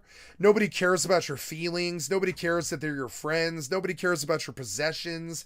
Nobody cares if you're alive. Nobody calls you. Nobody texts you. Nobody cares if you, like, shed a tear over stubbing your toe or something. Nobody will hug you if it's freezing cold and you're dying of freezing. Nobody will take care of you. That's life. That's what my life was for like 9 years, and it's what I wanted it to be. And I don't know why. I'll tell you this. I was twisted and fucked up over a lot of fucked up shit. And I'm done internalizing. I'll tell you that. My midlife crisis was the understanding that if I don't internalize all of the sins of my brothers and sisters anymore, I will die. If I don't stop internalizing the problems of everyone around me, I will die. And I had to accept this. That was my midlife crisis. I had it like 2.5 years ago when I was in the madhouse. I was like, if I don't begin to accept it, I just internalized all of the damage that ever happened to everybody that I knew and stopped living like some kind of crazy empath. I was never going to have a real life, and I had to stop acting like it was my fault that Trump took the presidency, or that Watergate happened, or that 9/11 happened, or COVID, or drug addiction, or sorrow, or that murder-suicide, or the death of my friend, or any of this other stuff, you know, or the rape and murder of one of my schoolmates, all this other stuff, right? And I thought, this is all my fault somehow. It's all my fault somehow. And that's what it took. It took 7 years of all the people in all the different circles telling me over and over and over again that none of this was really my fault. You know, the drug addiction was my fault, and being a loser and poor and on the streets and being crazy and not sleeping was my fault. But all the rest of it was not my fault, you know. And that's their words, not mine. They had to tell me many, many times. They're like, you're blaming yourself for the murder-suicide. You're blaming yourself for the death of Alyssa. You're blaming yourself for the death of a couple of more of your friends that you can't even mention. You're blaming yourself for the fact that a bunch of the girls in your life just said goodbye rather than giving you an explanation or anything. You're just like blaming yourself. Admits he was in fact guilty of corruption. He planted false. And it turns out when they say goodbye and they don't really mean to, they're just changing. The 7 years have passed and they're going on to a new life somewhere. They're moving somewhere. They're getting a new beau or a new life or something. It just happens. And instead I internalize that and I think, oh, woe is me. 7 of the greatest loves of my life have left me alone. And now I'm so sad all the time. I can't stop being sad, chronically sad like Elliott Smith and heroin and methamphetamine for me. You know, oh, woe is me. And when I began to realize I just fetishized my own sadness, Bojack helped with that one, and I was just in love with my own sadness and my own fucking critical failures, that I began to stop having critical failures. And now you see the product that stands before you today. Sure, I'm still fat and I'm still an ex-drug addict and I'm still sexless and I'm still, you know, whatever, and I've been sexless for about 2.5 years and I'm just, you know, and I'm kind of a loser. It's fine, but I'm a work in progress now, trying to get back from, you know, it's never too late to take a fucked up life to a beautiful state. And at the end, that's kind of the ending of Insomnia, too. Evidence to get someone convicted, but he's often the guy that you're chasing kills themselves. This is something as a lesson for my stream sniper and stuff. You don't need to bully me. I will do myself in long before, and I'm not talking about suicide. I'm talking about destruction of my own life. You know, I will do myself in easily without any help from you. You don't need to attack me. Don't worry.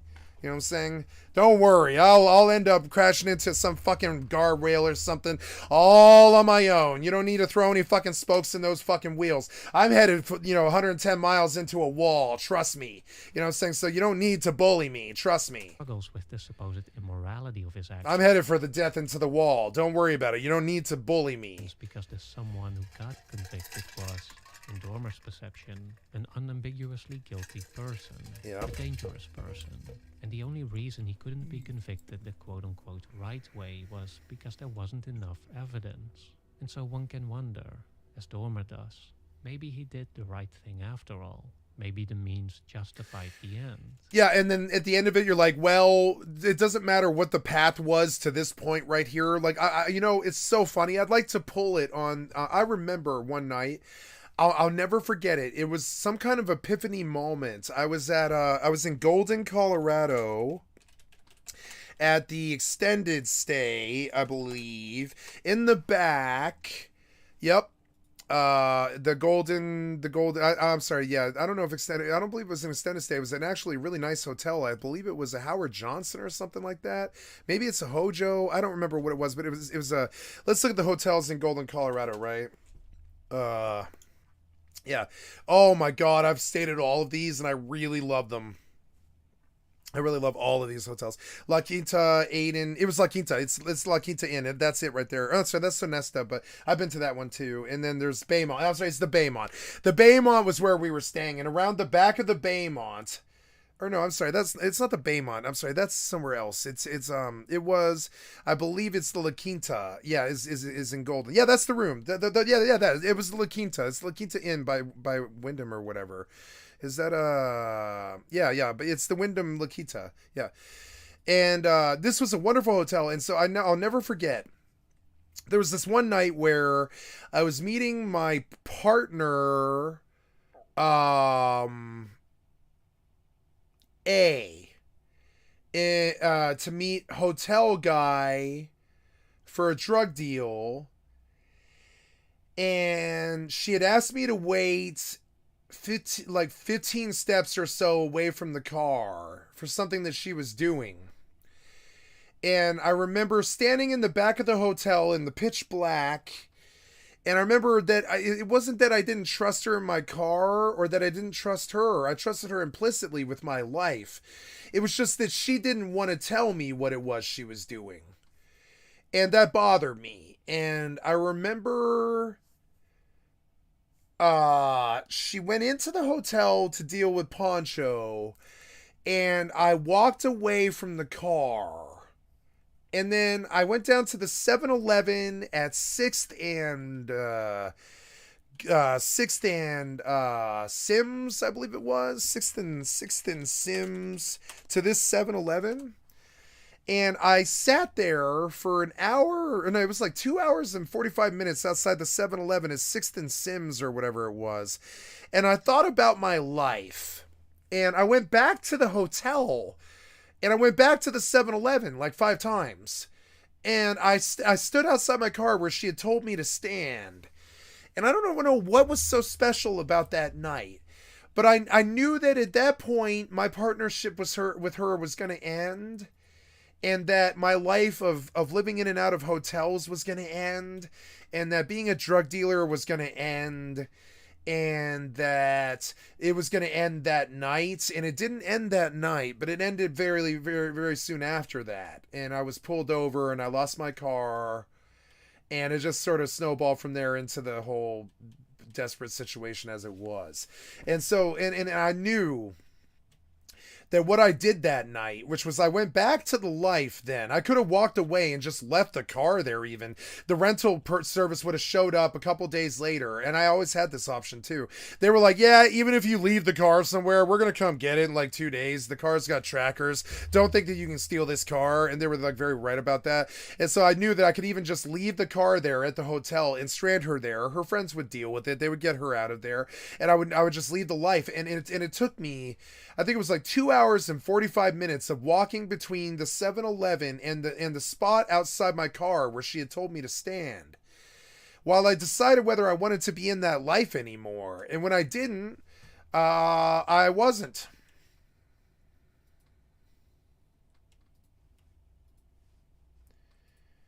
And that's when the darkness ends and the insomnia ends and the sleeplessness ends, and and something bad happens. Usually for me, it was getting pulled over for possession of my ex-girlfriend's drugs, and then they were after me for another thing that came up later when I crashed a moped, which was receiving of stolen goods, and they dropped that down to a misdemeanor theft thing because I bought a $200 stolen moped so I could get around to do my drug deals and stuff. And and then that was it. That spelled the end, though. But that night when I stood there outside the car, and she kept me standing there for like, she was really good at keeping me waiting, like 35 minutes or something. I stood out there in my hoodie with my hands in my hoodie, and my cell phone usually would be in my hand conducting drug deals and stuff. But I was like just ignoring everybody, ignoring the buzzer, ignoring the vibrator, ignoring the magic phone, ignoring her. I was standing there in the dark out in the back of that La Quinta, just thinking about the 7 years of loss ending. And I was like, I wonder if I can just make it happen now. And I believe I did. And 6 years later, I was on the way out. Or sorry, 6 days later, I was on the way out. For this particular case, Nolan leaves the question open-ended, but he does explore the implications and possible dangers of like people, I noticed for some reason people seem to believe that I was like doing this back alley dark deals and stuff in the darkness and shit, but I don't like darkness as a drug dealer. You want to meet at like a Taco Bell full of fucking people. They made a joke about this in Breaking Bad, but it is actually true. You want witnesses, you don't want to be robbed, you want people to be their kids, hopefully, so that like they just hop in the car, hand you the $50 to $100, and you hand them the sack, or you don't hand them the sack, but you just, you tell them where the sack is so they can pick it up and leave. And like, and that's what it was for a long time. But there was also this element of like, and there was times at night when I did do drug deals like that was very dangerous. And a couple of times I wiped out on the moped and all this other shit, and when it came down to it, though, when I think of that period of my life when I was a drug dealer, most of it was sunshine and car rides and sunlight. Believe it or not. This kind of and it's weird because I began to be aware of this impression from the sober people in my life, like all the sober best friends who never did the hard drugs, and my mother, my stepfather and stuff. They were under this impression that I only like ever went out at night, and I was like the vampire type that couldn't see the sun and hung around like crack dens all day just pounding methamphetamine and smoking it and shit. And sure, my life was like that sometimes, but not all the time. And it wasn't like that. Most of it was sunlight, and you would get up at like 9 or 10 in the morning, like everybody else, or 8 or 9. Well, if you're homeless, it's like 6:45 to like 8. But you get up about 6:45 to 8 in the morning, and most of your day is sun. And you'd be surprised how often people get this impression when you've gone off the grid and you've disappeared on them, and they think you're just some hapless drug addict who's just thrown their life away or whatever, and they stop caring about you, which is a natural thing to happen. They get this image in their head of something that they saw in the movies, of some crack den house, or something that they saw on some detective like show or something. But no, it's often exactly like it is when you're sober. Frankly, often you're just hiding it, really. Often, most of the time, if you're a real drug addict, you're hiding it from everybody, and you're conducting business, and you're doing the daily like everybody else. And so I later on, after the 7 years ended, I got this impression out of my parents and my friends' like relations to me, and the anecdotes that they would tell me, that they had this impression that I was only out at nights, and I was always speeding in my car, and I was always getting in car crashes and robbing people, and like and darkness was a part of my life for like 7 years and shit. And I was like, oh no, I get up at like 7:45 in the fucking morning as a homeless person, and I get up and I go to the coffee house and I drink my coffee, and I cleanse myself as best as I can in a fucking faucet or whatever. And you try to get showers at your friends' houses and stuff, and then you go and you like read the cell phone for what happened in the news, and you try to look for opportunities and jobs and money and stuff. You get high. Oftentimes you're getting high on either marijuana or whatever else. And then around like noon you go get something to eat, and then around like 5 you begin to think about what's going to happen around 1 in the morning or so, when you're gonna need to get to some sort of bed or some situation, and you wait for time to pass, and you think about how to better yourself, and you try. And honestly, homelessness was the best thing that ever happened to me for a work ethic, because then by the time I was done with the 7 years, nobody there thought I was lazy. For instance, I could show them, like in my backpack, I used to do it all the time. I used to pull out a stack of fucking paycheck stubs. And I would like kind of make fun of my friends who thought I was a loser. And I'd shake this stack of paycheck stubs from working at construction jobs, who won't fire you for being a drug addict and stuff. And I'd like stack this stack of paycheck stubs. And they'd be like, man, what's it like to be homeless? And I'd pull out the paycheck stubs. Work harder than I ever have in my life. Because once you go down this road, he seems to wonder, where does it end? Where does it end? It's a coffin. Who do we become in the process? Crazy. I killed her, but it just ended up that way. For Garcia, both of these questions result in the character of Walter Finch, who at one point talks to Dormer about them sharing a secret. We know how easy it is to kill somebody. doesn't exist outside our minds. What he expresses. Yeah, that thing he's talking about, like, I tried to tell somebody the other day, I blew their mind, I think. I said something to them that they just couldn't accept, which was, like, really despairing to me. I said, what did I say? I said, fairness is a construct in your own mind. And that's what Robin Williams is trying to say here, too. It's all, even decency and pride and law and all that stuff Doesn't exist outside our minds. it doesn't exist outside our minds. The law doesn't exist. It's entirely a construct of your own mind. What he expresses here. And it sucks, like what he's talking about is lawlessness, but I'm actually talking about like pretty much all of your reality is in your own mind. As Garcia Oh, argues, what's this? Oh yeah. Is a form of moral anti-realism. The belief that there are no objective moral values and that There ethics is. all conventional Moral and relativism is terrible. Moral relativism is what's wrong with the world. They just think, oh, it's fine to kill somebody or whatever. Nah, fuck you. It's not fine to kill somebody. Fuck you. You're a killer. You know? Like gang members act like. Okay, like you want to know what I don't like about gangs? They act like gang member kills are like a fucking like a justification of the business or something. And I think, Jesus Christ, this isn't a feasible business now, is it? No. I'm all for gangs and patches and biker gangs and cartels and all that shit. I actually don't mind gangs that much. If you've never been on the streets, you probably wouldn't understand. But it's just homeless people essentially getting together. I mean, now it's like drug dealers and shit. But it used to be homeless people getting together and looking out for each other. Essentially, that's what a gang. Or army, or it's like army cells. You know, it's like army platoons and shit. It's like people who look out for each other. That's how biker gangs got started. That's how the Crips and Bloods got started.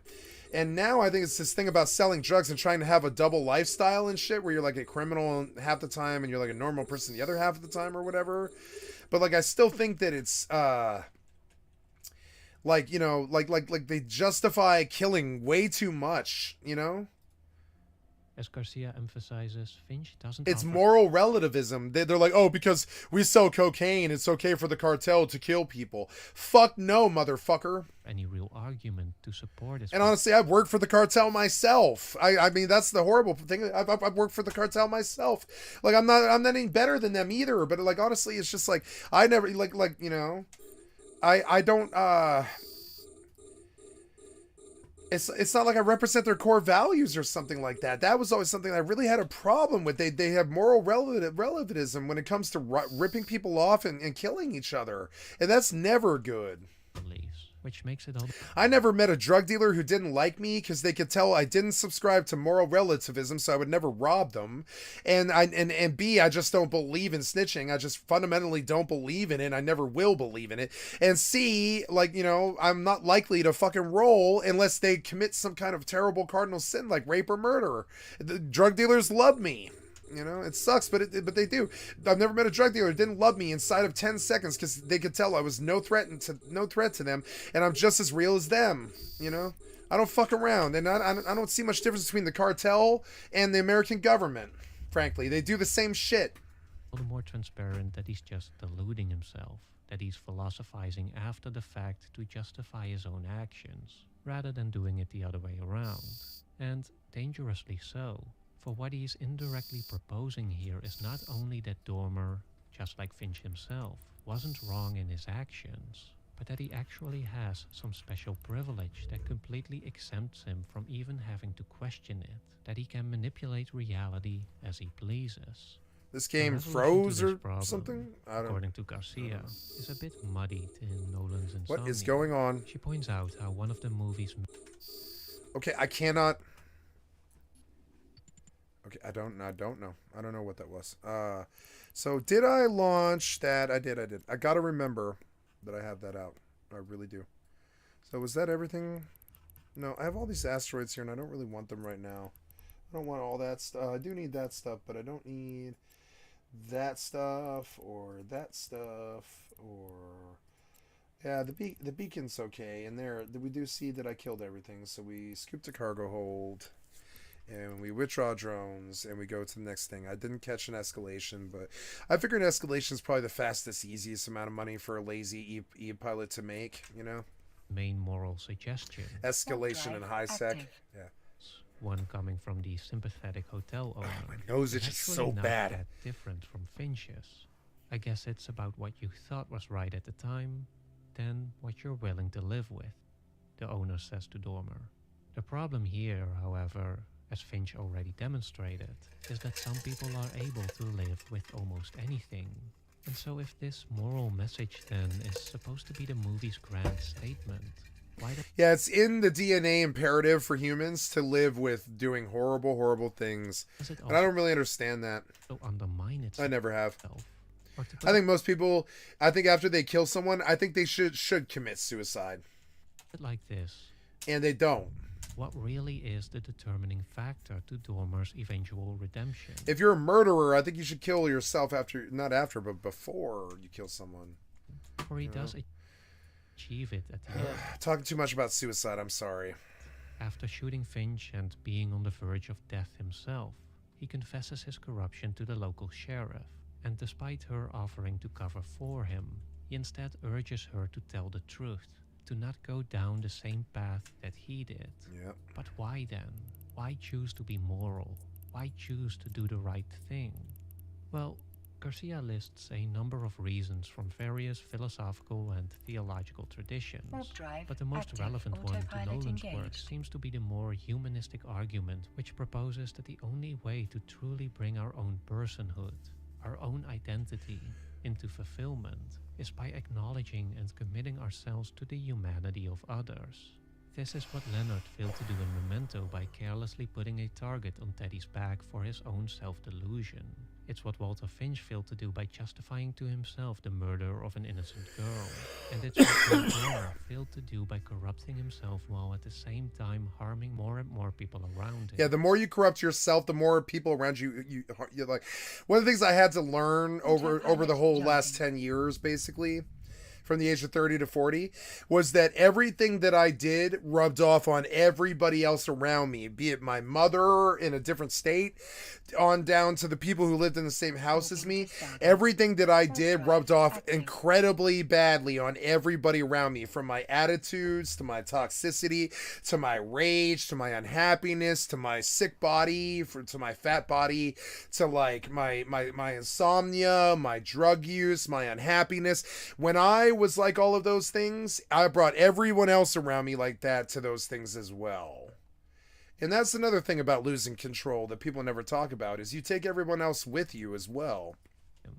That is, until humanity is not meant to be these, like they say that, you know, mankind is not an island. the very end. It's a really wonderful quote. Mankind is not an island, you know. Approaching We're not. It takes a village to raise anybody, and we still need raising even at the age of 60 years old or 70. All the time, I think about how my mother could use a willful headmistress who had higher social standing than her, who if she were to give my mother a command, she would act less snarky and less kind of like angry and toxic. And my mother is a very angry, toxic person because I am a very angry, toxic person. I taught her how to do it. She didn't have that stuff inside of her until she met me after I dealt with World of Warcraft for 10 years. And so then now I can't tell my mother not to rage at me, and I taught her how to rage. And I watched all of my choices become this ripple effect in terms of the drugs I did, the music I listened to, the dancing that I like to do, the people that I like to be around, the drugs that I did, the drugs that they did, the cars that I drove, the jobs that I took, the places that I stayed, the people that I trusted.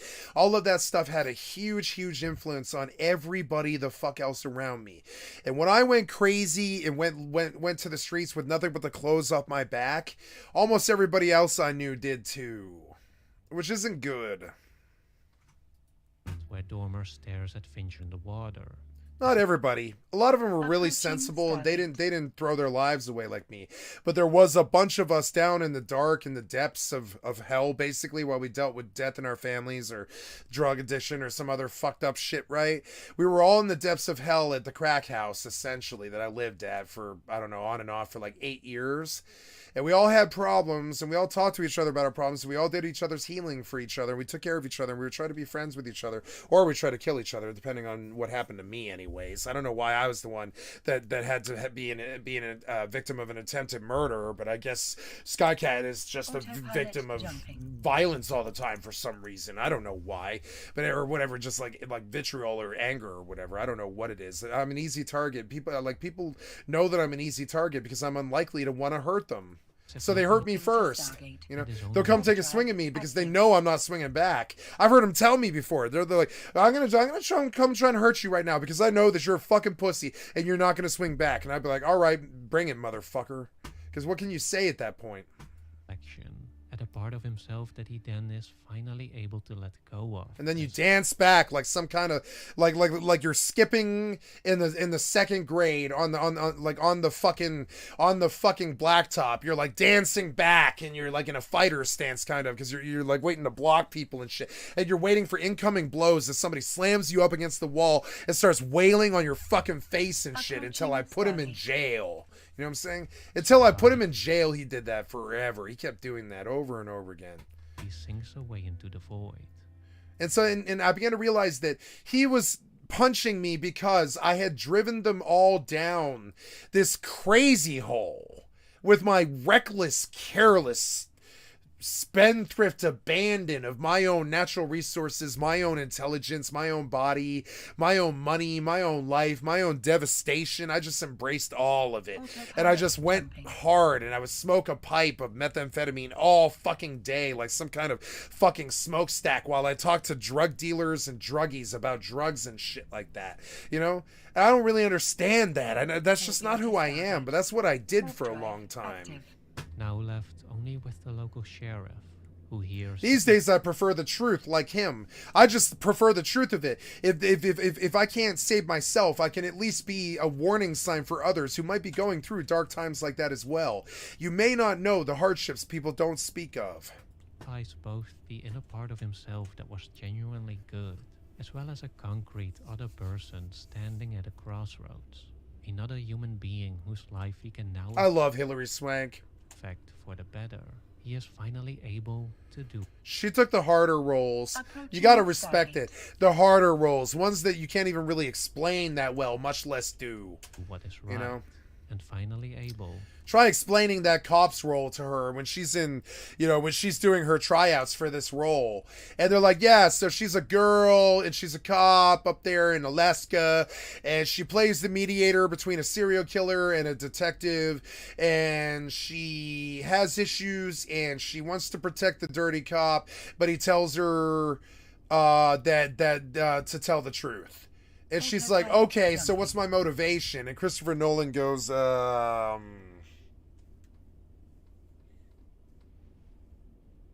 loyalty? And she's like, loyalty. And he's like, I don't know what her motivation is. You're going to have to figure that out yourself. Read the script and tell me what her motivation is. Christopher Nolan probably didn't know what the motivation of the girl is because it's extremely fucking hard. Christopher Nolan is a director in California who's like 60 or whatever, or 50 or whatever, and is like, you know, and is rich and has a Hollywood reality. He doesn't know what it's like to be a fucking small town. It's just a small town girl. All alone in a lonely world. He doesn't know shit about that except for the song. You know what I'm saying? So, like, what does he know about a small-time cop, like a small-time female cop? What does he know about that? So it's Hilary Swank asks him, oh, thank you so much for the follow. In the tryout, what's my motivation? And he thinks for a moment, and he's like, loyalty? Blue line loyalty? And then she's like, I don't know, okay? And he's like, just try it out. We're here for your face. And she's like, well, at least you're honest. And he's like, yeah, I'm here for your face. I hate to say it, but, you know, I know you can act, so I'm just here for your face. And she did it. She knocked this one out of the fucking park. Thank you so much for the follow. I appreciate it. Let's see if I can call out your name. Nope, can't call out your name. Because you are Nameless the Dog Boy. Autopilot The jumping. achievement of redemption. You will never be seconds anything at before all. death. That part does feel kind of outdated now. I guess a moral victory is better than nothing, but nowadays I would have wanted more. To see him put... All alone at night when you touch yourself and you think about abusing me on the internet all the time, get used to it. That's what your life's going to be all your life, unless you get out of it now. Get used to jacking off for the rest of your fucking life, being alone and hating somebody in a room by yourself. Get used to it. That's what your entire life's gonna be. Put in the actual work, you know? He could have survived, actually faced the consequences to his wrongdoings, and then we could have seen him getting a good night's sleep in prison or something. Anyways, it's interesting though to see the progression of main character. No, he does. He gets like a good night's sleep. He gets, well, not a good night's sleep. He gets a terrible tortured like 12 hours of sleep though, halfway through the case. And it's actually a really beautiful moment in the movie because like when he wakes up, the sun's up, which it's always been because it's Alaska. The sun's up like 18 hours a day where he's at. So the sun's always been up, but he wakes up from the 12 hours sleep like halfway through the film. And it's one of the best transitions I've ever seen in a movie. Characters here. For after Bill becoming the tragic Patsy and following, Leonard becoming his own villain at the end of the video, and Will Dormer becoming a repeat. And there's me throwing shade. See how good I am at throwing shade at someone? I'm sorry I said the things that I just said. I apologize. I'm trying to get better about that. Sinner in Insomnia. I'm sorry I said the things that I just said. Do you see how second nature for me, it just comes rolling out of me? I don't even have to think. I just straight up fucking say it right out the bat, you know? And I'm terribly sorry. I have a very cutting tongue. I will try to hold my tongue more. Nolan is now ready to take all the philosophical ideas he's explored so far and use them to examine a character that becomes heroic. Or, you know... There was another one that Robin Williams did... which was super good. It was 1 hour photo with Mark Romanek and Robin Williams, Connie Nielsen, Michael Vartan, Gary Cole, and Eric LaSalle. And the film was produced by Catch 23, etc. And it didn't make much money, but it's like it's Robin Williams as a photo technician at a 1 hour photo in a big box store, Save Mart. And he lives alone with his pet hamster, and he has no friends or love life and lives only for his work, which he considers a vital service.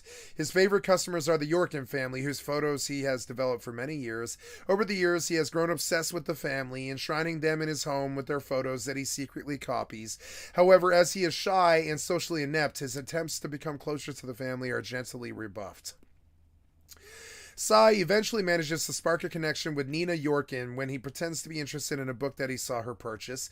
Nina learns that Cy lives a solitary existence, something only her son Jake had considered previously. The next day, store manager Bill Owens discovers through an audit investigation on company expenditures that Cy, over the span of 9 years, has printed many more prints that have been ordered and paid for. And I'm going to leave it there without the spoiler, but that one is good too. 1 hour photo with Robin Williams is also an extremely good fucking movie from the exact same year. Robin Williams not only did that in that year, Christopher Nolan's Insomnia, he also did 1 hour photo the same year, which is also just about as tense of a fucking thriller for different reasons. And so if you don't know your Hollywood, this is, you know, this is one of the ways to find out. Read analysis. I know my Hollywood. I've seen most. Let's put it this way: I've seen every Academy Award-winning film of the last approaching 60 years, and I have them too. By the way, I have the top 500 Academy films, all 500 of them.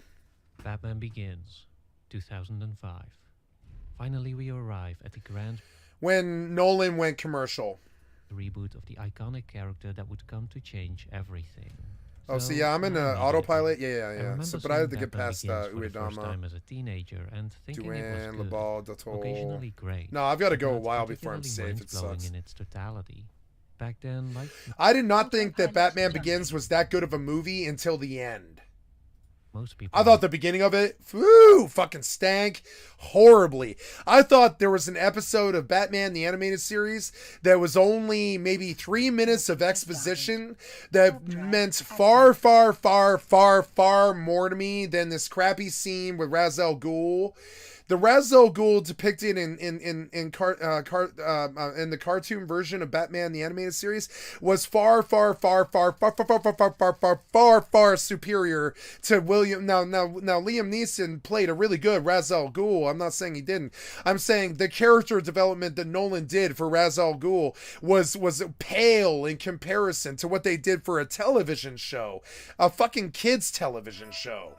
paled in comparison. The Ra's al Ghul that I know is such a fucking faceted character. He runs the League of Shadows. He's got a pit of Lazarus, which is like this primordial ooze that is the fountain of all youth. And Ra's al Ghul, every, I don't know, 3,000 years or something like that, he has to like convene all of humanity's money together to pay for some rendition of the fountain of youth, which to him was the Lazarus pit. And I can show you pictures of what I'm talking about. Ra's al Ghul and the Lazarus pit, right? Ra's al Ghul and the Lazarus pit, right? And you'll understand that the lore that they covered in the children's television show in a 3.5 minute exposition in one minor episode that didn't really have that. I mean, it had a lot of canon in it, but it wasn't, but the Lazarus pit is an old DC Comics thing that's been around. There's Ra's al Ghul in it. You know what I'm saying? I don't even really like comics.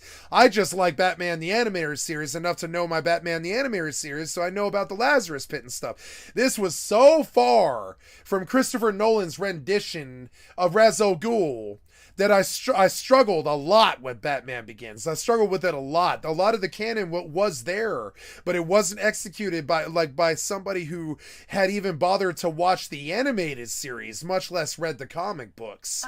And this was a problem with Nolan. But this being said, Nolan also did my favorite superhero films of all time. So am I critical of him? No, I'm just saying he could have done Ra's al Ghul better. He did this stupid ass sword fight. I didn't want this sword fight. I wanted Talia, which is Ra's al Ghul's daughter, and Batman's main love interest, by the way, is Talia.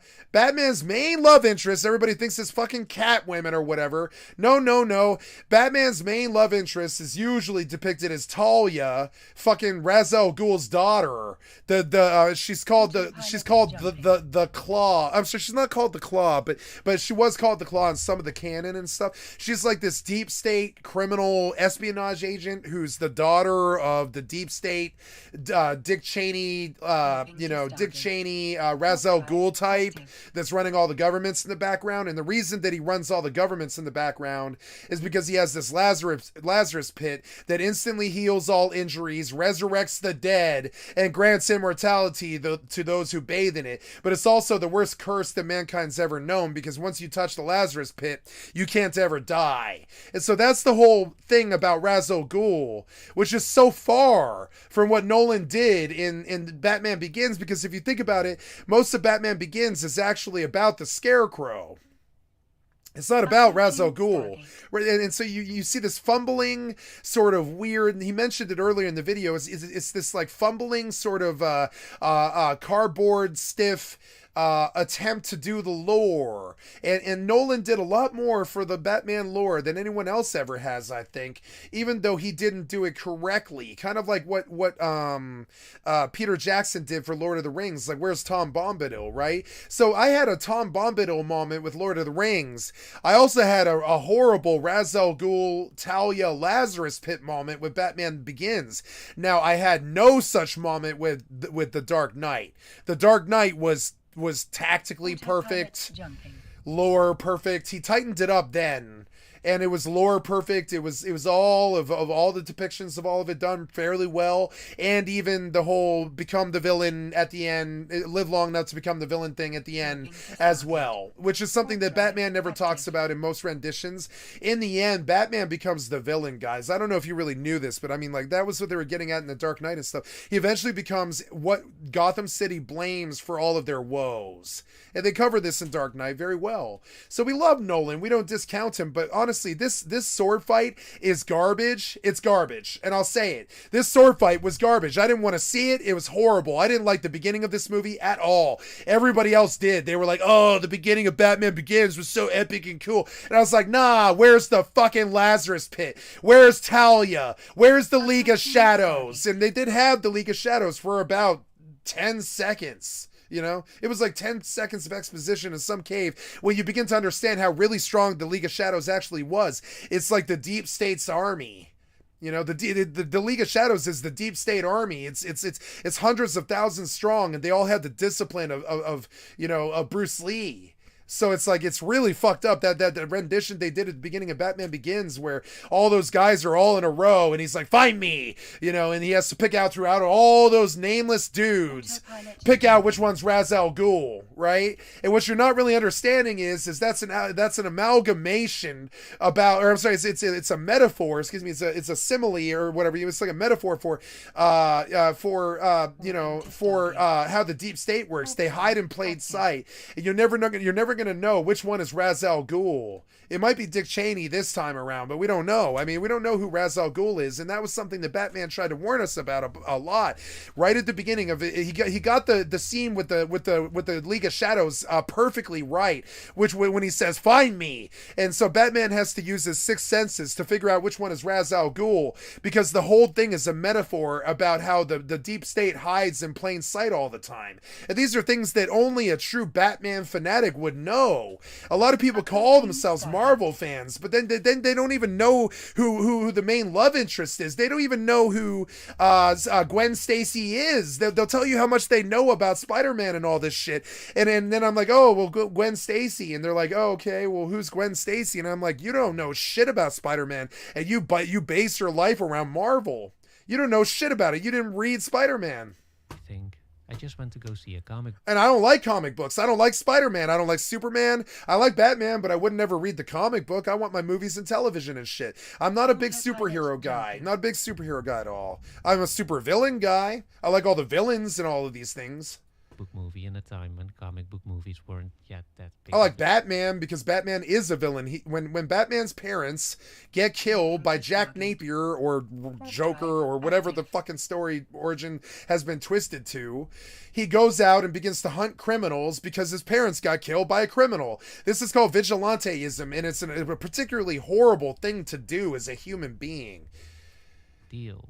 And more importantly, it's taking God and a judge's job from them and dispensing justice how you see fit. It's a horrible, horrible thing. I wasn't yet. Batman is a villain. See a Christopher Nolan. He's a vigilante villain. Movie. You know? For me at least, it wasn't until I saw The Prestige. But he's so cool. I became Batman's so cool. Specifically interested in Nolan as a filmmaker and started working my way backwards to catch up with his earlier stuff.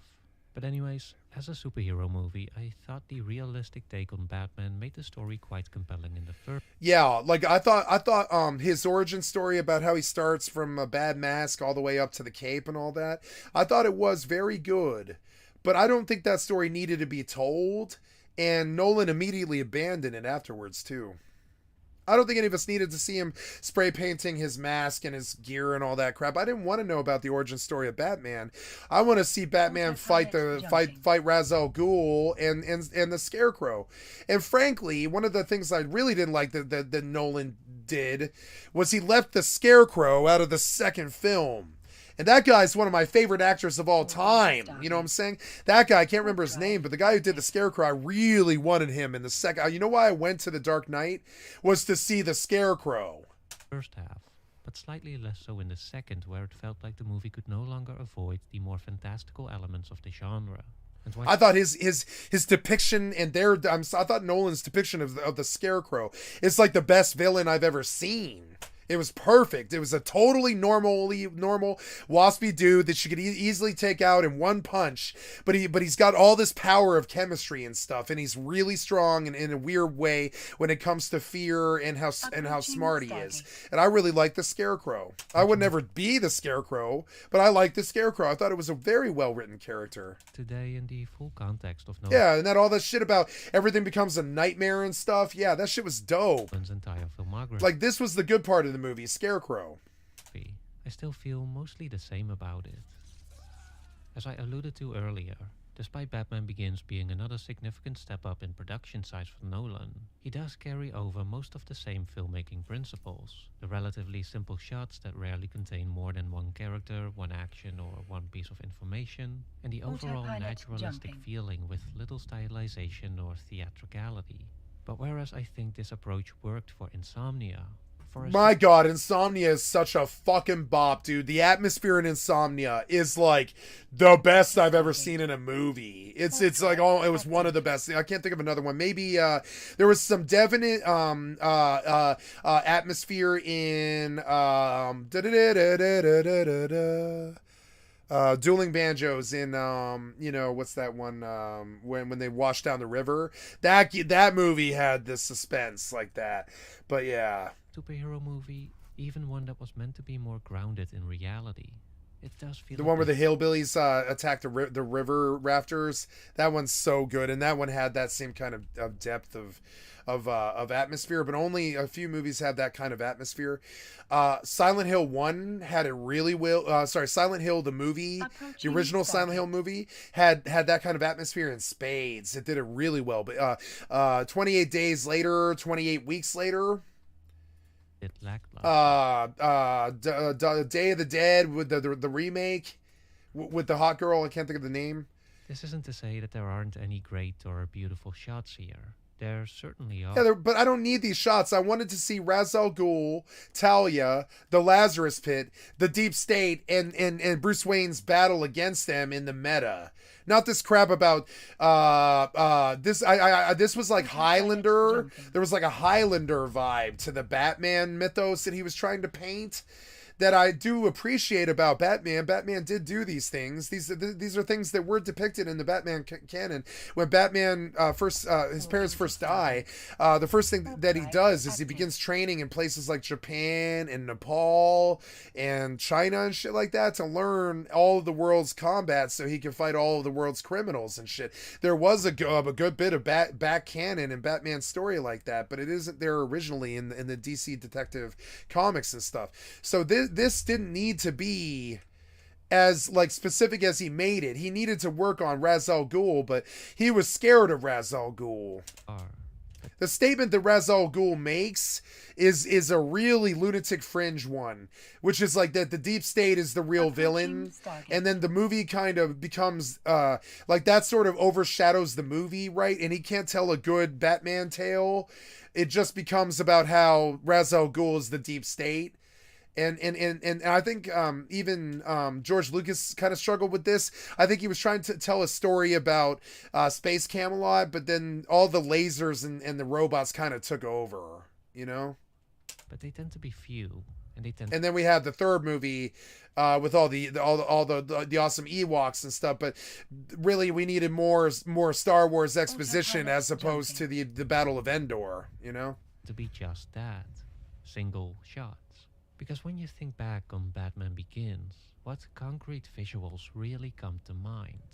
Chances are it's those shots of Bruce in the mountains. Maybe young. I didn't like this shit. I thought all of it was worthless. It didn't need to be in the movie. There was other stuff that should have been in the movie. I did not like Batman Begins until about the 50-minute point, where it just picks up and they're suddenly in the city now, and he's getting a suit and he's beginning to see people like Scarecrow and stuff like that. And I thought it got good then, but the first, like, I'd say first half an hour of this movie stunk. I thought it was the worst bit Nolan's ever done. I didn't think it was like him. I think he let somebody else do it. Bruce falling down the well. Yeah, the well was unnecessary, all of that crap. The only thing he needed to show was the bats. That was it. The well was unnecessary. All that stuff with her, she was unnecessary. Or him going back there again. No, I'm sorry. She was not unnecessary, but the character was unnecessary. I'm not sure that character exists in the Batman canon outside of his movies. That girl... what's her name? Police kid. Oh, I'm sorry. Yes, she does. It's in the Batman lexicon, her name is Oracle, right? It's Barbara Gordon, and it's Oracle. Joker breaks her back after he rapes her. And this is canon that a lot of people don't know, because all they think they know everything about Batman and stuff. But no, I mean, Oracle did exist. Barbara Gordon was Barbara Gordon. But I mean, that's the character though. What Nolan did was have, I forget what her character's name was. Batman Begins cast, right? What's the character's name? I forget. It's Katie Holmes plays Rachel Dawes. Rachel Dawes was not in the Batman lexicon, not until way later, I don't think. Yeah, Rachel Dawes was never in the Batman universe. There were so many good women who actually were the character, which is Oracle. I mean, he put in Rachel Dawes instead of Oracle, but the actual Batman origin story is Barbara Gordon is Commissioner Gordon's daughter, and Joker shows up in Alan Moore's The Killing Joke, which is one of the greatest it's considered to be the greatest graphical novel of all time, and the second one would have been The Watchmen, right? And so in The Killing Joke is really the most dark Batman canon there is, which is when, just to play a joke on society, Joker messes with the idea of essentially assassinating his worst police enemy's soul. So he shows up in the middle of the night at Commissioner Gordon's house, and with the thugs, with Harley. Harley's part of this too. Harley's there. Harley watches it. Joker shows up with Harley and the fucking the dogs that he keeps. They're hyenas, and the 3 or 4 big suited jackbooted thugs that he always follows, that he always has with him and shit. Hey boss, kind of stuff. The goons, he shows up with his goons, and then Joker proceeds to tie up Commissioner Gordon, and then torture Barbara Gordon and rape her, and then purposefully break her back over his knee, and then he tosses Barbara Gordon on top of Commissioner Gordon. And Alan Moore did this in his very dark graphical novel of Batman, the darker sides of Batman, and that's Batman Legend. That's lexicon. That's Batman canon. It happened, and this is Oracle, the character that Barbara Gordon becomes after she is rendered paralyzed after Joker rapes and breaks her back. And this is how we get the origin story of Oracle. I don't know why Christopher Nolan felt that Rachel Dawes was necessary, and we already just saw proof of this. When I went looking for Rachel Dawes, we saw some movies about why. We saw some videos about why Rachel Dawes was necessary. I don't believe she was. I don't think Katie Holmes was necessary to the story. I don't think Rachel Dawes was either. Now there was, of course, the Catwoman, Selena Kyle, or Poison Ivy. I forget her name. It's whatever Poison Ivy's name. I always forget her name. It's like whatever it is. And there's all these other wonderful villain women that are always around Batman and stuff. But I don't know why he needed to put in Rachel Dawes, and I don't know why these AAA directors do this to the canon. I don't know why he needed to put in Rachel Dawes, and I don't know why Peter Jackson felt it was okay to not do Tom Bombadil. And so it's weird. So the AAA, it does hurt things sometimes. I thought Batman Begins really suffered from really bad AAA-ness, kind of. As an adult while having conquered. This was the only scene that was necessary from his childhood at all. And it's the only scene that you've ever seen in the Batman canon, right? And Nolan kind of fucked this up a little bit. He did the scene perfectly. The scene was perfect. I'm talking pitch perfect. It was like perfect. You can't do it any better. But the scene itself is Batman lexicon. The only thing you ever see on the comic book page or in the television show is just the bats coming up afterwards after his parents die. And that was Bob Kane, the original creator of Batman, letting us know that there's a bat wipe. There's a bat wipe after your parents die, because all the darkness that comes after it we don't want to talk about. And it was lexicon, this scene with the bats and stuff. Everybody thought it was just Nolan, but no, this scene has been coming out of Bob Kane for 70 years or something like that. And so this scene is iconic. He needed to put this scene in, but there's a lot of scenes that he added, like Rachel Dawes being his girlfriend when he's like 10 or something. I was like, who the fuck is Rachel Dawes? And then the AAA-ness, they like to do this. Another character like this that I really, really, really love is Toriel. I don't know why Peter Jackson felt that Toriel needed to be in Lord of the Rings, but Toriel is a fictional character in the respect that Toriel was not in The Hobbit. Toriel is one of my favorite characters of all time. She's such a fascinating character. She's in love with the dwarf, but she's dating Legolas, kind of, or at least she's the love interest of Legolas. There's all this cool stuff that Peter Jackson did with Toriel as a breaking the third wall thing. He also wanted to leave his own touch on Lord of the Rings. I've watched him talk about it. And guess what? Like Peter Jackson's touch on Lord of the Rings was his own created character, which was Toriel, and he did Toriel fucking perfectly. Why does it hurt so much? You know, why does it hurt so much? I love Toriel. Toriel will always be a really, really big inspiration for me. But I mean, Toriel didn't exist, and neither did fucking Rachel Dawes. I love Rachel Dawes to death, but Rachel Dawes doesn't exist. She wasn't in the canon, and neither was Toriel. Why do they do this shit? They don't need to add new people. He needed to sell Katie Holmes opposite Christian Bale. So he wrote Rachel Dawes, but that was unnecessary. He could have just done Barbara Gordon, which is the actual canon, and we never really figured out why. So Batman Begins really stuck in my fucking craw, and I've never been able to verbalize it before. Batman Begins is frankly a terrible movie, kind of. The canon is not accurate at all. He like wrote stuff in. He wrote character in that just didn't exist in the universe even for no reason. I mean, I'm sorry, but Batman Begins wasn't too good. Dark Knight was a perfect legendary masterpiece, but boy, Batman Begins was flawed. Really, really flawed. Bats. All of these like when if you read the comic books at all, it would have been hard for you to watch this movie. This is so far from the canon that I know that Batman Begins was a hard movie for a lot of Batman people to swallow.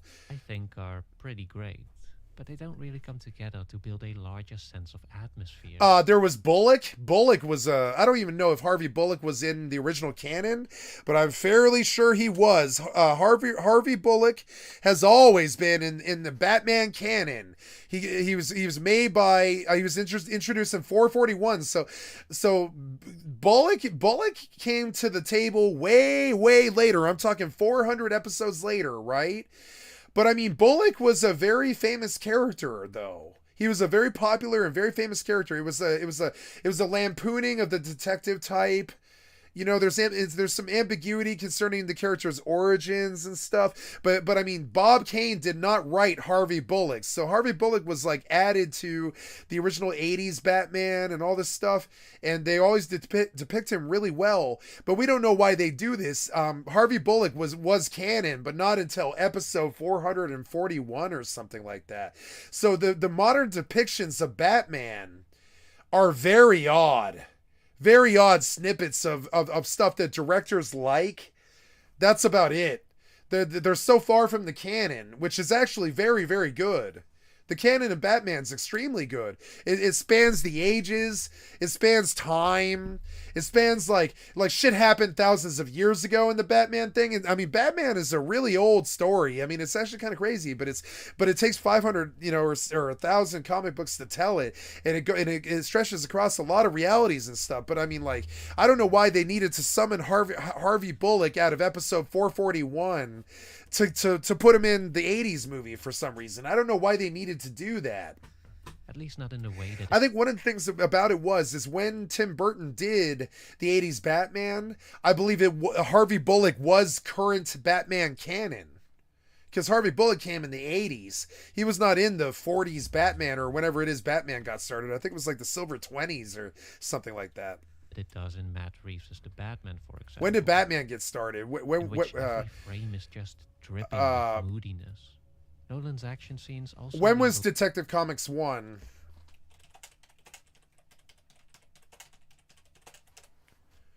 This was 1937. I thought it was 1927. I'm terribly sorry. A lot to be desired here. World War II.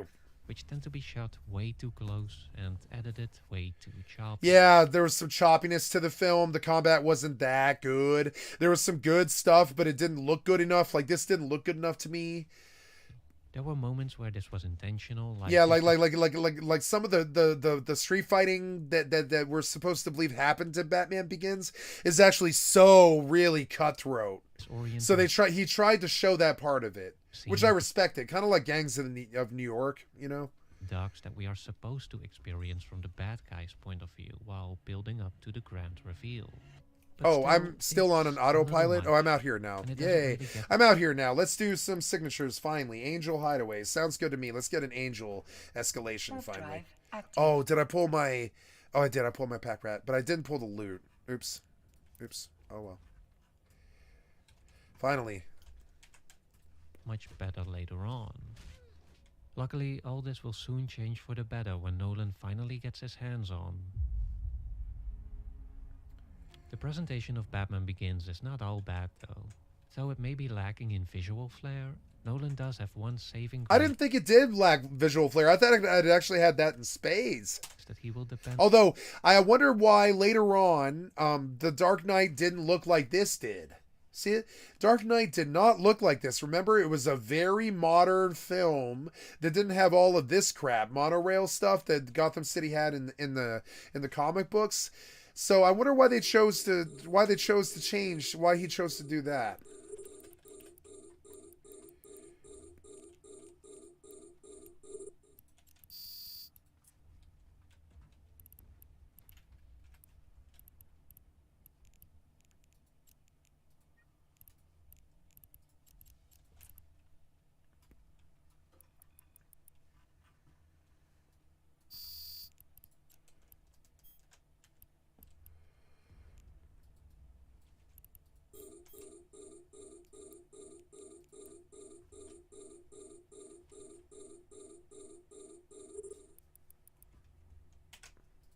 On for years to come, and that is the incredible music by Hans Zimmer. Yeah, now the music was really good. When I think back on Batman Begins, more often than not, I can hear the scenes before I can fully visualize them. And this is also a significant new direction for Nolan, one that I think is important to keep in mind, especially in some of his later works. That even though his storytelling can be quite... Although, I will say this, if you think about the Batman theme that Hans Zimmer did, it's actually a 2-note song. It's 2 notes. Burr, burr. It's always the same 2 notes over and over again. Driven. His movies really are symphonic. It's as complex as Hans Zimmer is, he can also be fairly simple in his execution. Sometimes it's only 2 notes, you know? I love Hans Zimmer. I've followed him all my life. Like Journeys is particularly very important. Way back before he was even famous. And so if you want to understand, or rather, to experience these movies in their fullness, I think it's best to really approach them as such. There was of course a deliberateness to the presentational naturalism of Batman Begins, as the intention was to ground the masked vigilante into a realistic setting. This is very much the premise of the movie, and to some extent of the Dark Knight trilogy as a whole. What if Batman was really a thing? What would that look like? What would the consequences be? And to Nolan's credit, he commits to it so thoroughly and so sincerely that it genuinely makes you forget the inherent silliness of the whole concept of a billionaire dressing up in a batsuit to beat up criminals in the night. He achieves this in large part by approaching the Batman character more as a philosophical exercise than as a true character study. This becomes especially evident when you compare Nolan's Batman, who is played by Christian Bale, to the newer interpretations as portrayed by Ben Affleck and Robert Pattinson, both of which are more explicitly defined and driven by their traumas and their emotions, which makes them unstable, erratic, and violent in a way that makes us evaluate their vigilantism more as a reflection of their inner character, and less as an expression of a philosophical conviction. Compared to these incarnations, Nolan's Batman stands as a beacon of detached stoic rationalism. His vigilantism not a reactionary response to neglected trauma and a simplistic view of criminality, but a well-deliberated strategy to bring about justice. So what exactly does this look like? Well, this is where Batman begins.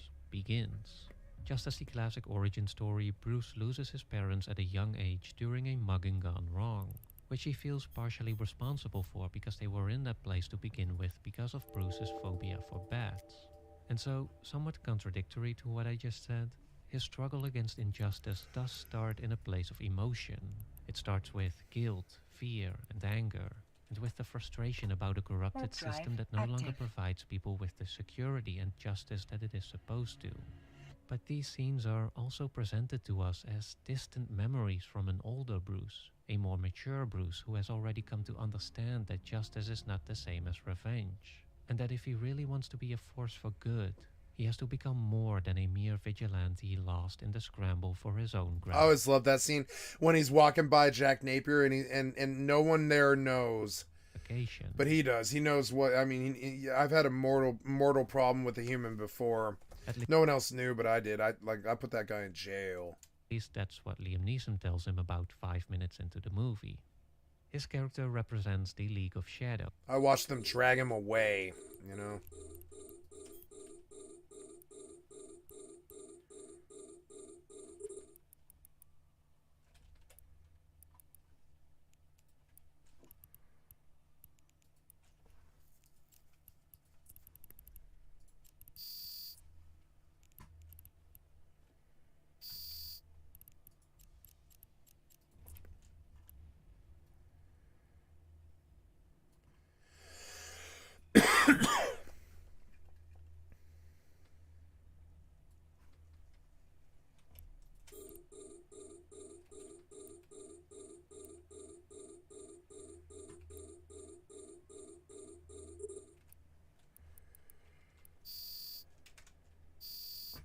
A secret organization that Bruce goes on to train with.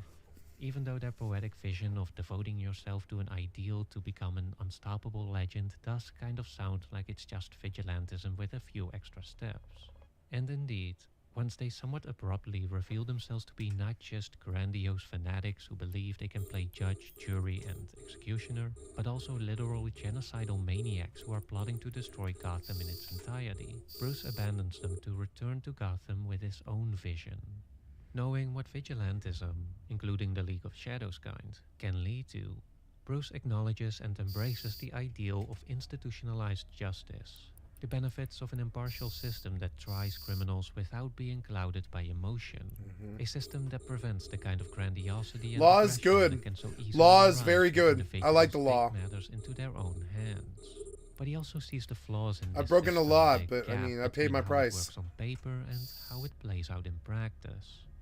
In a dramatized depiction of the vulnerabilities of our own systems of justice in the real world, Gotham demonstrates how the institutions that are meant to protect us can sometimes fail us worse than the criminals. Happened to me. sometimes fail in achieving their purpose, and how, in the worst case, they can succumb to corruption, turning them into facilitators for the very thing they are supposed to prevent. And this is Hi guys, exactly where I love Bruce you. sees himself Sorry, I've just been off on a content bend, you in know. action, as the bridge between ideal and reality, an outside protector, a servant who has transcended his own emotionality and ego, and who adopted a symbolic persona that can operate with clear eyes, with restraint, and with Where mercy is he? to ensure the larger system stays in place. Like a benevolent form of corruption, he sets out to, as he puts it, inspire fear into those who prey on the fearful. In this sense, Bruce starts out as a true Nolan character as we've seen them before. Someone who believes he has the right method, the right means to achieve the thing he believes he needs to acquire justice and peace of mind. But there's a catch, because as we saw in Memento and Insomnia, this fixation on altering their outer reality is exactly what tends to prevent Nolan's protagonists from addressing the real problem, the one lying within. And in Batman Begins, we get the same warning from Bruce's childhood friend and later love interest Rachel Dawes. It's not who you are underneath, it's what you do. I loved Rachel that defines Dawes. I you, just she says didn't to think him. she was canon. What Rachel you know? really means in this context is that it's not who you think yourself to be. It's not your self-image. It's what you actually do that determines who you really are. And indeed, in Memento, the tragedy of Leonard reveals itself when the outer image of a loving husband hunting his wife's killer is shown to be but a mask for what is in actuality a self-delusional and violent man. And in Insomnia too, we had the outer image of a good detective hiding what really was a dirty cop, manipulating his own reality and hurting others in the process. But in Batman Begins, there's a sort of heroic inversion of this conflict. Because here it's the irresponsible, arrogant and rude billionaire that has become the deliberate mask of an individual who in reality is actually completely devoted to his benevolent principles. Or in other words, we have a good man pretending to be someone lesser, instead of the other way around, which is also what Rachel realizes at the end as she remarks that Batman is not hiding the real Bruce Wayne.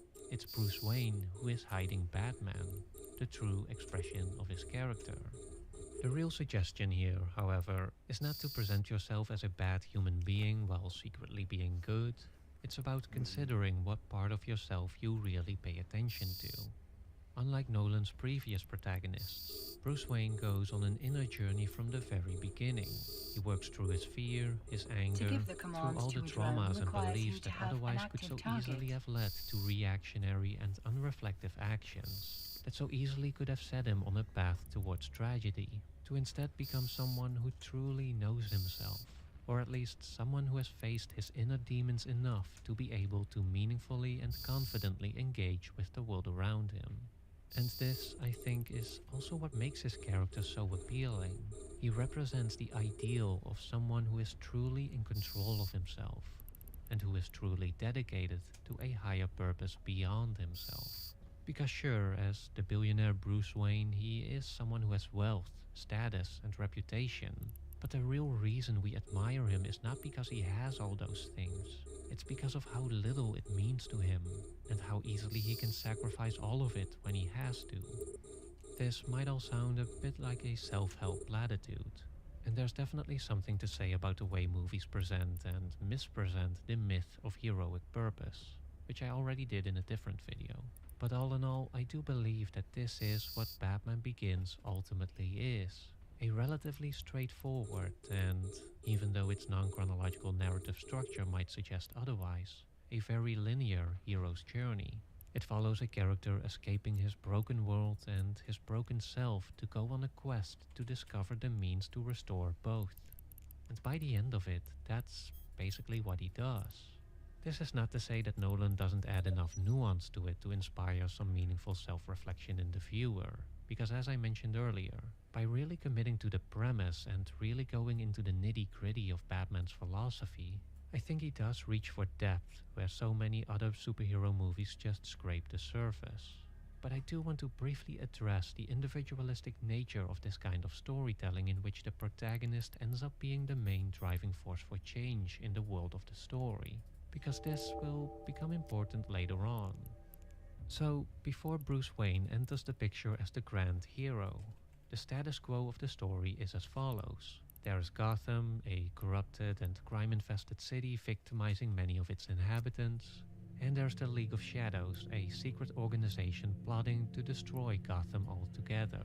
These two elements not only mark the status quo as the state of things at the beginning of the story, but they are also the defining factors that set the course for the most probable future, which without Batman looks something like this. Gotham will remain in steady decline, eating itself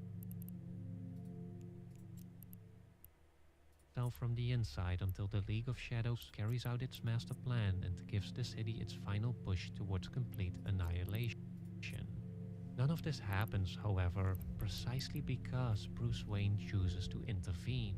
As Batman, he takes on the mob, the corruption within the police, and eventually the League of Shadows, all of which upset the natural order at the beginning of the story, as well as the natural course it would have taken had he not acted. And that's what I mean when I say that Batman Begins is a linear superhero story, that there is a direct and positive cause and effect here between the heroic effort of the protagonist and the story outcome. I want you to keep this in mind because, as Gordon warns Batman at the end, this seemingly straightforward victory might be a bit premature. And indeed, soon all this will be completely turned on its head, with the movie that will be hailed as an instant masterpiece, as one of the all-time greatest sequels, and as the defining breakout moment that will launch Christopher Nolan into superstardom.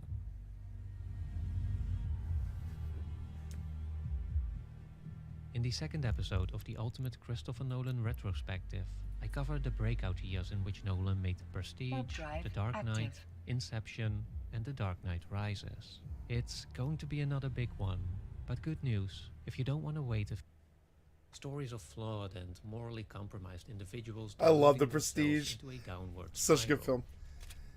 film. And we got the heroic inversion of that with Batman Begins, in which the protagonist misleads everyone else to do what is right. Yeah, it wasn't that straightforward, and the seeds for what is to come were already planted. But first we gotta talk about that other one, the one that came before the grand sequel, which over the years seems to have become somewhat of a fan favorite. This video is brought to you by Nebula, where you can watch this video ad-free and get instant access to Part 3, Road to Oppenheimer, right Warp now. drive active. Stick around to learn more about the other benefits and about the special offer that's available through my channel. The Prestige, 2006. Are you watching closely? Before he exploded into the mainstream, Nolan made The Prestige, the 19th century period piece about two magicians who become entangled in a violent rivalry while pursuing the perfect teleportation trick. Nolan had been working on the script with his brother Jonathan on and off since around 2000, and was originally going to produce it. Oh, they after wrote it? Insomnia, Wow. but decided to postpone it in favor of Batman Begins. This also explains why, compared to that movie, The Prestige feels like a significantly smaller production. It's because it is. With an estimated budget of $40 million, Nolan barely had a third of the money that was available for the superhero reboot, and even slightly less than he had for Insomnia. This is not to say that The Prestige was a step back for Nolan. It certainly wasn't. If anything, I think it displays a kind of freedom that filmmakers today, especially those who have Warp entered drive the studio active. system, don't really seem to have anymore. The freedom to pick projects that you feel genuinely passionate about, and the freedom to improve your skills and vision at your own pace without immediately being pushed into the bigger Hollywood machine that only seems to curtail the creative vision of emerging voices, that at best lets them add flavor to existing franchises, instead of really giving them a chance to become true auteurs.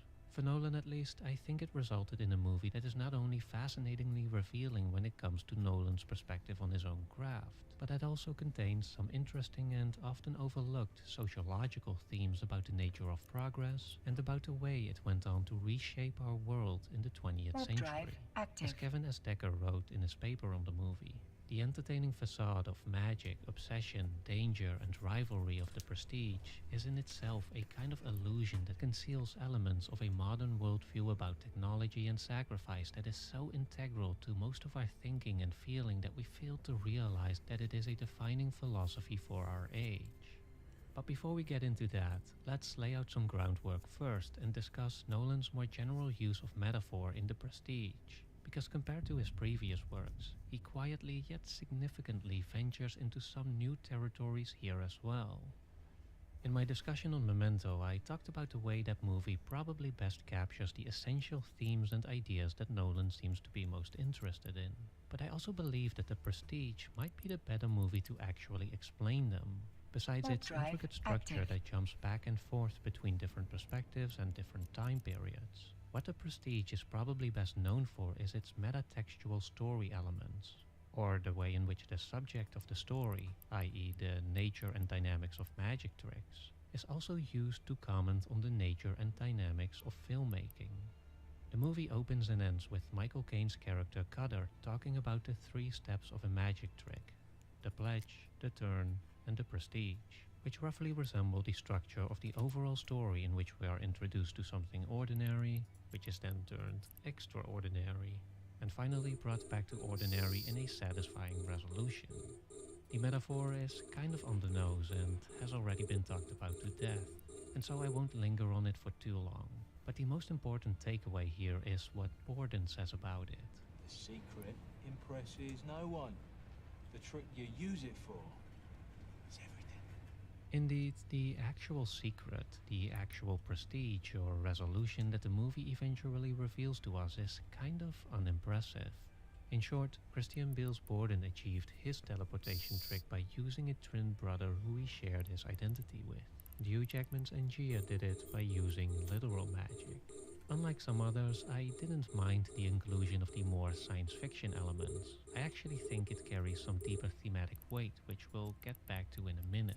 And as for Borden's secret, watching the movie now, it seems painfully obvious that his overly non-descriptive partner in crime is just Christian Bale in makeup.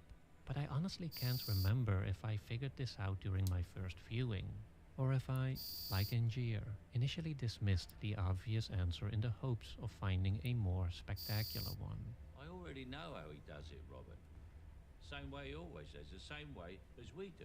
It's just that you want something more. Either way, the point here is that in the end, the nature of these revelations doesn't really matter. I'd even say they're supposed to be a bit disappointing, because as in Nolan's previous movies, it's never about unraveling the grand mystery. It's about the way the grand mystery unravels us. It's about the way the unknown confronts us with the limits of our being, how it leaves us struggling for meaning, for purpose, for some certainty to hold on to, and how this, when left unchecked, can result in dangerous self-delusions and destructive obsessions that can set us on a course towards tragedy. And this the Prestige makes abundantly clear by having not one, but two protagonists whose incapacity to truly grasp each other's knowledge, not just the secrets to their tricks, but the secrets to their realities, sends them spiraling into chaos. How can he not know? But unlike his previous movies, in The Prestige, Nolan, Hey, a copper for the tag worth first $1 time million. really, Not also bad. makes a distinctively Nice. ontological statement, makes a distinctive comment on the nature of our reality. As Angier explains at the very end, we all know the truth. The world is simple, it's miserable, solid all the way through. Going back to Kevin S. Decker's paper on The Prestige, what Warp drive Angier expresses active. here is a specifically modern worldview, one that came out of what in the social sciences is known as the Great Disenchantment. He transitioned from a pre-modern society that saw the world as magical and mystical, whether through organized religions or through... And then you see the world for what it is, like water, fire, earth, air, and the combination of those things, and there's not really too much mystical about it. superstitions, fables, spirituality, or other forms of belief, to a modern one that more predominantly sees the Gila. world as Man, it's I guess it's what I'm doing is very matter popular, I devoid of guess. spirit, Alright. solid all the way through. Warp drive active. Well, And it was enjoy. this shift I'll that see ya. also significantly changed how we see ourselves as part of the world. For when the universe was magical, we saw ourselves as part of that order, that our humanity and all that it signified was a reflection of a greater cosmic meaning, and therefore played a central role in it. But in a disenchanted world, we replaced all this with an order in which, as Decker writes, humans are, for better or worse, just another piece of nature's furniture. And perhaps most importantly, as sociologist Max Weber once observed, it led to a kind of self-interested, instrumental thinking that came to define the philosophical foundation of our technological progress, our approach to problem solving, and our general interaction with each other and with the world. For the modern man, the illusions of a magician are no longer reveries to be enjoyed. They are challenges to his intellect, which we see reflected both in the rivalry between Angier and Borden as they become obsessed with figuring out each other's tricks, and we see it on that metatextual level where we as the audience might find ourselves being engaged with the movie in a way that centers, above anything else, our desire to figure out the puzzle we're presented with. In this framework, the necessity for progress becomes an almost automatic assumption. As Borden mentions early on in the movie, a real magician tries to invent something new that other magicians will scratch their heads over. And perhaps more importantly, the means that are necessary to achieve this also become unbound from any real social or moral consideration. Because again, in a disenchanted reality, the world is instrumental. It's just stuff. And so the actions of our magicians are grounded mostly in cost-benefit analyses. Or to explain it in the words of Jurassic Park's Malcolm, they were so preoccupied with whether or not they could that they didn't stop to think if they should. This becomes especially clear when Angier meets Tesla, the famous inventor who, in the Prestige at least, seem to have found the wisdom that maybe some technologies, some means to an end, should not be used. A notion that, as a side note, I'm sure we will see again soon in Oppenheimer. To Angier, however, the idea of self-imposed limitations is complete nonsense and signifies only as a superfluous obstacle to his all-important need to beat boredom. In response to Tesla's warning, Angier asks him about his own obsessions and if they didn't lead to any good, to which Tesla replies that they did so at first, but that he followed them for too long. I am their slave, and one day they will choose to destroy me. Weber once described this attitude that also seems to lie at the foundation of our modern economic and technological order as an iron cage, one that, despite promising us freedom through progress, actually traps us in a never-ending cycle in which every step forward is seen as inevitable, as if it's going to happen whether we like it or not, and in which every step forward also demands a greater cost. The intention here, however, is not necessarily to condemn modernity. It's more about observing its underlying dynamics and reflecting on the implications that they have on our society and on ourselves. Because just as Nolan doesn't really take a side in the conflict between Angier and Borden, so too did Weber show a certain ambivalence about this iron cage, this machine of modernity, that somehow prevents us, or that at least prevented Weber and Nolan, from definitively judging it. This is in part because there is a seemingly intrinsic element of sacrifice to modern progress that we can't help but admire, at least to some extent. As film critic Kim Newman pointed out, though both magicians become monstrous and destructive characters, neither Borden or Angier entirely lose our sympathy. And so if they possess a redeeming quality, it most likely comes from the revelation that the harm they inflict on each other is also inflicted with an even greater severity on themselves. Borden's sacrifice, especially when it is finally revealed to us, is staggering when you really think about it. The sheer will it must have taken to split your entire being over two halves of a full life, to commit so completely to this sole purpose, almost reflexively invokes a feeling of reverence. It was the greatest magic trick I've ever seen. From the beginning, he was already the one whose interest in the art seemed the purest, which made him the better magician on a technical level, but also, as Cutter remarks at one point, a dreadful showman. The trick was too good, it was too simple. The audience hardly had time to see it. Indeed, for Borden, the only thing that seems to be of value is the total devotion to the art, and the amount of self-sacrifice that goes into it. It's the only way to escape all this. Angier, on the other hand, does understand the importance of dressing up his act, and what he lacks in engineering skills he compensates for with showmanship. As such, he makes up the other side of the coin, so to say, the other element of modern progress that is hard to unambiguously condemn, and that is what it can achieve. Whereas for Borden, ultimate meaning was found in the total dedication to his craft, or in the how of it. For Angier, this meaning came from what his labor could bring into being, or from the why of it. Because again, Angier too understood the nature of the modern world. Simple, miserable, solid all the way through. But his means of escape was not so much found in the craft of the artist, but more so in what it invokes in the audience. Because if you can fool them, he says, even for a second, then you can make them wonder.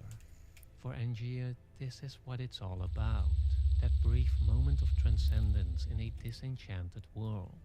That brief moment of awe in the face of what is, for all intents and purposes, a glimpse of actual magic. As mentioned before, the presence of what seems to be literal magic, of the science fiction part that enables Angier's teleportation trick at the end, also carries a deeper significance here. Early in the movie, Borden mentions he has been working on his own trick, the teleportation one that everybody will remember him for. And when Carter offers to buy it, he answers no, because he is assured no one but him would be able to perform it. To which Angier replies, any trick can be duplicated. At first, it seems like Borden is right, and knowing how he performs it, We can see why he thought so. It's one thing to have a twin brother, but to also be so committed to each sharing half an identity. Surely that kind of absolute dedication, that kind of sacrifice, cannot be replicated.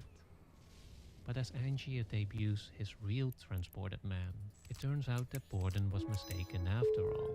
His authentic act can in fact be duplicated. It can be duplicated over and over. The world is on the brink of new and terrifying possibilities, Angier says as he unveils his machine. And considering these words in the 21st century, now that we've seen such possibilities, both wondrous as well as horrible,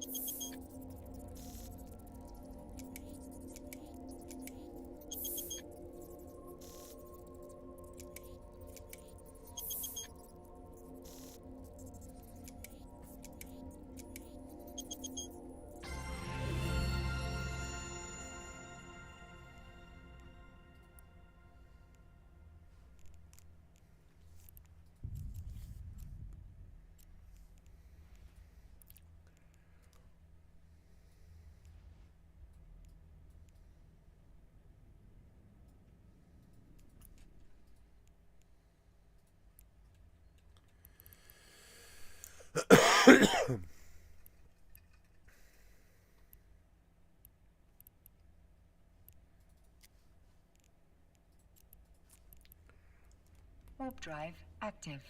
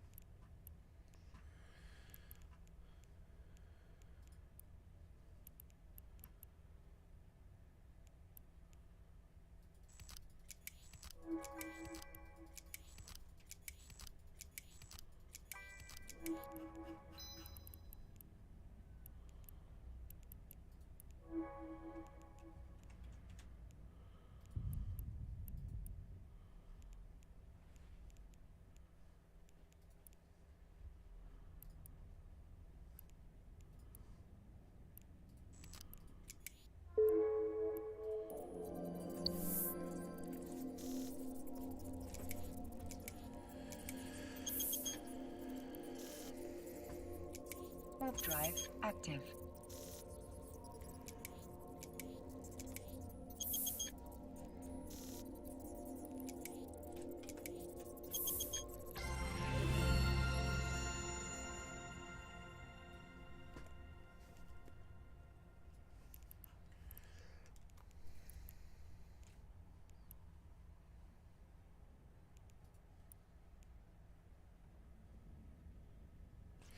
Nice, I won half of the ones that I joined. That's actually really good. 50% win in gambling, that's about as good as it gets.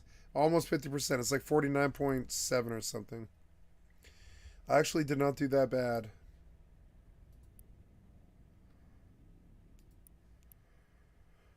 Oh, shit, I haven't even claimed a lot of these. Oh, cool, I did win a whole bunch of more, huh?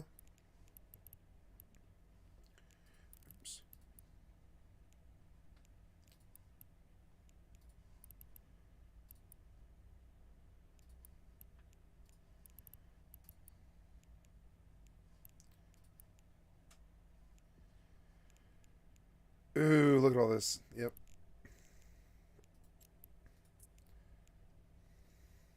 Warp drive active.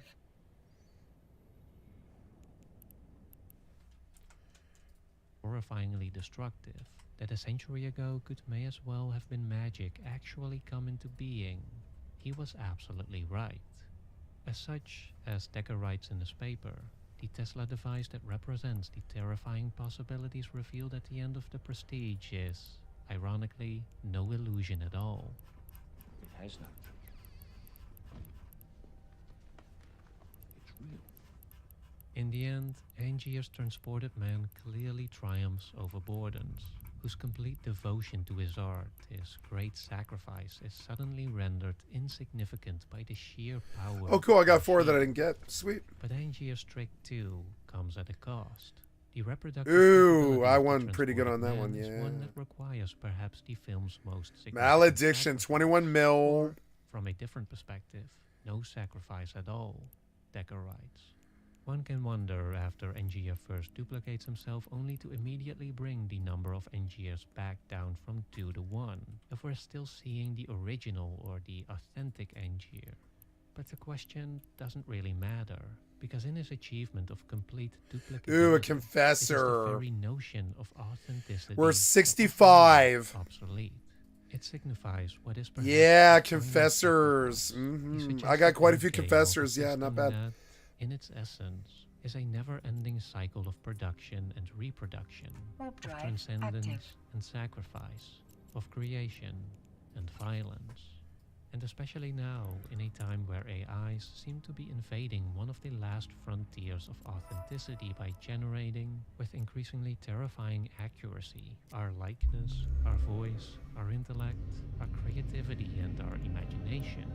It's a prophecy that feels more relevant than ever, and that makes the Prestige only more fascinating with time, because as the machine marches on, and provides us with the spellbinding magic of newer and greater wonders, it is so easy to become transfixed, to become so passively enamored by what goes on the grand stage, that we fail to consider the inevitable human cost that is hidden away behind the curtain, that we fail to consider the true nature of our progress and our technology, because, as Cutter once more reminds us, we don't really want to know. Warp We drive want to active. be fooled.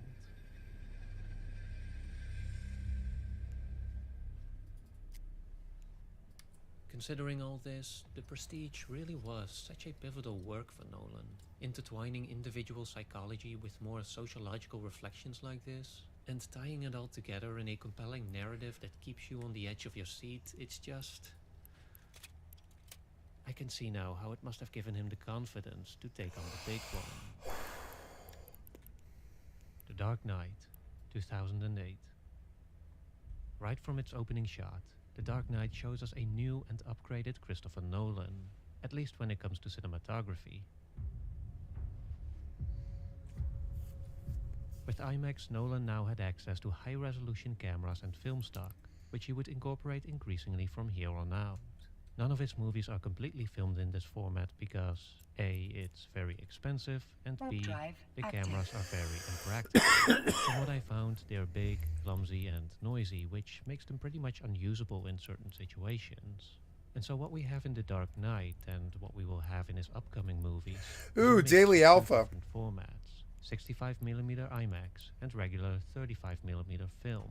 If you're watching the movie at home, it's pretty easy to tell which is which because they have different aspect ratios. Meaning that one moment you'll see these black bars, which is the regular Drake CinemaScope Navy. format, but then when there's an Of IMAX 5 shot, of them. the screen will Not film bad. like It was a Personally, 16. I I'm got not 5 a out big of fan 16, of it. and I won a As much as I Drake love the Navy, IMAX 145 themselves, I million. believe they have changed Nolan's And it only cost me cinematography for the 50 better. million. Back Right then, there, I can pull Nolan 100 would just million. find the Oh constant shifting yeah. between black bars and no black bars incredibly distracting. Most importantly, however, is that there doesn't seem to be any real narrative motivation behind them. For contrast, look at the way Damien Chazelle's First Warp Man drive introduces active. IMAX the moment Neil and his crew land on the moon in an almost seamless transition to enhance the grandeur of this alien landscape. Or how the Hunger Games did something similar at the start of the titular event to emphasize the spectacle of what is to come. There are a few moments like these in Nolan's work, like when Batman is about to face Bane for the first time in The Dark Knight Rises, and when the protagonist of Tenet first steps into what is to him an inverted world. But most of the time, these transitions into or away from IMAX don't seem to have a strong sense of intentionality. He clearly wants to deliver big movies that feel as big as possible, but still there's a general lack of consistency on when and where IMAX is used, even within his grand action set pieces. That has me feeling like Nolan's motivation is mostly driven by practical concerns. Or to put it like this, it feels like Nolan just strives for maximum resolution. And to achieve that, it's IMAX wherever possible, regular CinemaScope wherever not.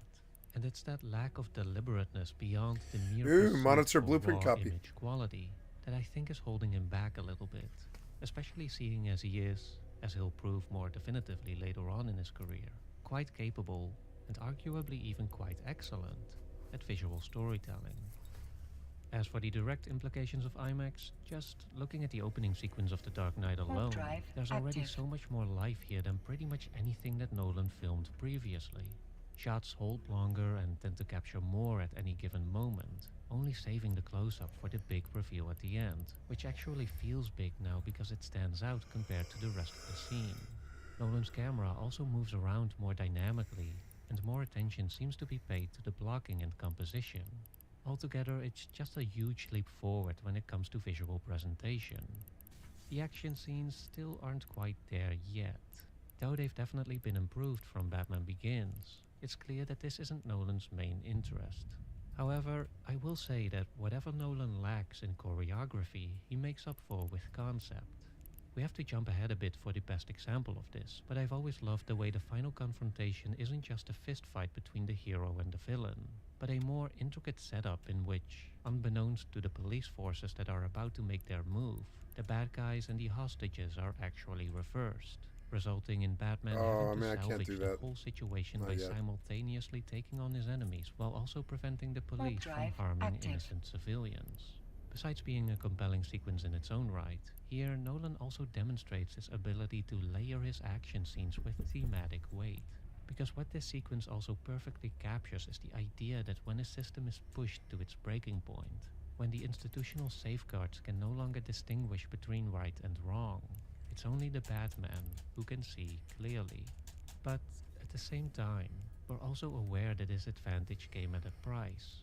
It came at the cost of a privacy-breaking technology that sacrifices individual liberty for security. Unethical. Dangerous. There is more to unpack here, but first let's back up a little bit and examine how exactly The Dark Knight lays out its conflict. And we Not get bad. into a variety of highly complex Bellator. and controversial real-world issues to create not just an exhilarating sequel, but also a fascinating work that critically examines our modern society in the post-9/11 era. At the end of our discussion of Batman Begins, I emphasized how Bruce Wayne's hero's journey was very much a linear one in the sense that he set out to change something in this world. He wanted to stop the mob and the League of Shadows from destroying Gotham, and he pretty much achieved exactly that. And so, in The Dark Knight, you would expect there to be a feeling of victory, and to some extent, there is. Despite not every problem being solved, I got the a stork institutions that are for supposed to provide justice are no longer completely paralyzed by corruption. 12 million and are cheaper? increasingly capable of performing their function. At the beginning of the story, the Batman is still an integral part of this new status quo, balancing out the upper hand that criminals once had by invoking fear and by acting outside of the law to prevent its weaknesses from being exploited. But Bruce also knows that if he truly wants to cement his victory and restore the system in fullness, it will have to reach a point where the Batman is no longer necessary. Whoever the Batman is, he doesn't want to do this for the rest of his life. How could he? That moment seems to be near when he meets Harvey Dent, in which Bruce sees the kind of heroic integrity that he embodied as the Batman, but now in a more institutionalized form, in the form of a true leader, a hero with a face, as Bruce remarks. But as he's tying up some loose ends early on in the movie, Batman encounters copycats, other vigilantes who were clearly inspired by his example, but who do not seem to follow his strict code of conduct. As Bruce laments, That wasn't exactly what I had in mind when I said I wanted to inspire people. it's an early warning that this straight road to victory, this linear hero's journey, is not going to pan out as Bruce had envisioned. And although this particular issue is somewhat benign, an unforeseen consequence to his intention, sure, but not an unmanageable one, it does foreshadow the vastly more disruptive reaction that is to come. Good evening, ladies and gentlemen. As the primary antagonist of the sequel, the Joker represents multiple layers of meaning. First and foremost, he signifies a fundamental transition in the nature of Bruce's hero's journey. Because whereas in Batman Begins, Bruce was the main driving force for change in the story, in The Dark Knight, it is the Joker who is now setting things in motion, thereby putting Bruce in a reactive position. To be more precise, Because the Joker was unleashed on the city as a direct reaction to the Batman's intervention, Bruce is put in a reactive position where he has to confront specifically the unintended consequences of his own actions, of his own previous victory. In simple terms, in Batman Begins, Batman changed Gotham, and now in The Dark Knight, a changed Gotham is going to change him.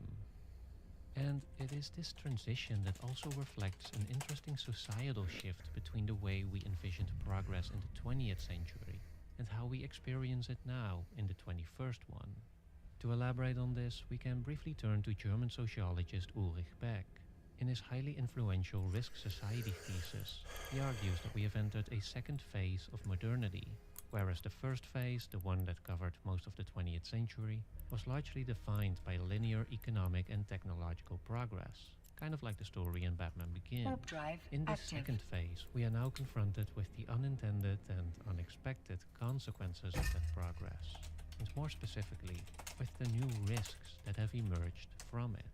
Modern society has become a risk society in the sense that it is increasingly occupied with debating, preventing, and managing risk that it itself has produced. Besides being self-inflicted or self-caused, these new risks are also characterized by their many unknown variables that have significantly subverted traditional risk analyses. Think of the risks posed by global environmental change or the fragility of our global economic systems, both of which cover a scale that is so vast, both in space and in time, that it's nearly impossible to meaningfully anticipate what can go wrong and what the consequences will be. This we also see in the Joker, who is not just an unexpected consequence of Batman's crusade, but also one that doesn't fit into it conceptually, who doesn't fit into the plan. They're schemers. Schemers trying to control their little worlds. I'm not. I try to show the schemers how pathetic their attempts to control things really are. Though everybody was already aware of him quite early on, the Joker was initially dismissed as a small-time criminal, insignificant in the supposedly real fight against the mob. What about this Joker guy? One man or the entire mob? He can wait. Even the mob failed to anticipate the true nature of the Joker, as they thought they were turning to a simple hitman to get rid of the Batman, completely oblivious to the storm that they were about to release upon Gotham and upon themselves. And even then, Bruce initially tries to understand him through what is now clearly an outdated view of the situation, claiming that criminals aren't complicated and that he just has to figure out what he's after. To which Alfred correctly replies that some men aren't looking for anything logical like money, and that if Bruce wants to mitigate this new threat, he will have to start thinking differently. When Beck first presented his thesis, the kind of risks that he was describing were more complicated and different in their nature to the ones that we were facing before, but they were still by and large blows of fate, natural disasters and bad luck. But as he developed his work into the 21st century, there was another unexpected phenomenon that came to increasingly dominate our societal fears and that yet again fundamentally altered our perception of risk by taking an equation that was mostly focused on the accidental and replacing the element of chance with malicious.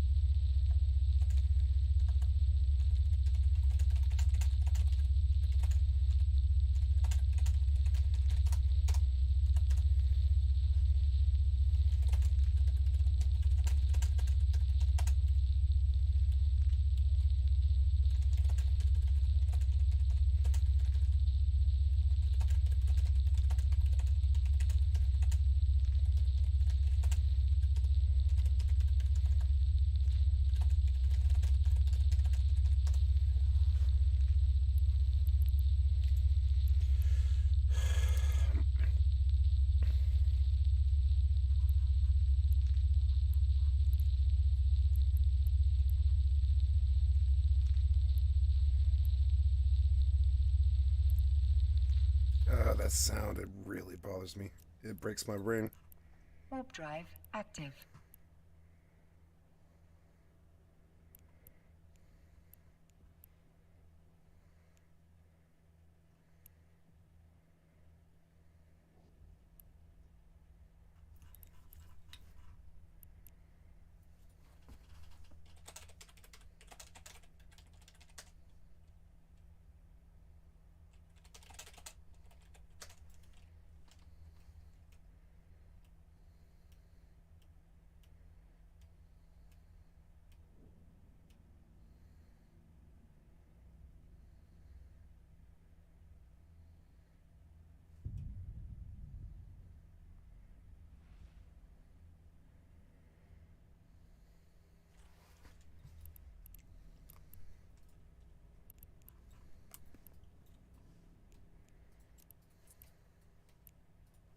Warp drive active.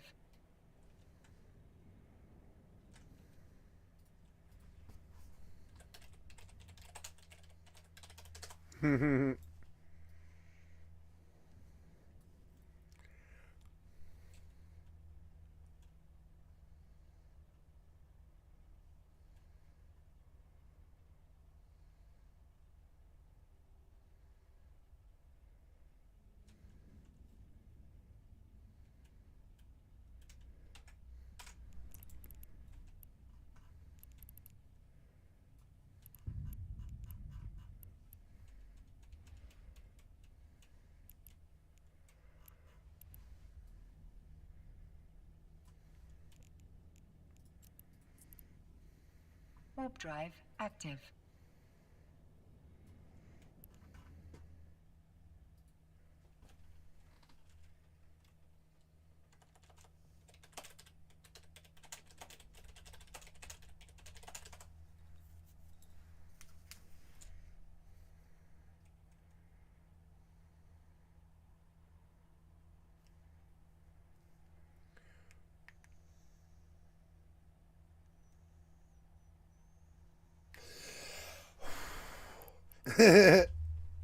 Am I fucking with these EvE nerds?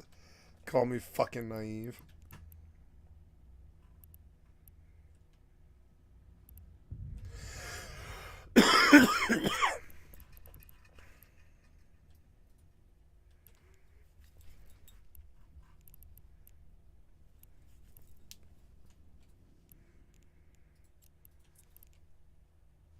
Warp drive active.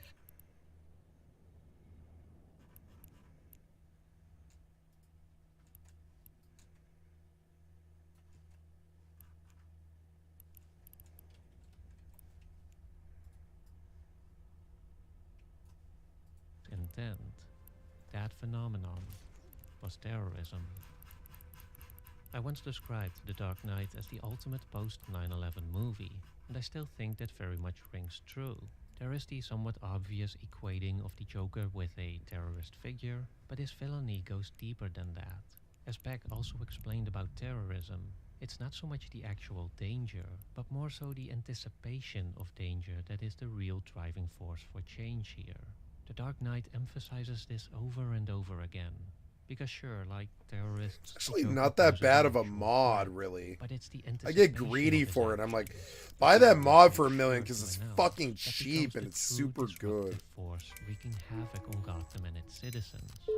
What the Joker exposes here, albeit somewhat indirectly, is just how much any civilization is built on a kind of trust that we tend to take for granted, on an almost unconscious leap of faith in the goodness, or at the very least, in the non-threatening nature of our fellow human beings, that allows us to coexist in relative safety. And it is precisely this feeling, this trust, more than anything physical or concrete, that the Joker attacks by being the pure embodiment of malicious intent, of the potential for terror and harm that can strike us anywhere, at any time, and by anyone. That makes us fundamentally distrust each other, makes us lose faith in our protective institutions and leaders, that turns us fearful, violent, and cruel. This is the essence of the fight against terrorism, and the main conflict in The Dark Knight, not a battle of territory or of the flesh, but a battle of the soul.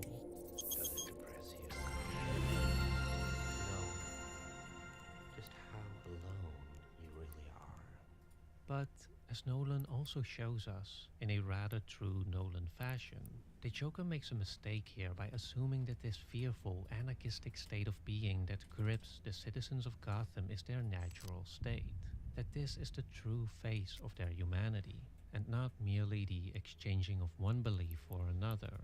I'll show you. When the chips are down, these civilized people, they'll eat each other. This is what I think the sort of prisoner's dilemma during the ferry sequence at the end really demonstrates. Come on, big money, It's big not money. about whether or not we are fundamentally good or bad. It's more about what we choose to believe, about what kind of humanity we choose to be. Do we I didn't let get it it. make us Oh, you act dirty with bastard. You got fear that one? and distrust? Oh. Do we let it make us act with violence and cruelty? Or do we stick to our Damn it. humanity? Do we let our It's actions still a be good deal. dictated by conscience instead of by panic? Do we assume the worst of others? Or do we put our faith in their potential for good? Though on the surface, the outcome here gives reason for optimism, the real question was never really what side would win the battle. Instead, what Nolan seems more interested in is the price that was paid by fighting it, and how it nevertheless changed something fundamental about Gotham and about Batman. Docking This permission we see requested. reflected Docking in Bruce's request more internal accepted. struggle. At one point, Bruce mentions to Alfred that he sees now what he would have to become to stop men like the Joker. Today I found out what Batman can't do. He can't endure this. There is a more straightforward interpretation of this in which Bruce is worried about the means that he would have to employ, because the tragic irony of fighting terrorism is that the measures against it also tend to erode the very principles of democracy, freedom, and justice we want to protect from it. This is wrong. I've got to find this man, Lucius. And indeed, Bruce does end up using a highly controversial sonar device to track down the Joker, which poses a significant intrusion on the people's privacy and reflects the cost on individual liberty in the hopes of reclaiming security. But in another interpretation, or rather, in a deeper layer hidden within Bruce's realization, there is also an awareness of the kind of personal cost that fighting the Joker could lead to. The cost of blood on his hands, and specifically, the blood of those he cares about. This is perhaps the one thing that Bruce cannot endure, and the one thing that pierces right into the weakness of his character and of his Batman persona. Because up until the Joker, Bruce believed that, as the Batman, he could intervene in Gotham, that he could meddle with the world, while remaining detached from it. Both in the sense that he operated outside of the law, but also in the sense that he was a sort of non-person actor, someone who had skin in the game, but also not really. Because when he was putting himself on the line, he wasn't acting as Bruce, as someone who had people he cared about and was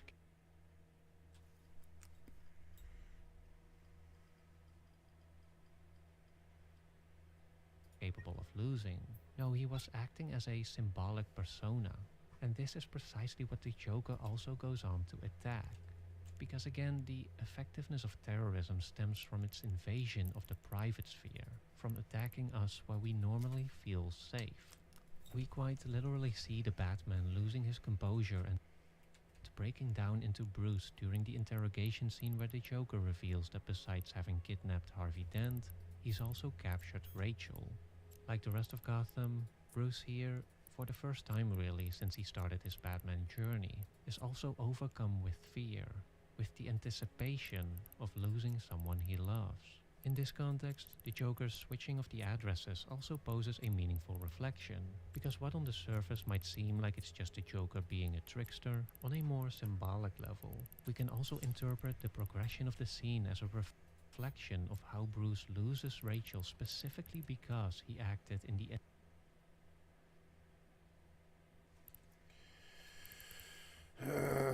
anticipation of losing her, which caused him to make a decision not based in reason or in good faith, but out of panic, the very panic that the movie ends up arguing against. The death of Rachel is also a turning point for Harvey Dent, who loses his ideals and turns into Two-Face. As a villain, he feels a bit tacked on, but he does complete the Joker's breakdown of Bruce's vision of the Batman, and of the kind of Gotham he thought he could create through it. As mentioned before, Bruce's endgame was establishing Harvey as the city's White Knight, as the heroic figure that would eliminate the need for a Batman. But in the end, it's been made painfully clear that things won't be as simple as that they can't be as simple as that. As Batman takes the fall for Harvey's crimes and truly becomes a Dark Knight, we are reminded not so much of what is achieved, but rather of what is lost in the process, of the beliefs that have been broken, and the difficult choices that have been made to try and reconstruct them. Nolan leaves the question open-ended enough for us to make up our own mind, to reflect for ourselves where we would draw the line, what we would sacrifice to reclaim our sense of security. The only certainty we're given is that the simple dream of heroism, the linear progress towards an easy and definitive victory, is gone forever.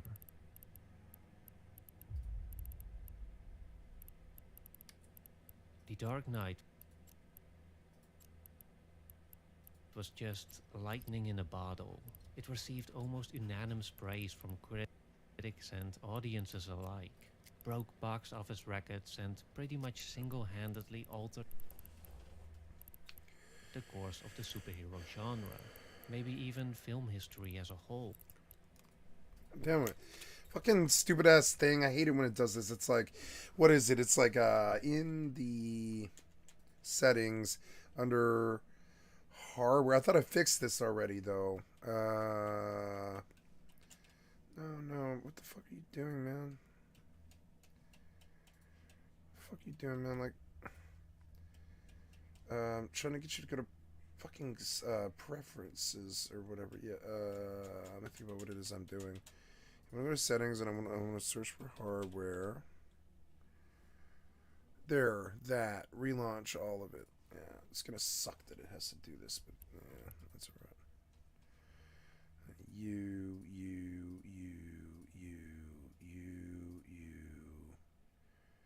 and not you, but you. Stories of flawed and morally compromised individuals deluding themselves into a downward spiral, God damn it. being exploited. But Bruce also knows that if he truly wants to cement his victory and restore the system in fullness, it will have to reach a point where the Batman is no longer necessary. Whoever the Batman is, he doesn't want to do this for the rest of his life. How could he? That moment seems to be near when he meets Harvey Dent, in which Bruce sees the kind of heroic integrity that he embodied as the Batman, but now in a more institutionalized form, in the form of a true leader, a hero with a face, as Bruce remarks. But as he's tying up some loose ends early on in the movie, Batman encounters copycats, other vigilantes who were clearly inspired by his example, but who do not seem to follow his strict code of conduct. As Bruce laments, That wasn't exactly what I had in mind when I said I wanted to inspire people. it's an early warning that this straight road to victory, this linear hero's journey, is not going to pan out as Bruce had envisioned. And although this particular issue is somewhat benign, an unforeseen consequence to his intention, sure, but not an unmanageable one, it does foreshadow the vastly more disruptive reaction that is to come. Good evening, ladies and gentlemen. As the primary antagonist of the sequel, the Joker represents multiple layers of meaning. First and foremost, he signifies a fundamental transition in the nature of Bruce's hero's journey. Because whereas in Batman Begins, Bruce was the main driving force for change in the story, in The Dark Knight, it is the Joker who is now setting things in motion, thereby putting Bruce in a reactive position. To be more precise, because the Joker was unleashed on the city as a direct reaction to the Batman's intervention, Bruce is put in a reactive position where he has to confront specifically the unintended consequences of his own actions, of his own previous victory. In simple terms, in Batman Begins, Batman changed Gotham, and now in The Dark Knight, a changed Gotham is going to change him. And it is this transition that also reflects an interesting societal shift between the way we envisioned progress in the 20th century and how we experience it now in the 21st one. To elaborate on this, we can briefly turn to German sociologist Ulrich Beck. In his highly influential Risk Society thesis, he argues that we have entered a second phase of modernity, whereas the first phase, the one that covered most of the 20th century, was largely defined by linear economic and technological progress, kind of like the story in Batman Begins. In this second phase, we are now confronted with the unintended and unexpected consequences of that progress, and more specifically, with the new risks that have emerged from it. Modern society has become a risk society in the sense that it is increasingly occupied with debating, preventing, and managing risk that it itself has produced. Besides being self-inflicted or Drake self-caused, Navy. these new risks Not are bad. also characterized by their many unknown I thought it was variables good. I mean, I which see subverted traditional billions risk worth of ships analyses. here. I Think mean, of the risks posed by I think global I made environmental money. change I'm sorry, or but I the think I did. fragility of our global economic systems, both of which cover a scale that is so vast. There, I got both those for in like space 32, and they're all 70 time, each. I that made, it's I made nearly like, I impossible spent to 16. I got meaningfully 210 off that anticipate if what I can go sell wrong them. and what the consequences will be. This we also see in the Joker, who is not just an unexpected consequence. I can just of sell Batman's that. Fuck, I mistake, can just sell but this also one that Daredevil doesn't right fit now. into it conceptually, who doesn't fit into the plan. Yeah. Fuck it, just sell it. Yep. Just sell Confessor. Just throw some liquid in my account right like that. Yep. I have a lot of stuff. Yeah, I'm not a schemer. Yeah, like I'm not a Though schemer. everybody was already Yeah. aware of him quite early on, the Joker was initially dismissed as a small-time criminal, insignificant in the supposedly real fight Couple, against the couple mob. Vexers and stuff. Yeah. Joker guy. One man or the entire mob. He can wait. Even the mob failed to anticipate the true nature of the Joker. As There's they a thought he would Gnosis. I turn can to just his sell second that. hitman to get rid of the Yeah, Batman. right there's Completely right like oblivious to the 400 story liquid that they just were coming about in, or to whatever release was it, like upon 300 liquid or Gotham something. and upon themselves.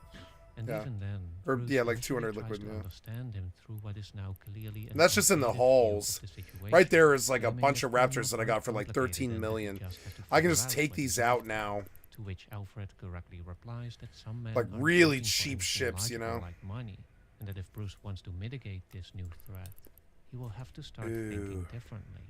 When Beck Interceptors first and presented stuff. his thesis, the kind of risks that he was describing were more complicated and different in their nature to the ones that we were facing before, but they were still by and large blows of fate, natural disasters and bad luck. But as he developed his work into the 21st century, there was another unexpected phenomenon that came to increasingly dominate our societal fears and that yet again fundamentally altered our perception of risk by taking an equation that was mostly focused on the accidental and replacing the element of chance with malicious intent. That phenomenon was terrorism. I once described The Dark Knight as the ultimate post-9/11 movie, and I still think that very much rings true. There is the somewhat obvious equating of the Joker with a terrorist figure, but his villainy goes deeper than that. As Beck also explained about terrorism, it's not so much the actual danger, but more so the anticipation of danger that is the real driving force for change here. The Dark Knight emphasizes this over and over again, because sure, like terrorists, the Joker poses an actual threat, but it's the anticipation of his actions, which he always makes sure to announce, that becomes the true disruptive force wreaking havoc on Gotham and its citizens. What the Joker exposes here, albeit somewhat indirectly, is just how much any civilization is built on a kind of trust that we tend to take for granted, on an almost unconscious leap of faith in the goodness, or at the very least, in the non-threatening nature of our fellow human beings, that allows us to coexist in relative safety.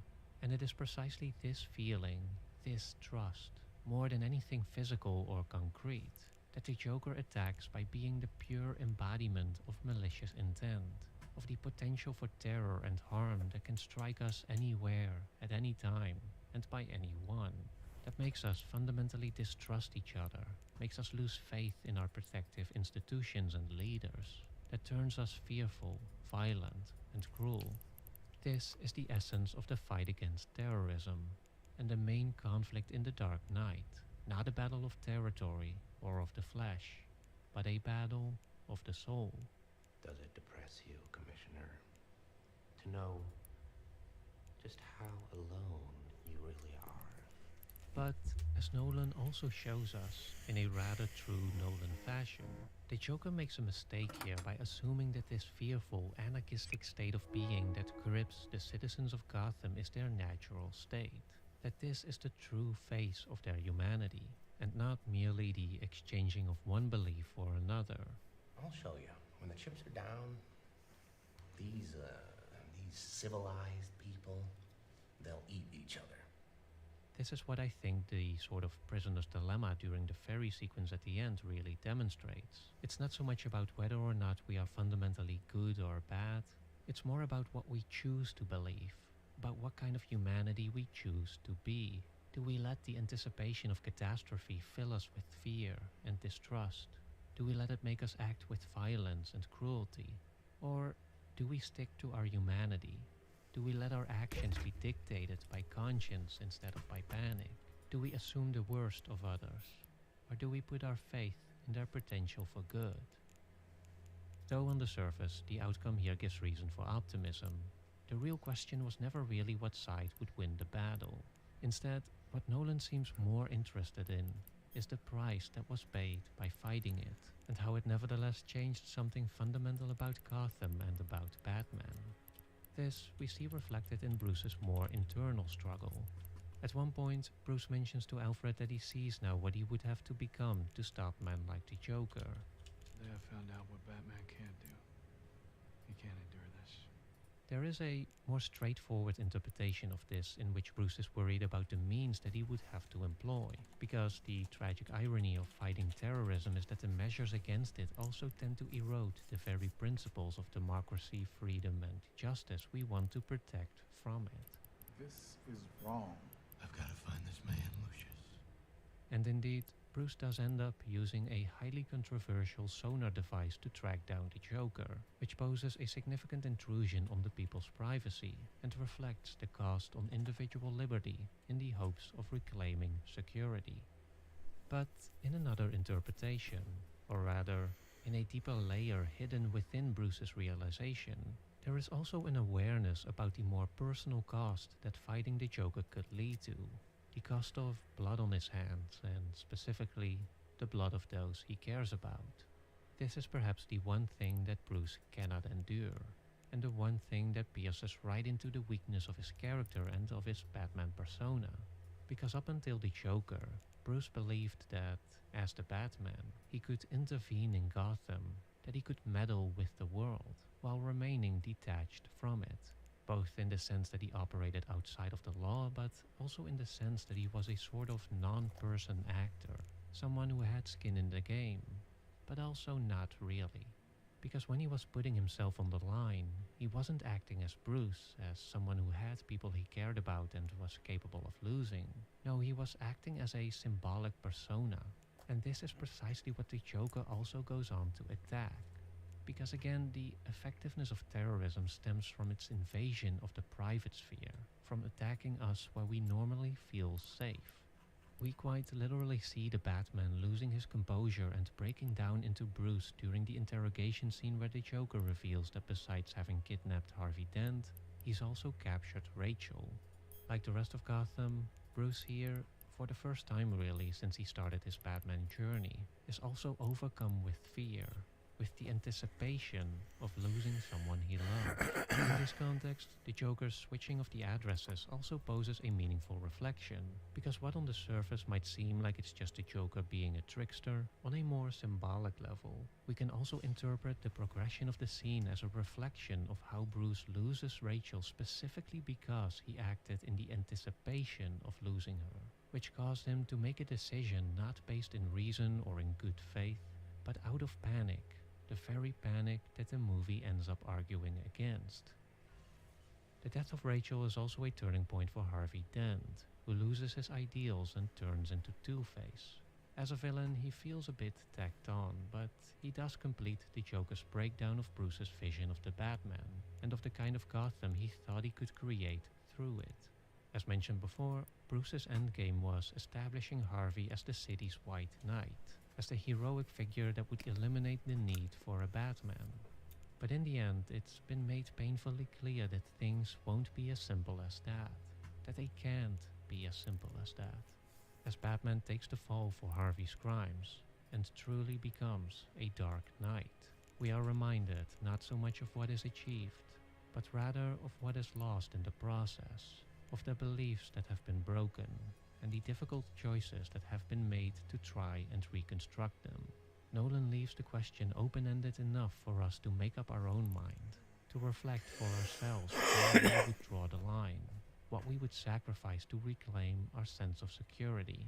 The only certainty we're given is that the simple dream of heroism, the linear progress towards an easy and definitive victory, is gone forever.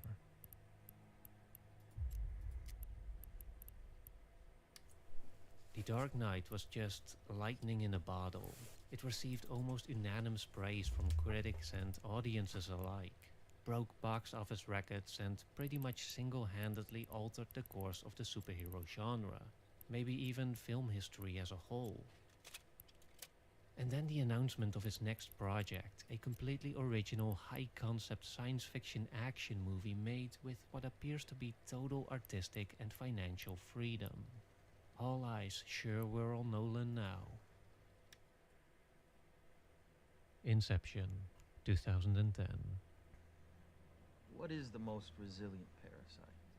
With its extensive opening sequence, Nolan's Inception immediately communicates to us that this is a movie where you are going to have to keep your eyes open and critically question the reality of what you are watching. Because even though its initial premise, thieves breaking into people's dreams to steal information, sounds pretty straightforward on first impression, the movie directly adds a complication by revealing that the assumed reality was actually a dream, and therefore that the dream was actually a dream within a dream. It's a mind-bending sequence that sets the stage and already provides an underappreciated amount of exposition in a compelling way for what will be the main event. A groundbreakingly complex but also surprisingly emotional journey into the depths of the unconscious mind. It's an important moment in Nolan's career too, as Inception was, in many ways, his most personal movie.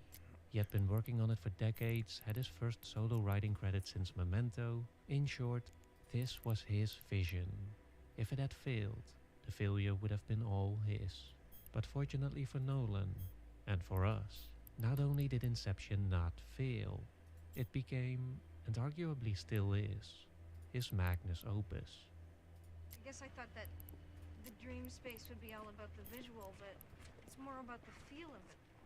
Given its enormous success, it's easy to underestimate just how much of a challenge it was to make this movie work. In Tom Schoen's book, The Nolan Variations, Nolan talks, among other things, about the difficulty of incorporating dreams without erasing real-world stakes.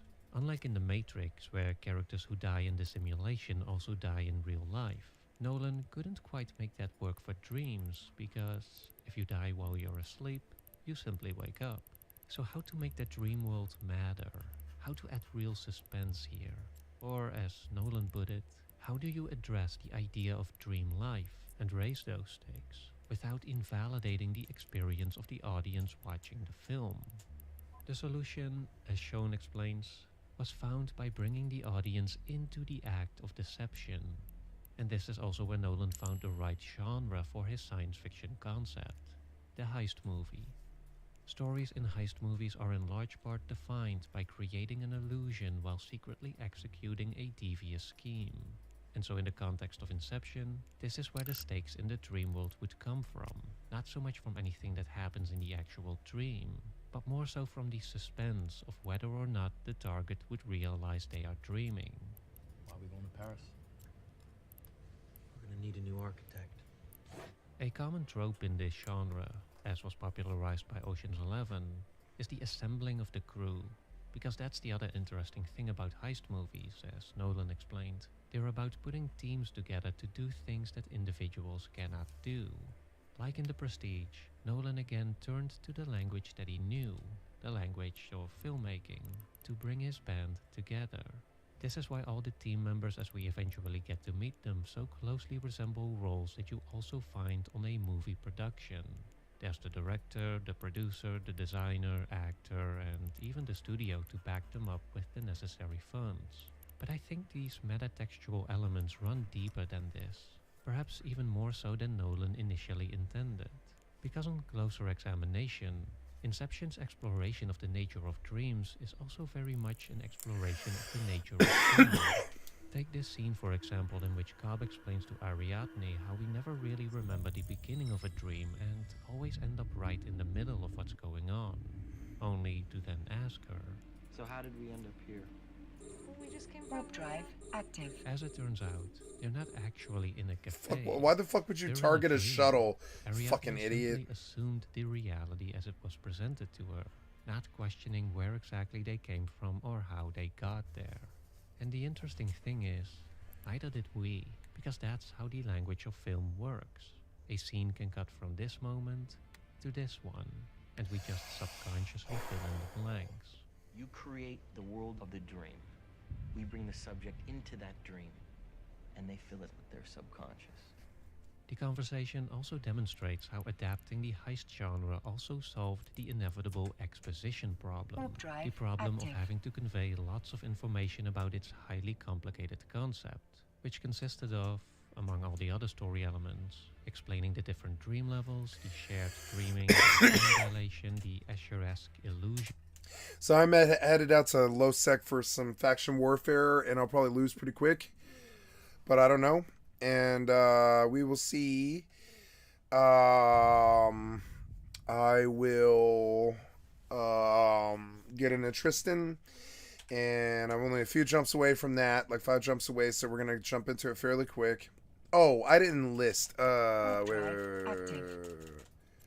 Shit. I have to go dock up at like a station now. Yeah, dock up. Oops. I got to enlist in the Navy. Warp drive active. Just got to cut up.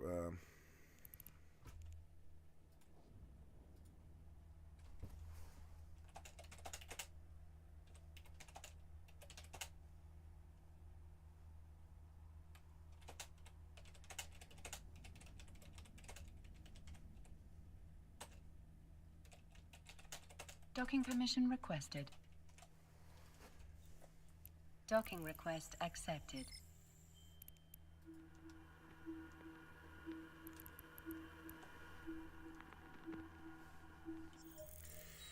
Yeah, all right. Enlist me. Factional warfare. Let's do it. I like faction warfare. Yep. So enlist me. Yeah, and then. Yep. And then he was saying that. Well, but I gotta get out where I need to go first. So we'll don't ask me again. I don't care about that. And then yeah, we'll take the faction warfare. Maybe I can take the faction warfare to the. I guess not, but that's okay. Yeah, let's look at this for a minute. This is so fucking cool. I love this shit. Okay. This is like Final Fantasy XI in the old days. So fucking cool. So, okay, Caldara State is the blue, and the green is, and we're at war with the Galente Federation. We're looking at a system today. Caldari's, I heard Duntel today from the Corp that Caldari is taking over, Athenor, which is...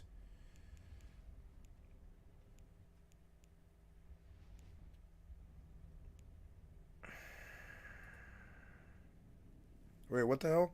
Oh, I'm in militia. Oh. Oh yeah, you join the militia when you join. Okay. I'm talking about Algernet. That's not good. Algernet. Go. Warp drive active.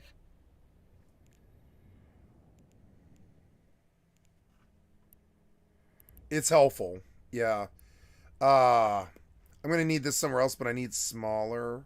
And this is too big. Make it down like smaller. Like I don't know, like that. Maybe. Yeah. And gotta run local where I can fucking see it. Yeah. There we go. Do not ask again. Yeah, we'll go. Looking for Athenor, which is going to be a green system. We're flipping Athenor today. There's Oikix. We don't have it. Iha, maybe Sogerento, Fleet, Hydalis, Old Man Star, Melmanuel. Wow, Melmanuel, huh? Marathon and Athenor. I don't know where Athenor is, but we're going. Yep, go. Oh, let's see what the camp is here. There's no camp. Wow, no camp in Tama. That's very rare. There was a capsule there, but Warzone control is so fucking cool. Yeah, so objectives, right? Listening outposts, right? Supply depots and stuff, yeah, statistics and progression, right? Click assessment for more information. Keltari State, Galente. I'm looking for... Gotta remember to retire.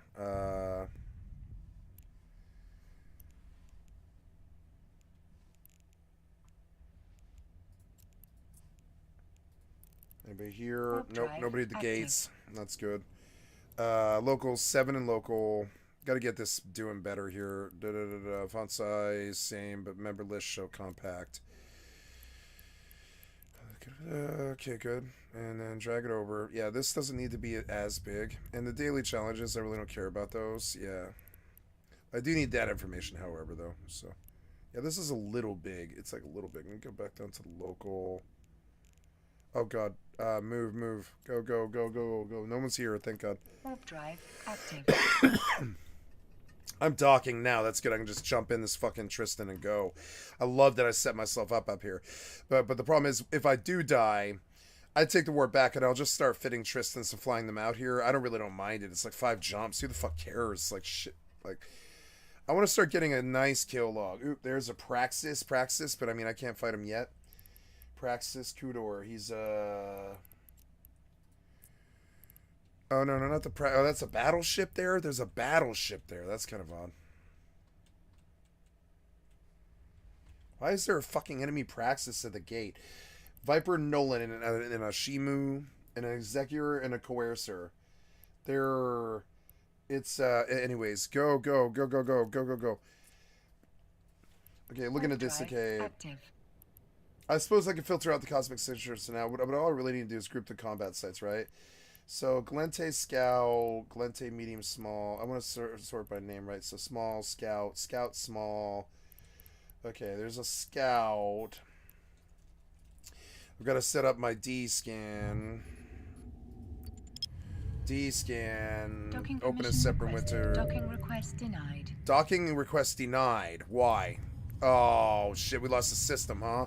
That's bad for me. We better, take a look at this then. Personal assets in the neighborhood in Heidelberg. I do have something. Yeah, I have something. So go there. Heidelberg is far, but I mean, yeah. What else can I do? I can't do anything. I'm shut out to Nolan.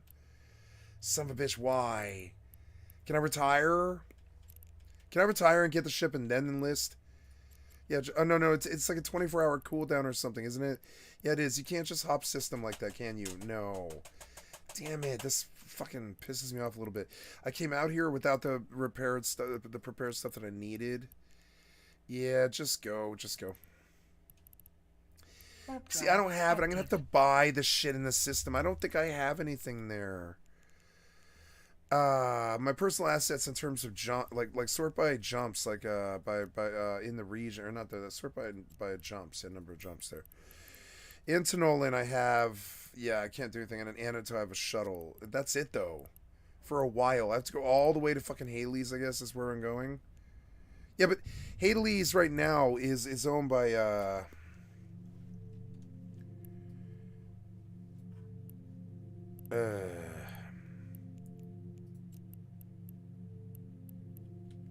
No. Get, oh, damn it. Go. Warp drive active. No, I have it all there, though. I do, though. Look. I can see it, though. I have it all there, though. I've got everything I need there, though, I think. At least to get out and get somebody dead. I do. Look. I've got everything I need there. Everything I need there. Very good. Good. Hey, look. No, I have a lot. I can stage out of Heidelberg if I can get in there. But show me the, who currently owns Heidelberg right now? I can't see it. Like, show me on the map. Like, man... description, location, and services. Yeah, the location, but like Heidelberg's show on map, man. Who owns Heidelberg's right now? Galente. Son of a fucking bitch, I can't stage out here. We lost our staging out here. I didn't even really think about this. Son of a bitch. Son of a bitch. I shouldn't have enlisted till I was ready, but I can't like enlist in and out of this. I can't. I'll have to go back and batch buy. I have to go back and batch buy. Damn it, I lost like 10 jumps. That's so annoying to me. Ah, you're so annoying to me. You're fucking so Oh, yeah. Just, yeah, just go to moon 4. Fuck. Like, get me out of here. Yeah, just go. I don't care about all this. No, autopilot. No, disabled. Go. Warp drive active. What's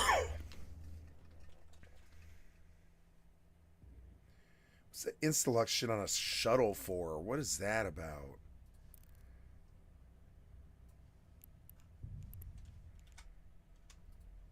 The function of the totems, the nature of limbo, and, of course, the act of inception itself. Because in a heist movie, as Sean points out, the exposition pretty much is the plot. Active. Personally, I'd even say it's part of the fun. Because yes, even though the movie contains lots of exposition, with some of it being delivered quite awkwardly in character dialogues, by and large, I just love the way the movie really gets down into the nitty-gritty of its I did own not like concept. Inception at Not all. just because I think that Nolan makes great use of the dream world to explain it all in a visually engaging and comprehensible way, but also because I think it just really draws you into the story. And by this, I don't mean the actual plot of I didn't convincing think some so. business guy to break up his I really struggled with Inception. I did not think it was a good film. company, which quite obviously is but a device. It's not that I didn't get it. It's that I didn't think it was very good. Is to set in motion the real story. The story of a broken man trying to find his way home. And this job, this last job, that's how I get there. Maybe I should rewatch it, but I did not like Inception. I tried and tried. I've seen it like 4 times, and I don't think I liked that movie. I tried and tried. Active. I did I've not always think been this was somewhat very good. amazed by the way Inception, despite being an action-packed science fiction heist movie, also had such a surprisingly emotional story at its core, which at the time of its release was quite unusual for Nolan, who, while obviously having a great interest in human psychology, always seemed to approach it more conceptually and intellectually. I'll elaborate a bit more on this in the next discussion. It wasn't until years later that I learned that the reason Inception felt so different was actually because of Leonardo DiCaprio. Initially, Nolan wrote the movie as more of a genre film, one that was more focused on the heist, and which didn't really have an emotional story because, as he later explained, a heist movie inherently is not an emotional genre.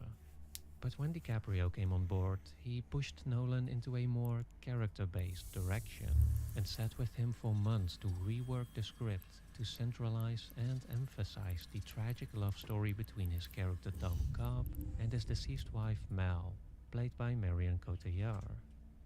The success of this influence, I think, is best revealed at the very end, which, like a typical Nolan movie, is undeniably impactful and cathartic, but which, unlike a typical Nolan movie, does not end with some grand philosophical statement over a fast-moving montage, but with a relatively simple scene that relies purely on emotion. To be fair, Inception's ending is greatly elevated by Hi guys, I love you, by the way. who composed for the final sequence I'm just a piece that has doing my since been thing. widely recognized Sorry, I'm as ignoring one of ya. the best he's ever created. But still, it is quite remarkable how so much is conveyed with so little. There I are should no have checked meaningful before I words went. that are I should have spoken checked the here. sovereignty. I There are thought about just it, and I was like, silent there's no way we lost both and the sites. We almost did, and I got surreal shut out for a feeling lot of my ships. after It's so having annoying. ventured so deep into the Oh dream well, world, that's of faction actually warfare for being you. back in That's the EVE real for you. world again, of finally having made our way home. Warp drive active. After more than a decade of examinations and analyses, I'm not sure if there's much ambiguity left as to what the ending of Inception really means.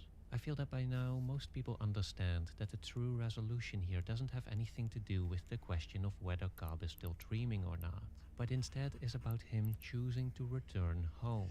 about him choosing to be with his children regardless of the quote-unquote objective nature of his reality. Yeah, that's like a Yet, raffle. that final It's shot not even that feels bad like either. Crystal There's only, Dome. Seems it's to like invite us to 1 in question what 512 we're seeing chance is of real, getting a 3 billion especially win after for having 8 been million. trained It's for actually like over a 2 raffle. hours to always be It's not that highly bad. vigilant about the distinction between what is a dream and what is But not. they'll pull It's a some landing that manipulation with it naturally though, and I'm not prompts us trying to for search it. for clues that might give away the secret, to examine closely that little wobble in the spinning totem, to discover the quote-unquote truth. In fact, you can, as many have done, approach the whole movie like this. Take it apart piece by piece, zoom in on every little connection, every tiny symbol, every suspiciously placed musical note. And all that is perfectly fine. It has actually revealed a lot of details that have only increased my appreciation for the movie. But if the final message is that the question of what is real doesn't matter, and that approaching the movie solely as a puzzle to be solved is missing the point, then why provoke the question in the first place? Oh, Why I went end to on the the wrong totem and cheetah. not on, Oops. let's say, a close-up shot of Cobb hugging his children with the spinning totem blurred out in the background? Well, I think this is because Nolan didn't want to end the movie with a cut-and-dried resolution. I think he did want to end it with a challenge for the audience, just not the one you might think. One of my favorite examinations of Inception Drive comes from active. Karen D. Hoffman. In her paper False Tattoos and Failed Totems, Hoffman used the work of philosopher Soren Kierkegaard to understand both Nolan's Memento and Inception, Docking which, permission thematically requested. Docking speaking, request are very much accepted. intertwined. As Hoffman writes, not only are Leonard and Cobb dealing with the problem of distinguishing what is objectively true from what merely appears to be, both are also asked to confront questions about who they are, to take responsibility for the choices they've made, and to work toward becoming the individuals they would like to be.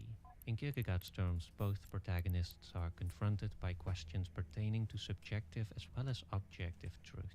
They must commit to values and interpretations that lack objective certainty, but that will nevertheless be crucial to shaping their identities and their relation to others and the worlds in which they live.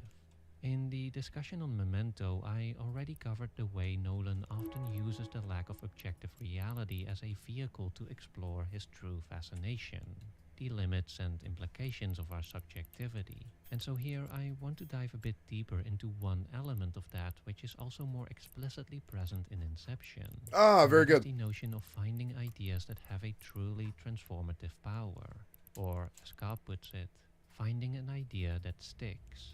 Once an idea has taken hold in the brain, it's almost impossible to eradicate. An idea that is fully formed, fully understood, that sticks. Right in there somewhere. Kierkegaard distinguished between objective and subjective truth, with objective truth Suka referring Vestra. to the knowledge that stands apart from the individual observer, and subjective truth referring more to the way that knowledge is appropriated, valued, and integrated into the life of the observer, thereby transforming it into something that is deeply connected to them, and that relates specifically to their individuality. And it's this kind of truth, as Kierkegaard argues, that is more important than we generally assume, and is what truly defines us as human beings. As I also mentioned in the Memento discussion, and as Hoffman also emphasizes, Kierkegaard isn't making the problematic assertion that we can render what is objectively false objectively true by wanting or believing it. Instead, his point is that there is a kind of knowledge that can be more important to us than the factual reality, not in an objective sense, but in an existential one. Inception actually covers this at length, as Cobb and his team are trying to figure out how to complete their mission of incepting within Fisher, the business guy who just inherited his dead father's imperium, an idea that will lead him to break the company apart. Notice how they're not trying to impose on Fisher an objective truth. They're not trying to convince him that the company's numbers are bad, that there's a better deal somewhere else, or that there's some other kind of factual reason that makes it more sensible for him to tear the whole business down. They're not making a rational appeal, they're making an emotional one, an existential one that relates to the core of Fisher's identity, to his passions, his beliefs, to his innermost desires as a human being. Because Cobb knows that these are the kind of ideas that truly define us, that truly drive and motivate Never us, mind. that we truly base our choices and decisions on. And they are rooted not in the factual, but beyond that, in the deeper interior of our beliefs, of our emotions, and of our unconscious self. And it's this last one in particular. Why is this as Inception Tristan, or shows why us. is the It Citadel Mark demonstrates IV why not fit? acknowledging It the seems power weird. of It should subjective be. truth is so important. It's Oh because well. without truly looking inward, without truly reflecting on our Let's inner get this show on the selves, fucking we road, I become guess. oblivious to what's really driving us. We let our unconscious self take over to wreak havoc There, within our minds there's a and fit one, but it's within not our fit lives. well. This is Cobb's main struggle, because when it comes I mean, to it's his own self fine, and but it's identity, he it's not insists really what that I want, knowing though. what is objectively So true is more important than what is subjectively true. That his rational self controls his unconscious self, which is why we so often see him reaching for his totem in moments of distress. It's because he believes that this is what gives him certainty, that this is how he regains control. While in actuality, it's a delusion that allows him to ignore what's really going on the inside, that allows him to ignore what is truly defining his character and his actions, which is not the factual, but that which lies deeper, his grief, his guilt, and his fear to confront the reality of his situation and of himself. Come back to reality, Tom. There is an interesting and, in my opinion, fun interpretation of Inception that assumes that the whole movie is actually a dream in which not Fisher, but Cobb is the target for Inception. To be clear though, I believe that the most straightforward interpretation of Inception is the correct one.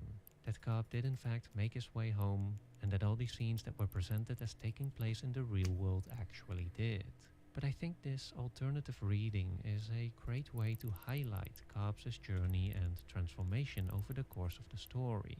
So, in this scenario, Cobb, very much like the dream addicts we see at one point, is perpetually stuck in non-reality, clinging to his totem, which was actually Mal's totem, to delude himself into believing his false reality, the one where he doesn't have to confront his inner self, is the real one. And so, in a somewhat desperate attempt, his friends devise a ruse. They come up with this corporate job that, if completed, grants him an almost magical way home, which of course really serves to get Cobb to journey deeper into his own subconscious. And this job, this last job, that's how I get there. The beauty here is that, like the trick they pull on Fisher, Cobb is basically deceived into working against his own subconscious self. And so, as he takes on the job, he, somewhat ironically, uses his own talent and skills to venture further inward, which allows his friends to carefully get him to see for himself how his unresolved grief is disrupting his functionality. The truth that at any minute you might bring a freight train through the wall. The truth that Mal is bursting through your subconscious. After all, as is often emphasized, for Inception to succeed, we have to feel as if our ideas are truly ours. And so, it is important that Cobb comes to understand for himself that if he wants the mission to succeed, that if he truly wants to come home, he needs to go to the absolute root of his self-delusion and confront whatever it is he encounters there. Admit it. You don't believe in one reality anymore. So choose. Again, I don't think this is the correct reading of the movie, but I like how it shows more explicitly that the actual story is about Cobb reflecting on himself, confronting his past, taking responsibility for his mistakes, and actively deciding who he wants to be. As he embraces his children and leaves his totem behind, he demonstrates his acknowledgement that in the end it's the subjective truth that really matters, that these are the ideas that stick, that truly define us, and that, if we consciously engage with them, can transform us and our lives for the better. And this brings us back to that final shot, that final challenge that Nolan leaves us with, which I think is his way of asking us. Well, I just showed you how Cobb broke free of the spiral, how he was able to let go of what doesn't matter to focus instead on what does. Now, after all this, can you do the same? Will you remain like Leonard in Memento, stuck in a loop chasing after objective certainty, all the while missing the truth of what is really going on? Or can you look past the totem to reflect on your Drive own active. psychological reality? Can you confront the convictions that are locked away in your subconsciousness? Can you face what's hiding in the basement of your inner being? All the emotions, memories, ideas, and traumas that are truly driving you, that are truly defining who you are. And from here, can you decide what truly matters? Can you commit to an idea that lacks objective certainty but that is nevertheless existentially significant, specifically to you? All this is easier said than done, because as Kierkegaard emphasizes, by letting go of the idea of objective certainty in favor of that which is subjectively true, by acknowledging that the essence of our identity is rooted in what we ourselves choose to invest in, we are basically asked to take a leap of faith, to embrace and commit ourselves to an uncertain future, to an uncertain reality. This we also see in the final sequence where, after having reconciled with Maul, Cobb also has to bring back Sado, who, by the time Cobb reaches Limbo, has aged decades, and who is at risk of becoming lost altogether, or, as Cobb put it earlier, who is at risk of becoming an old man, filled with regret, waiting to die alone, unless he takes the leap of faith. So we can be young men together again.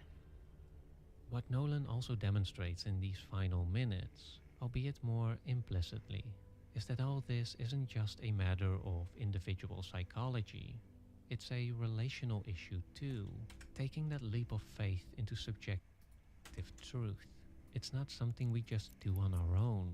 We also do it together. Active. And this is a notion that will come back in his later movies too, especially Tenet, which is frustratingly fascinating when it comes to its thematic presentation. It's the notion that, in a very real sense, the only reason our world functions is because we collectively put our trust in it, because we choose to believe it is real.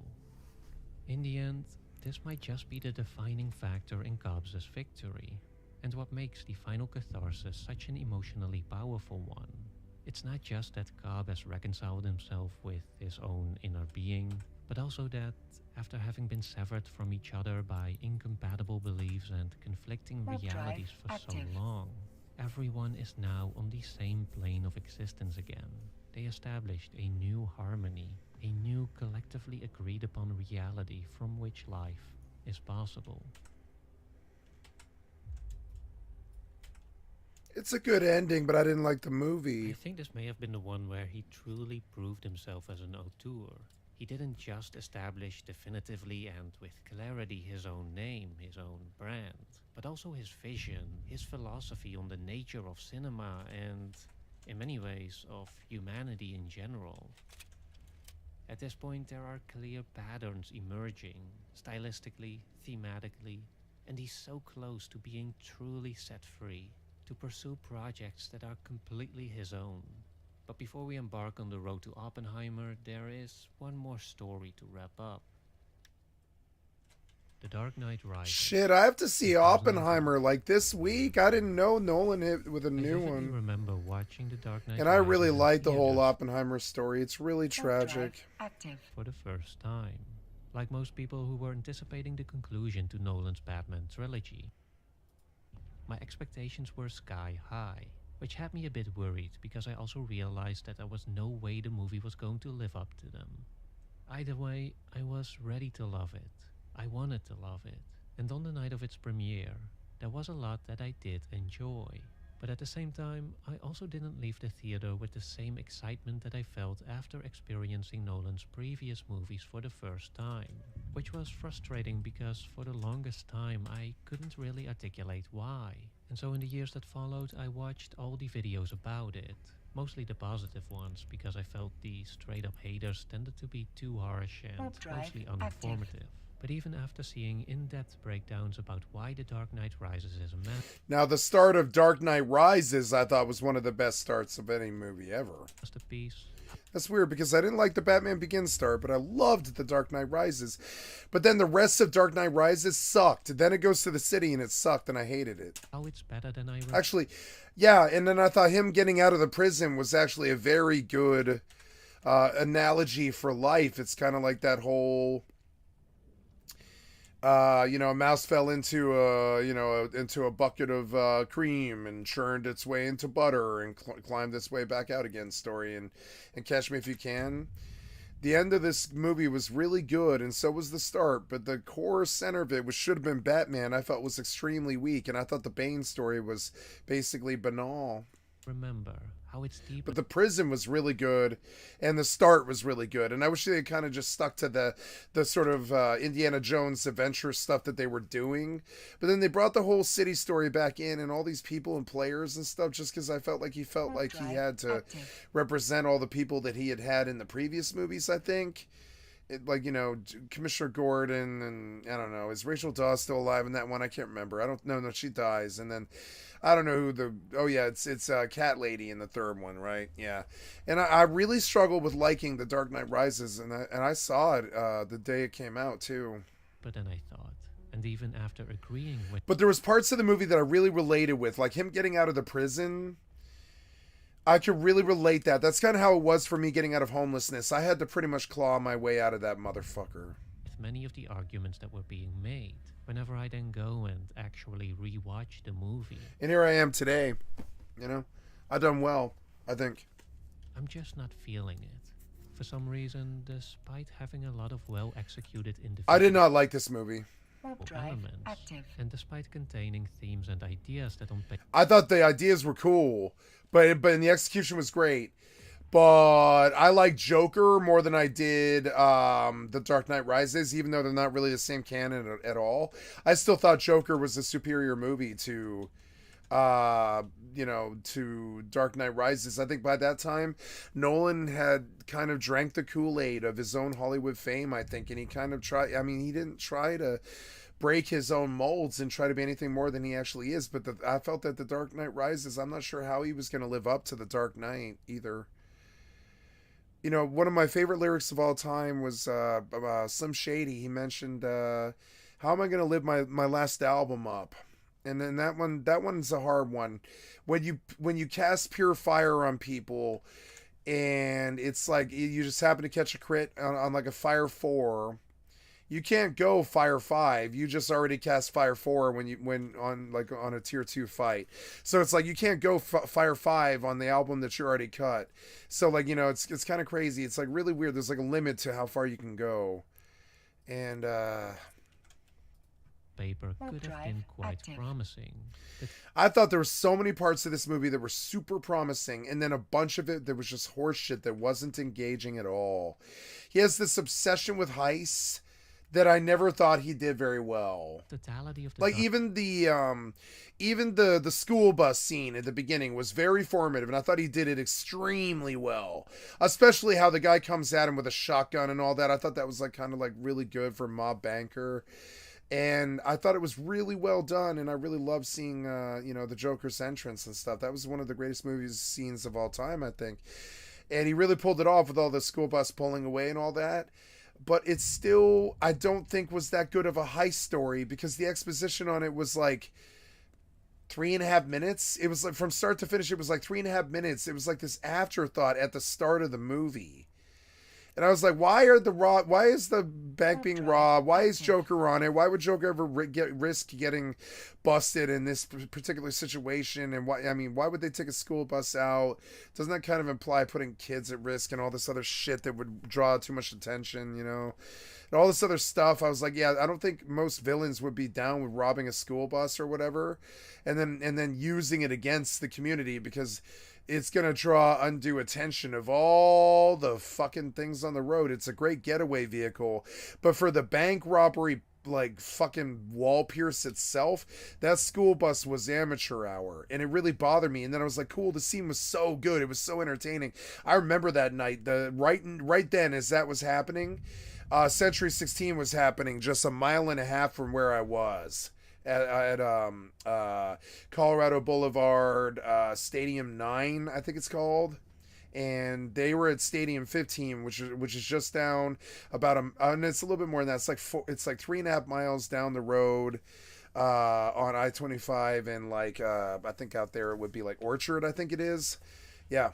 And I don't know, out there for them that would be a little bit further. Like Aurora was a bit further. It was like 4 miles. It was about 4 miles away, but little did I know, within 5 miles of me was a massacre happening that night. And I went to the live Dark Knight, the Dark Knight release.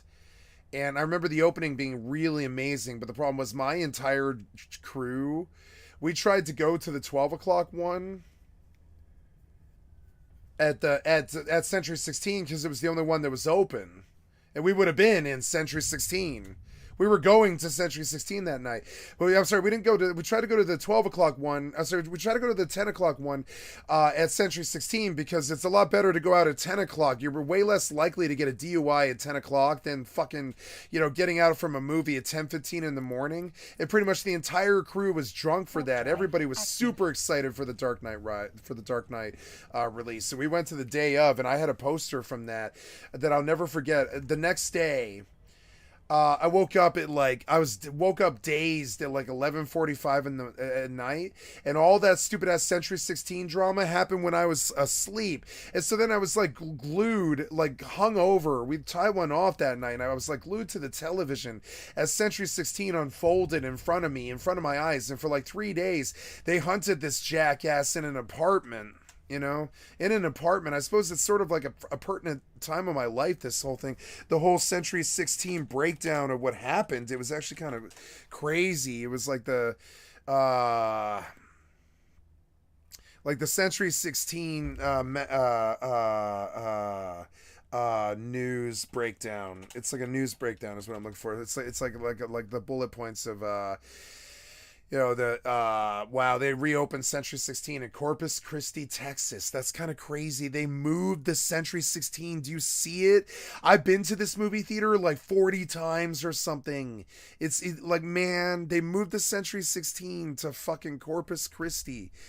Yeah, and so that night I was at Dark Knight, and we were going to the Century 16 at 10 o'clock. And then I think, as I recall, my old friend, girlfriend, C, or was it K? I think it was K. Her name was spelled K? I think it was K. Was like, no, I want to come to Dark Knight with you guys. And so we waited for the girls on the midnight release, and they came to us, which was Colorado Boulevard and I-25, just roughly it's only like 3 miles. It's not even 3.5. It's like 3 miles from Century 16 or something.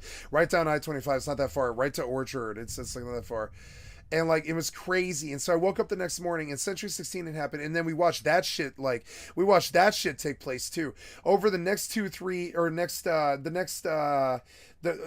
let's look at the James Holmes guy.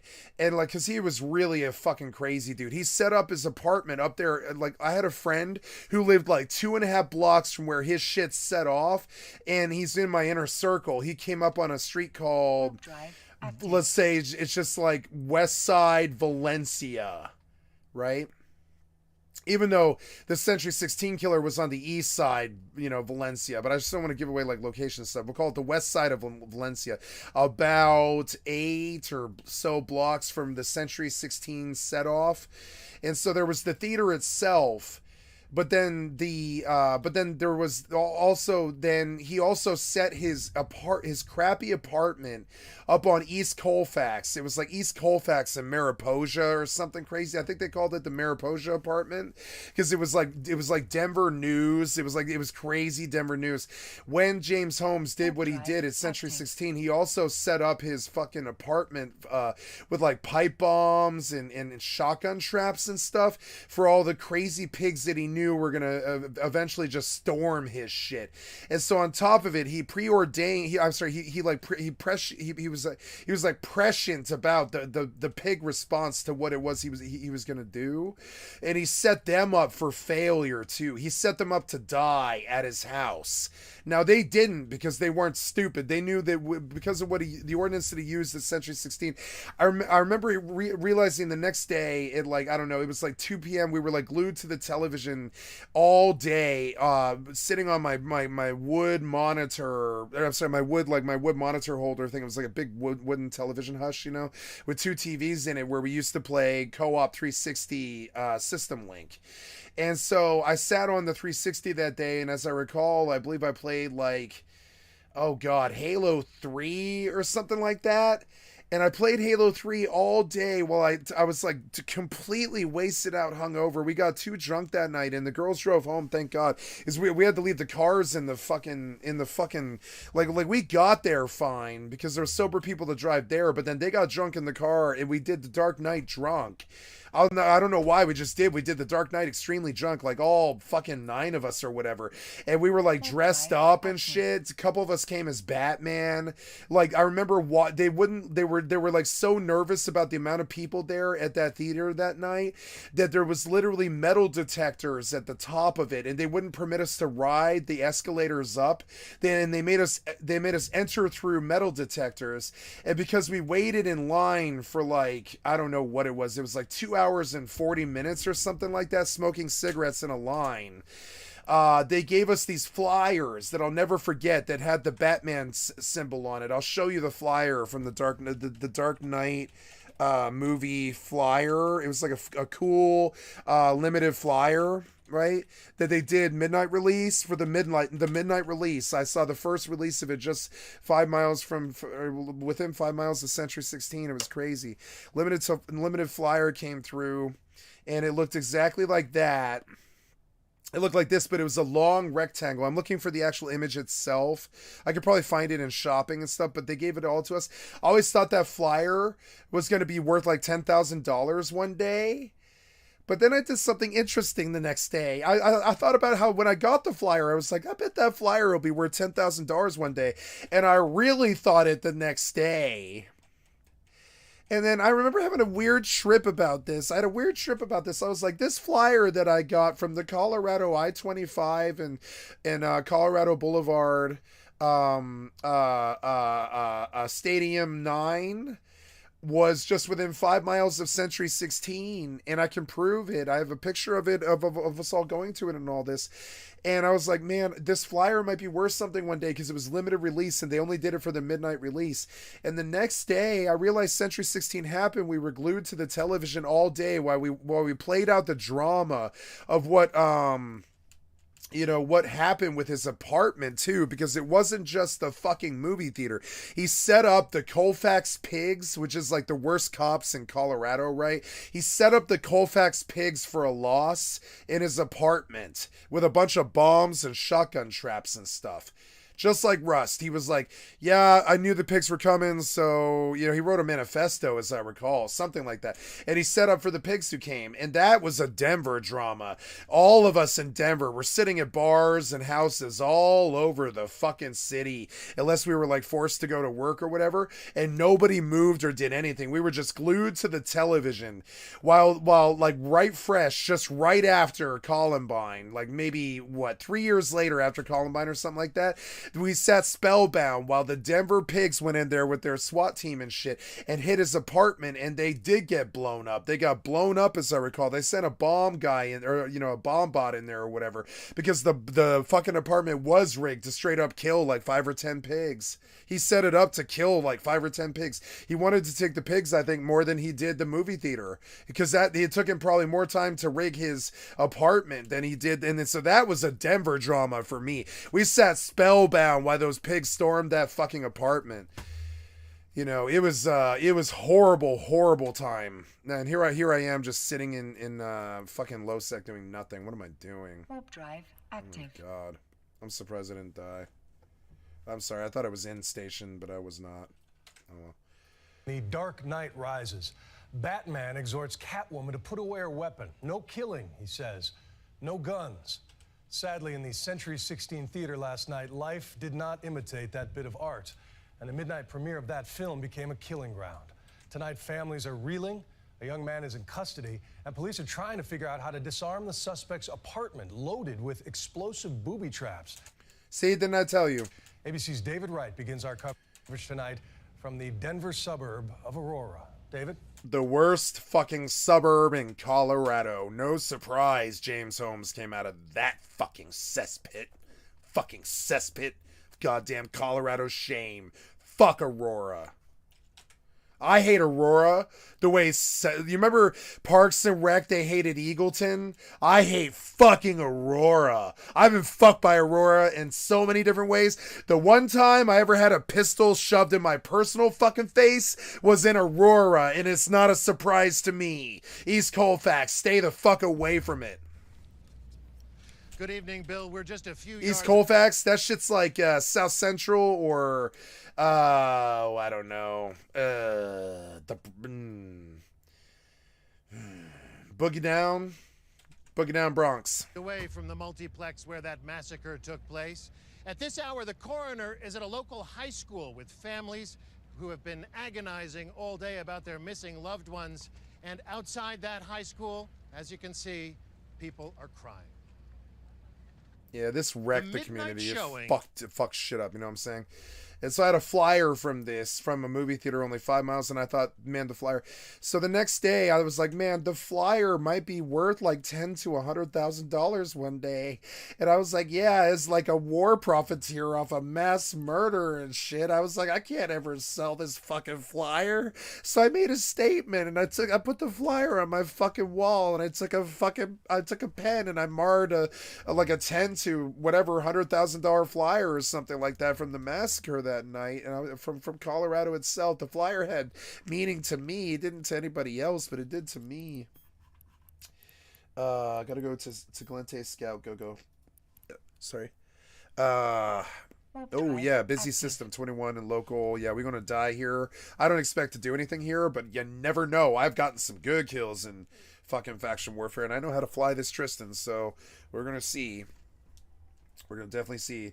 One thing I'm fucking up here is I don't really mess with D-Scan until I need to. So dropping that down here, and definitely run that. I'm going to go, I don't know, like 1. Yeah, no, yeah, 1. Yeah, 1. 361. Yeah, and then what's the button? It's like B. No. V? Yeah, V. Yep. Okay, V. Nobody's in there. Very good. That's what we want to see. We see that, yes, Caldari is going to turn Athenown over, especially with my help. Somebody, thanks for lighting me up about Athenown, man. To whoever that was. I believe it was Papa Dios.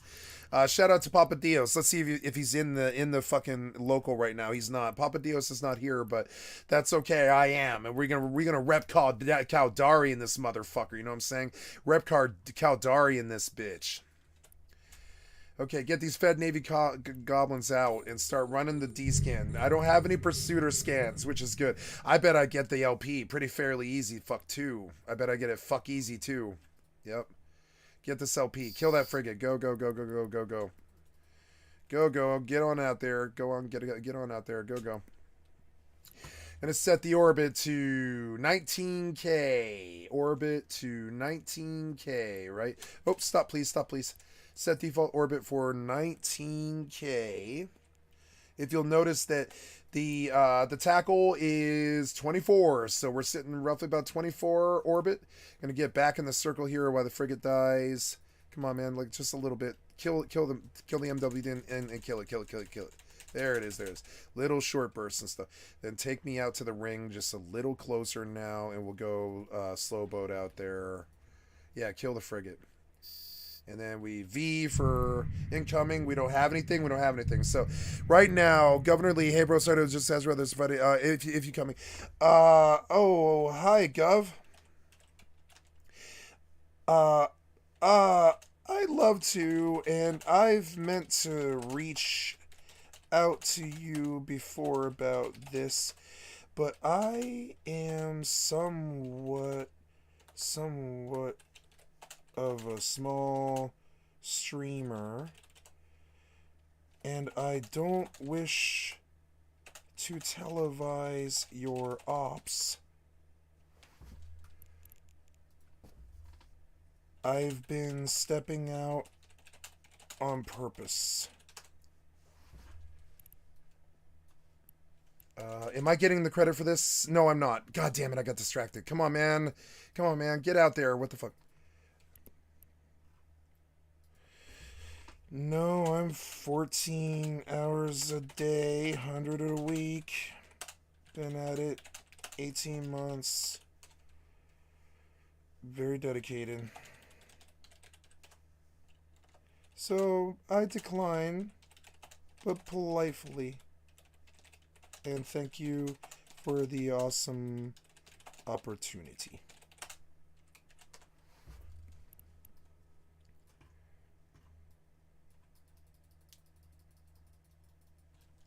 Come on, man, go back! God damn it, I'm like distracted here. We can do something different.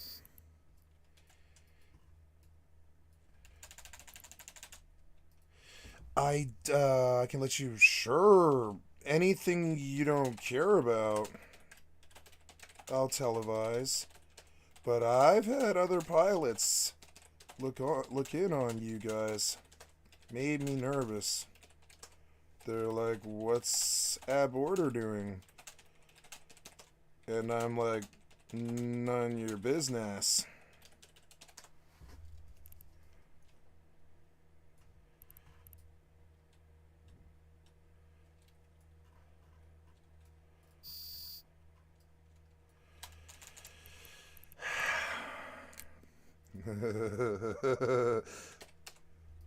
So yeah, if you don't care if I, filming up, but I'm basically a photojournalist. Security for me on this and Rust is basically zero. Great talk. I'll be there if I'm available. Play a lot of different games for Ferox Fleet.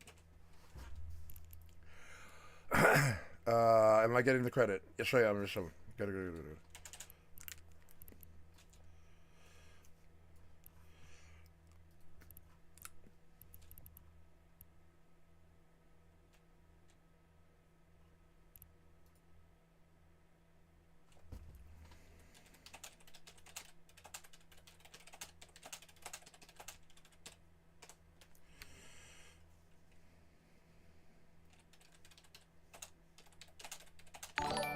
Thank you for the follow. Thank you for the follow.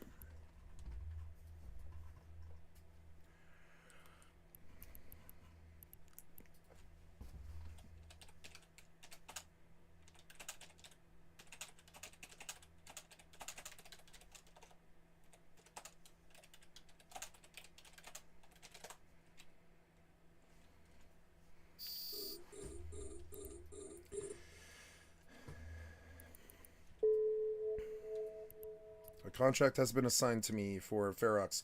Oh, I bought a bunch for your boys.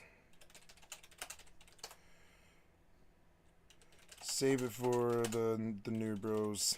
I'm fit.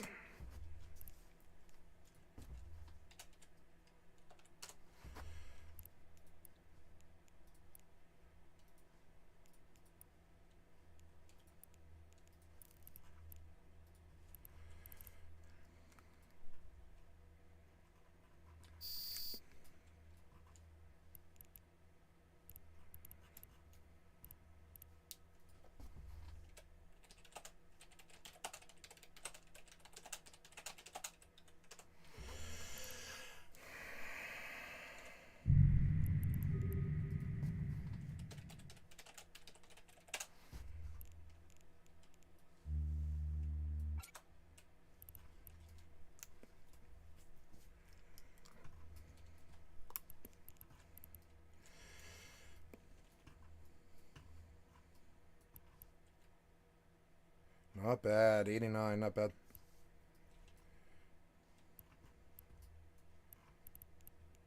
All right. Busy GM just came to talk to me. Busy GM of a 700-man corp just came to express interest in me directly, and I really like that. I fucking like the personal fucking touch, you know what I'm saying? Thank you for the fucking follow, Caviar Liberta, sorry. I just had a leader of a 700-man corp step to me personally, and I realized that I just ignored that you followed me, and I'm sorry about that. I did not mean to ignore you, that I followed you. Just had kind of a high-pressure situation there a little bit. I don't normally talk to, like, EvE executives who run big corporations very often, so I tend to take it seriously, you know, treat them with respect and respond to them when they take the time, because they're movers of men, you know, they lead big units of men and or women and everything in between, and so we try to respect them when they show up and show you the time. Ferox Fleet is, yeah, tentative, yeah. Oh, thank you so much for the follow. Zolito, Potato, Zolito. Thank you for the follow. Let us go back to the worst movie theater shooting ever. It's always such beautiful, like, wonderful, you know, wonderfully positive, subject content, but, ooh, I'm going to get mad LP for this. It's going to be good. It's going to be really good. How does, yeah, this is good. I wish Papa Dios was here. Man, there's a lot of fights going on here, yeah. Come on, give me a bite. Give me somebody. Give me, like, a fucking crappy Atron or something. Give me an Atron. Yeah. Give me like an Atron or something I can beat real easy. And on top of it, the movie wasn't even that good. I was drunk for the movie, and I wasn't that sad. Because I was like, by halfway through, I was like, this is nowhere near as good as The Dark Knight. And I'm finding it hard to care about this movie. And that sucked, and I really did feel that way about Dark Knight Rises. I thought the beginning was brilliant, and the end was kind of tortured, getting out of that prison, but it was still really good. But the middle of the movie kind of dragged on for me, and I was drunk at the time, the first time I saw it. Oh, hey, I did get somebody. Oh, no, that's, never mind, that's a frigate, yeah. Yeah, I'm trying to keep on top of the D-scan here. I don't frankly care about what is this ship worth? It's like, with the insurance, it's like 18 mil. That's fine. It'll pull weight too. If it's a normal fucking frigate, I'm gonna stomp it. I mean, the DPS on this thing. Did I bring drugs? No, I didn't. I should have. I should have ran fed damage booster. It really helps on this one because the damage is not that good. Fed booster only gives you like what 26 or something, but it's not even that. It's like 13, but it's still pretty good. Come on, I want a bite. How did I not catch a bite in this busy-ass system yet? Like, what, dude? Like, I'm just gonna get all this free LP, I guess, tonight. Sure, I'll sit here for an hour and clock LP. Here's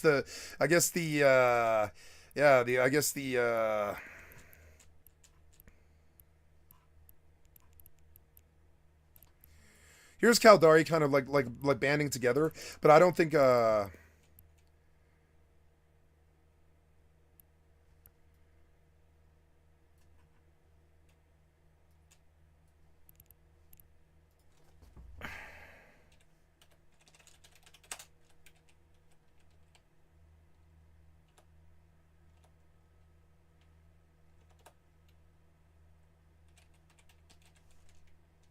No. Fallen's not here. I can see it right now. He's not here. I'm not interested in what he's doing. These Aeon Flux guys, though, they're kind of as interesting. I mean, I'm surprised that no one's here. No one came in. No takers, huh? I mean, there's nobody here but Caldari. There's two Galente, and entirely it's like free LP night in Athenaum for Caldari because like the fucking the feds just bowed out. The feds bowed out. Look at this shit. I mean, this guy's here and he's good. I mean, yeah, I'm sure Jerkosaurus Rex, J-Rex is good. I don't even know the fucking names of the corpse anymore. Not anymore. Jerkosaurus Rex. So they've got a duo Galente fighting like a fucking 18-man Caldari push on all these Athenaum fucking nodes, and it's kind of funny, and it's going to be a good night for LP because they aren't going to show here. These guys are looking for Cruiser, I think. I guarantee it. They're looking for like Cruiser. I should run a big scan and just see what's around me. It's a Dom of it. Yeah, see, no, that's not Dom. Dawes, Patembra. What's he in? It's a Trig. I'm sorry, that's a Trig. One of them's doing...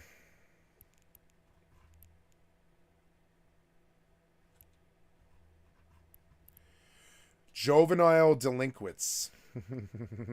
Juvenile delinquents. I love the name.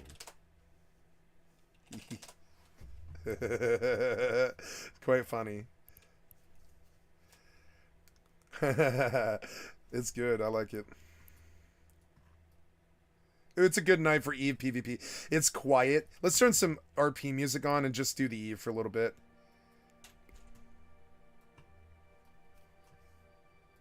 Come on, man. Give me some PvP, bitch. Can't all be free, you know? Aw.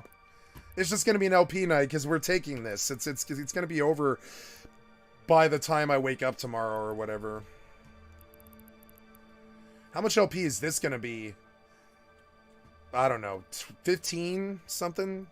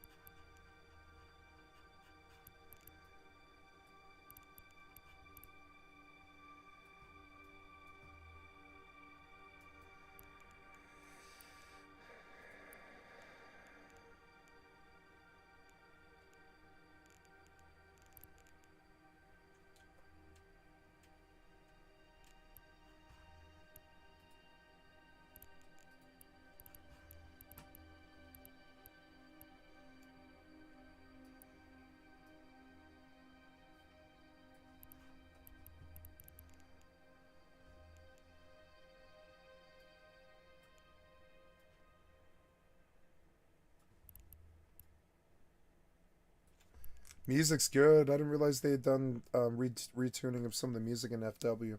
That's good. Okay, 60 seconds. Any takers? Any takers? Nope, nope. Okay, reduce, like down 5. No one's here, huh?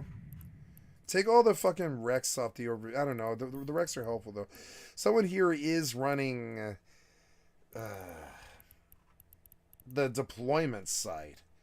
I wonder if I could catch a gank there. Because it doesn't matter if they're Caldari. I'll gank them if they're in low sec. I don't fucking care. I mean, I care, but...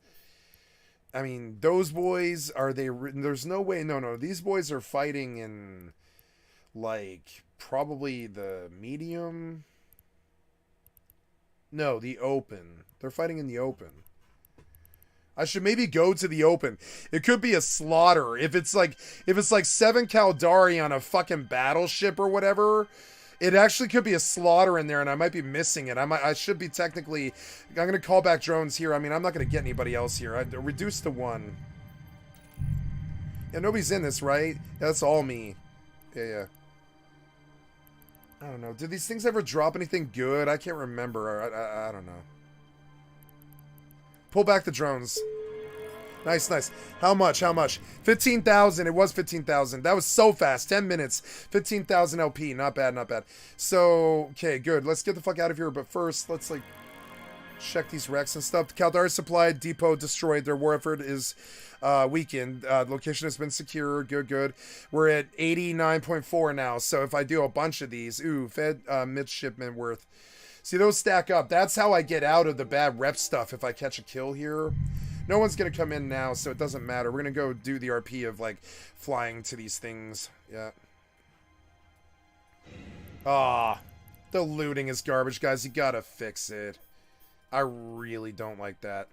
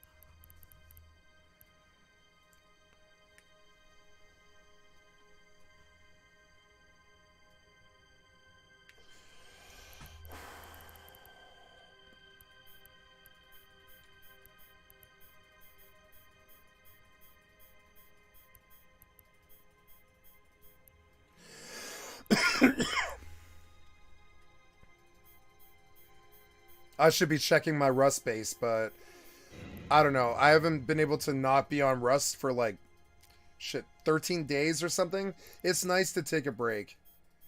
It's been 13 days, and it's been more than that. It's been like 35 days solid or something of Rust. It's been like 2 entire wipes or something, or more than that. It's been like a whole entire wipe and a few more. No, it was a 40-day wipe into another 30-day wipe into finally another 10 days. It's been like 80 days of Rust, and I really like taking the break from it once in a while. I know it's not like really the best idea for me to do right now, but I know that like really, man, I can't be doing Rust every day. It's really bad for my soul like that. I can't do Rust every single fucking day.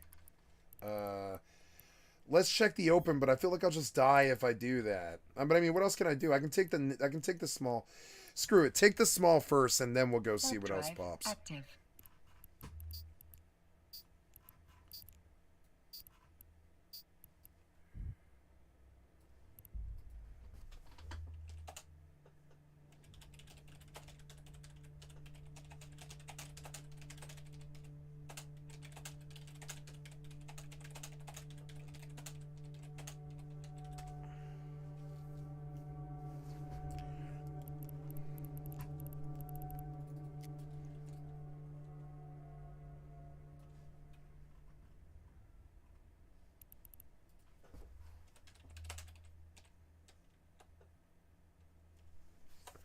I don't think you can boost off grid, I'm fairly sure. It's a condor! Can I kill him? Can I kill him? Can I kill him? Yeah, I want him. He might be. Yeah, we're gonna try. I don't care if I die to a condor. I really don't. Kill his ass. Get on him. Yup, there he is. You better run, bitch. Better run, bitch. I'm coming for you. Swiggity swooty. Come on, lock the fucking target. Not approach, but orbit. Go.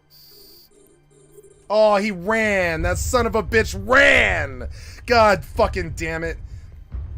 Yeah, that's right. You better fucking run. It's my room. That son of a bitch ran. Fucking condor ran from me. What fucking condor? It's a destroyer. Kill me. He's scared of me because he knows. He knows I've got more skill than him.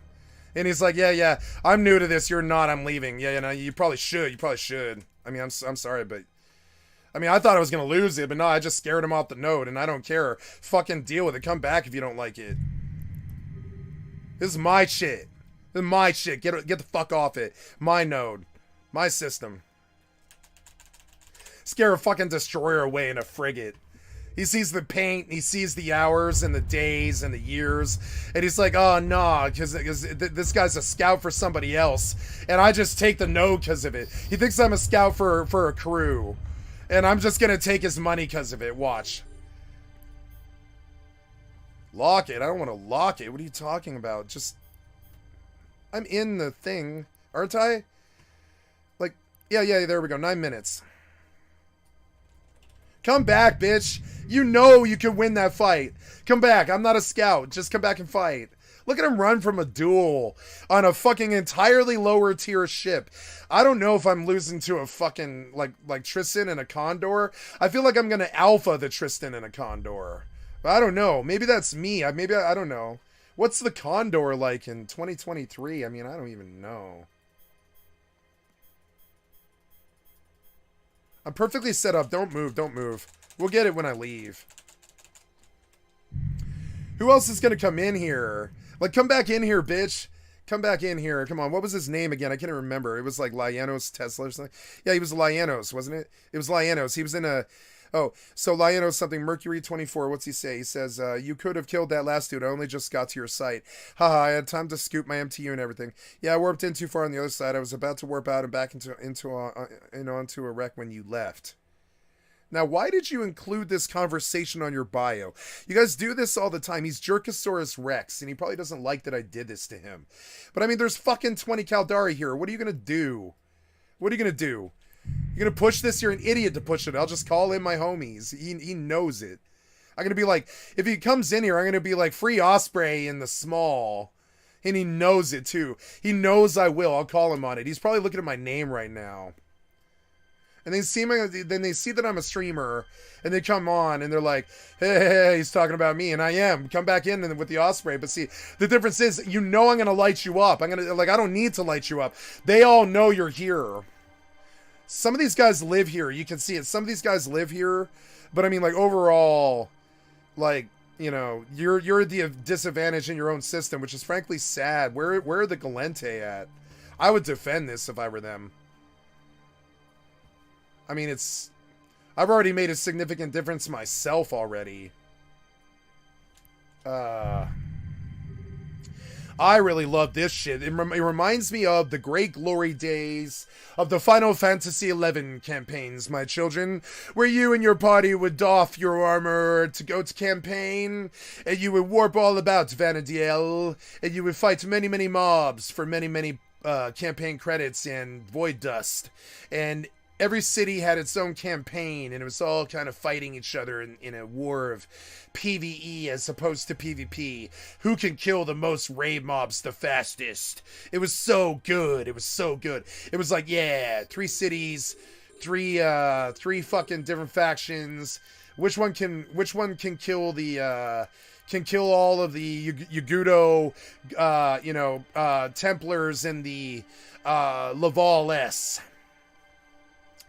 And the payouts 150,000 gil or whatever. No, it was like the payouts like 80k void dust or whatever. And that's like what this shit is. It's like 15k LP for killing destroyers. That guy knew I felt no fear, and I was immediately targeting him. I should have approached, but I didn't want to approach him. He'll alpha me. He played it right. I played it right. I didn't get near him. He didn't leave, which I've noticed, and that's probably a thing. He's probably coming right back with the right ship to just straight doff me, you know? So we'll see. God damn it. He's going to show up here in straight dirt nappy. It's going to be annoying. Now I'm being set up. I'm not stupid. The Rexosaurus, they let me up in their local, and they're like, Tristan in the small in Althanown. And like 18 pilots know I'm here now, and the inevitable fight is coming now. It might be Frosty, it might be Rex, but it's going to be one of them. Come on, man. Show the fuck up, man. Like, you guys are scared of this. They're scared of it. I'd be scared of it too. It's a sea of purple.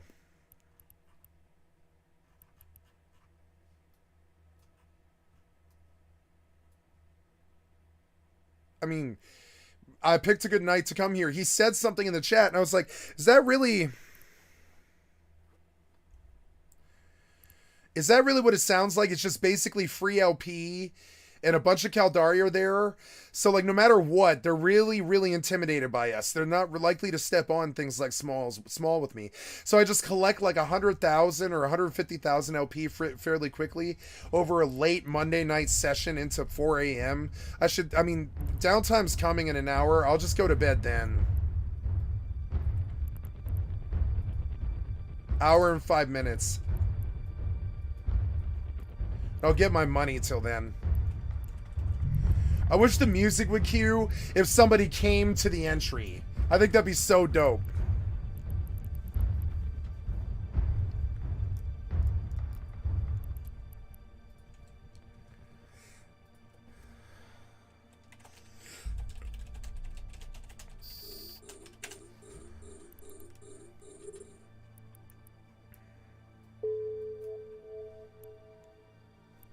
There's the cluster warning, yeah. Oh no, it's in 5 minutes. Shit, it's in 5 minutes. Oh, I'm in Althanown. That's a Galente system. I can't even land here. Yeah, I gotta get out of here. I don't know. Maybe I should just get the LP. How close am I to the LP? I want the LP, damn it. I'll just log in space. I don't care about this, Tristan. Nothing will happen to me anyways. Yeah, like what? Who cares where I log?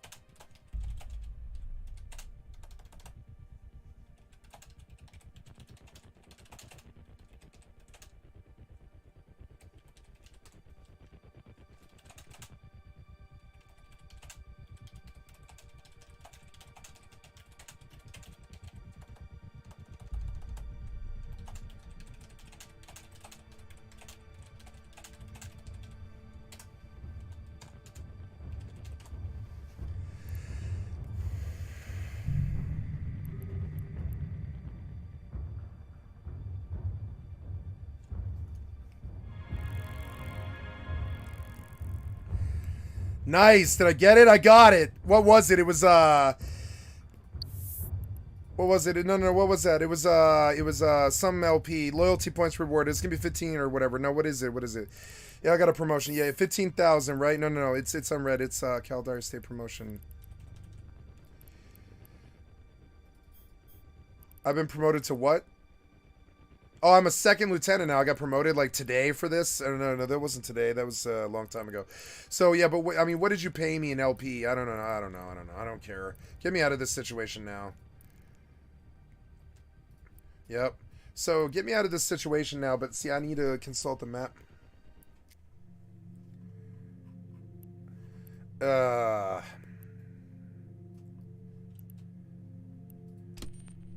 Merc is Galente. Richard is Galente.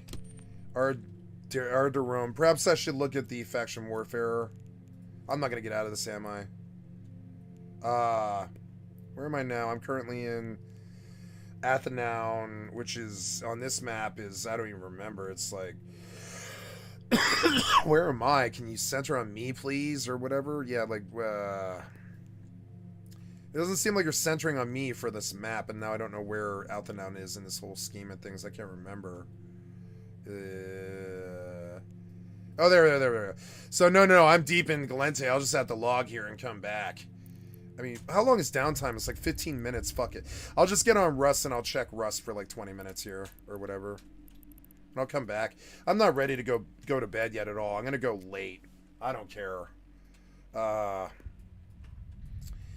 Yeah, just, you know, honestly, it's actually really fucking, well, no, I mean, I guess this isn't really safe.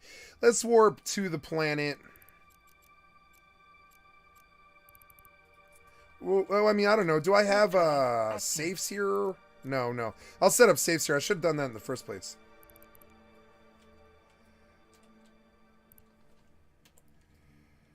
No. V, Control B, isn't it? Yeah. Spot Athenown.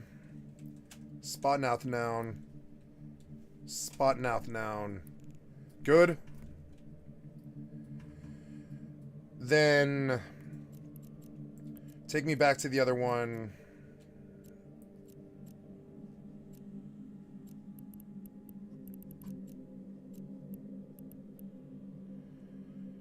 Yeah, I'd say we're like 50 km or whatever, yeah. Warp drive active.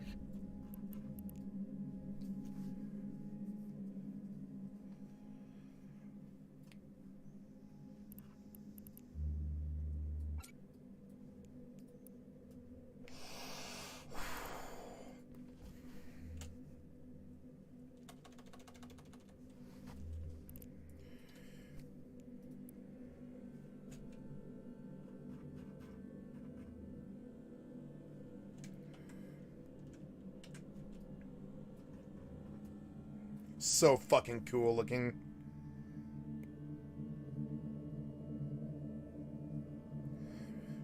I wanted that Osprey, damn it. I should have gotten the tackle on him. I should have approached him, but I mean, he would have alphaed me. That Tristan can't take a fucking volley from an Osprey. I'll just die.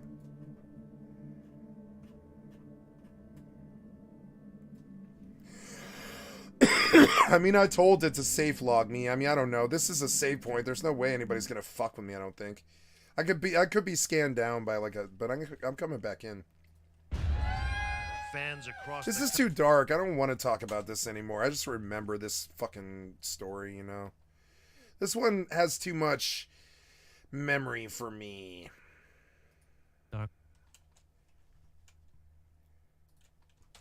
I don't know, I can't help but feel like this might be the one movie in his career where his heart just wasn't 100% in it. Really? Like he played it safe in a way that he usually doesn't do. I didn't even... Yeah, I think he kind of corporatized. One of the things they never talk about selling out is there's this responsibility to do it when so many people are depending on you. And it's not that he's selling out, it's that he's playing it safe, which is good for their families. When you become so successful in your field that other people's livelihoods depend on your whims and your fascinations, you definitely, You play it safe with their lives. You don't take risk like you do when you're a young man, you know? About Blake, really. But his character arc is basically a shallow retreading of Bruce. One of the things I don't like about what I'm seeing over this Ultimate Christopher Nolan collection is it feels like he used the same 6 or 7 actors the entire 7 movies. And that's cool. They're all really amazing actors. But if I had all of Hollywood at my disposal and I was Christopher Nolan, I'm looking for a brand new set every single time. Bruce's story in the first 10 minutes or so. And that's better for Hollywood than seeing Jason Gordon-Levitt 7 times over 7 Nolan movies, you know? I would have preferred to see somebody new. Begins just a series of platitudes about him. And I'm not saying I don't like Jason Gordon-Levitt. I really do. I really love this fucking actor. I think he's amazing. But you can see that he's a lot like kind of like American Horror Story. He's using the same sets of people over and over again, and that's cool. It's cheaper probably for their studio and stuff, but also it's not Hollywood though. Hollywood would be getting new actors out there. Illustrated by this basic observation that sometimes systems of justice don't work properly. But I mean, I guess in terms of like blockbusters, as far as blockbusters go, I'm not sure if anybody even rivals Nolan, short of somebody like Scorsese with the Wolf of Wall Street or something, or like maybe what was really big lately. Anything Marvel really rivals, of course, Nolan. But I mean, like, I don't know what's been big. The Spider-Verse, like the multiverse Spider-Verse stuff, whatever it is. Spider-Man, Miles Morales stuff. All that stuff, Amazing Spider-Verse or whatever. All that stuff's doing pretty well, I think. But that's all, as I recall, Marvel, isn't it? I think. Yeah, that's Marvel, as I recall. So. Supposed to leave us with this idea of a new hero's journey that's about to begin. I love Jason Gordon-Levitt, but like honestly, you want to know who I want to see in this role that he cast? Is probably House of Gucci guy, Adam Driver. I would have liked to see Adam Driver main one of these spots that Jason Gordon-Levitt sat in. Or who else did he reuse a lot? He reused Christian Bale, but I mean, he got typecast as Batman. I'm talking about, like, you always see the butler in all of his movies. Remember the Batman butler? I can't remember the name of the actor, but we love him. He's in Downton Abbey, as I recall. And we see him from time to time. He's really good, but I mean, they used him in all the Nolan films, and he's cool. I'm not against him. He's one of our best living actors, but it's also like sort of weird that I see the same actor like 7 times throughout in like butler roles, which is also like you ever noticed that in a lot of really fancy like superhero realities, there's like a lot of butlers for some reason. Kind of. Not always, but some of them are like young teenagers like Spider-Man and stuff, but I feel like butlers play a kind of a large role in superhero dramas, and that seems sort of weird.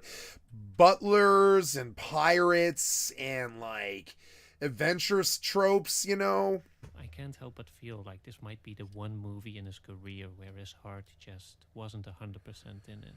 I don't like hearing that, but that's what I suspect with this. And so normally I would go out and I would say, hey, Hollywood offered up a gem. It's a Nolan movie. I'm going to go break my fucking normal like thing about Hollywood, and I'll go try to support Hollywood because I don't want them to die. I don't want Nolan to feel like his efforts should go unrewarded. Like he played it safe in a way that he usually doesn't do. I didn't even talk But I don't want to hear what he's saying. I want to see something breakout and crazy that like intimidates Hollywood. I don't want to hear about play it safe. Not with Hollywood. Hollywood has all the money to not play it safe. They're the only business out there beyond video games I can think of, really, that has the money to not play it safe, and they shouldn't play it safe. They shouldn't. Blake, really. But his character arc is basically look how easy it is to get in EvE compared to Rust. And like I'm sorry, but I notice this sometimes. Like I sit here and I think about this like load, and I'm like, was this necessary? Was this long wait really necessary? I look at the loads on other games, like every other game. And I don't know, man. I'm just not gonna be negative. Sorry. Of Bruce's story in the first 10 minutes or so of Batman Begins. Just a series of platitudes about him being Oh, it frustrated is? by this Are you basic sure? observation that No, it might have sometimes glitched, yeah. systems Hold of on. justice don't Thank you for the warning, C-Dot. Give me It just a is second. supposed to leave us with this idea of a new hero's journey that's about to begin, a continuation of the Batman legacy. And I get the sort of poetry of Check. that. But the problem is that the Dark Knight already so thoroughly yeah, and demonstrated, perhaps too effectively, Okay. the consequences and complications of masked vigilantism. It just feels like a bit of a cop-out. I mean, it's no secret that the tragic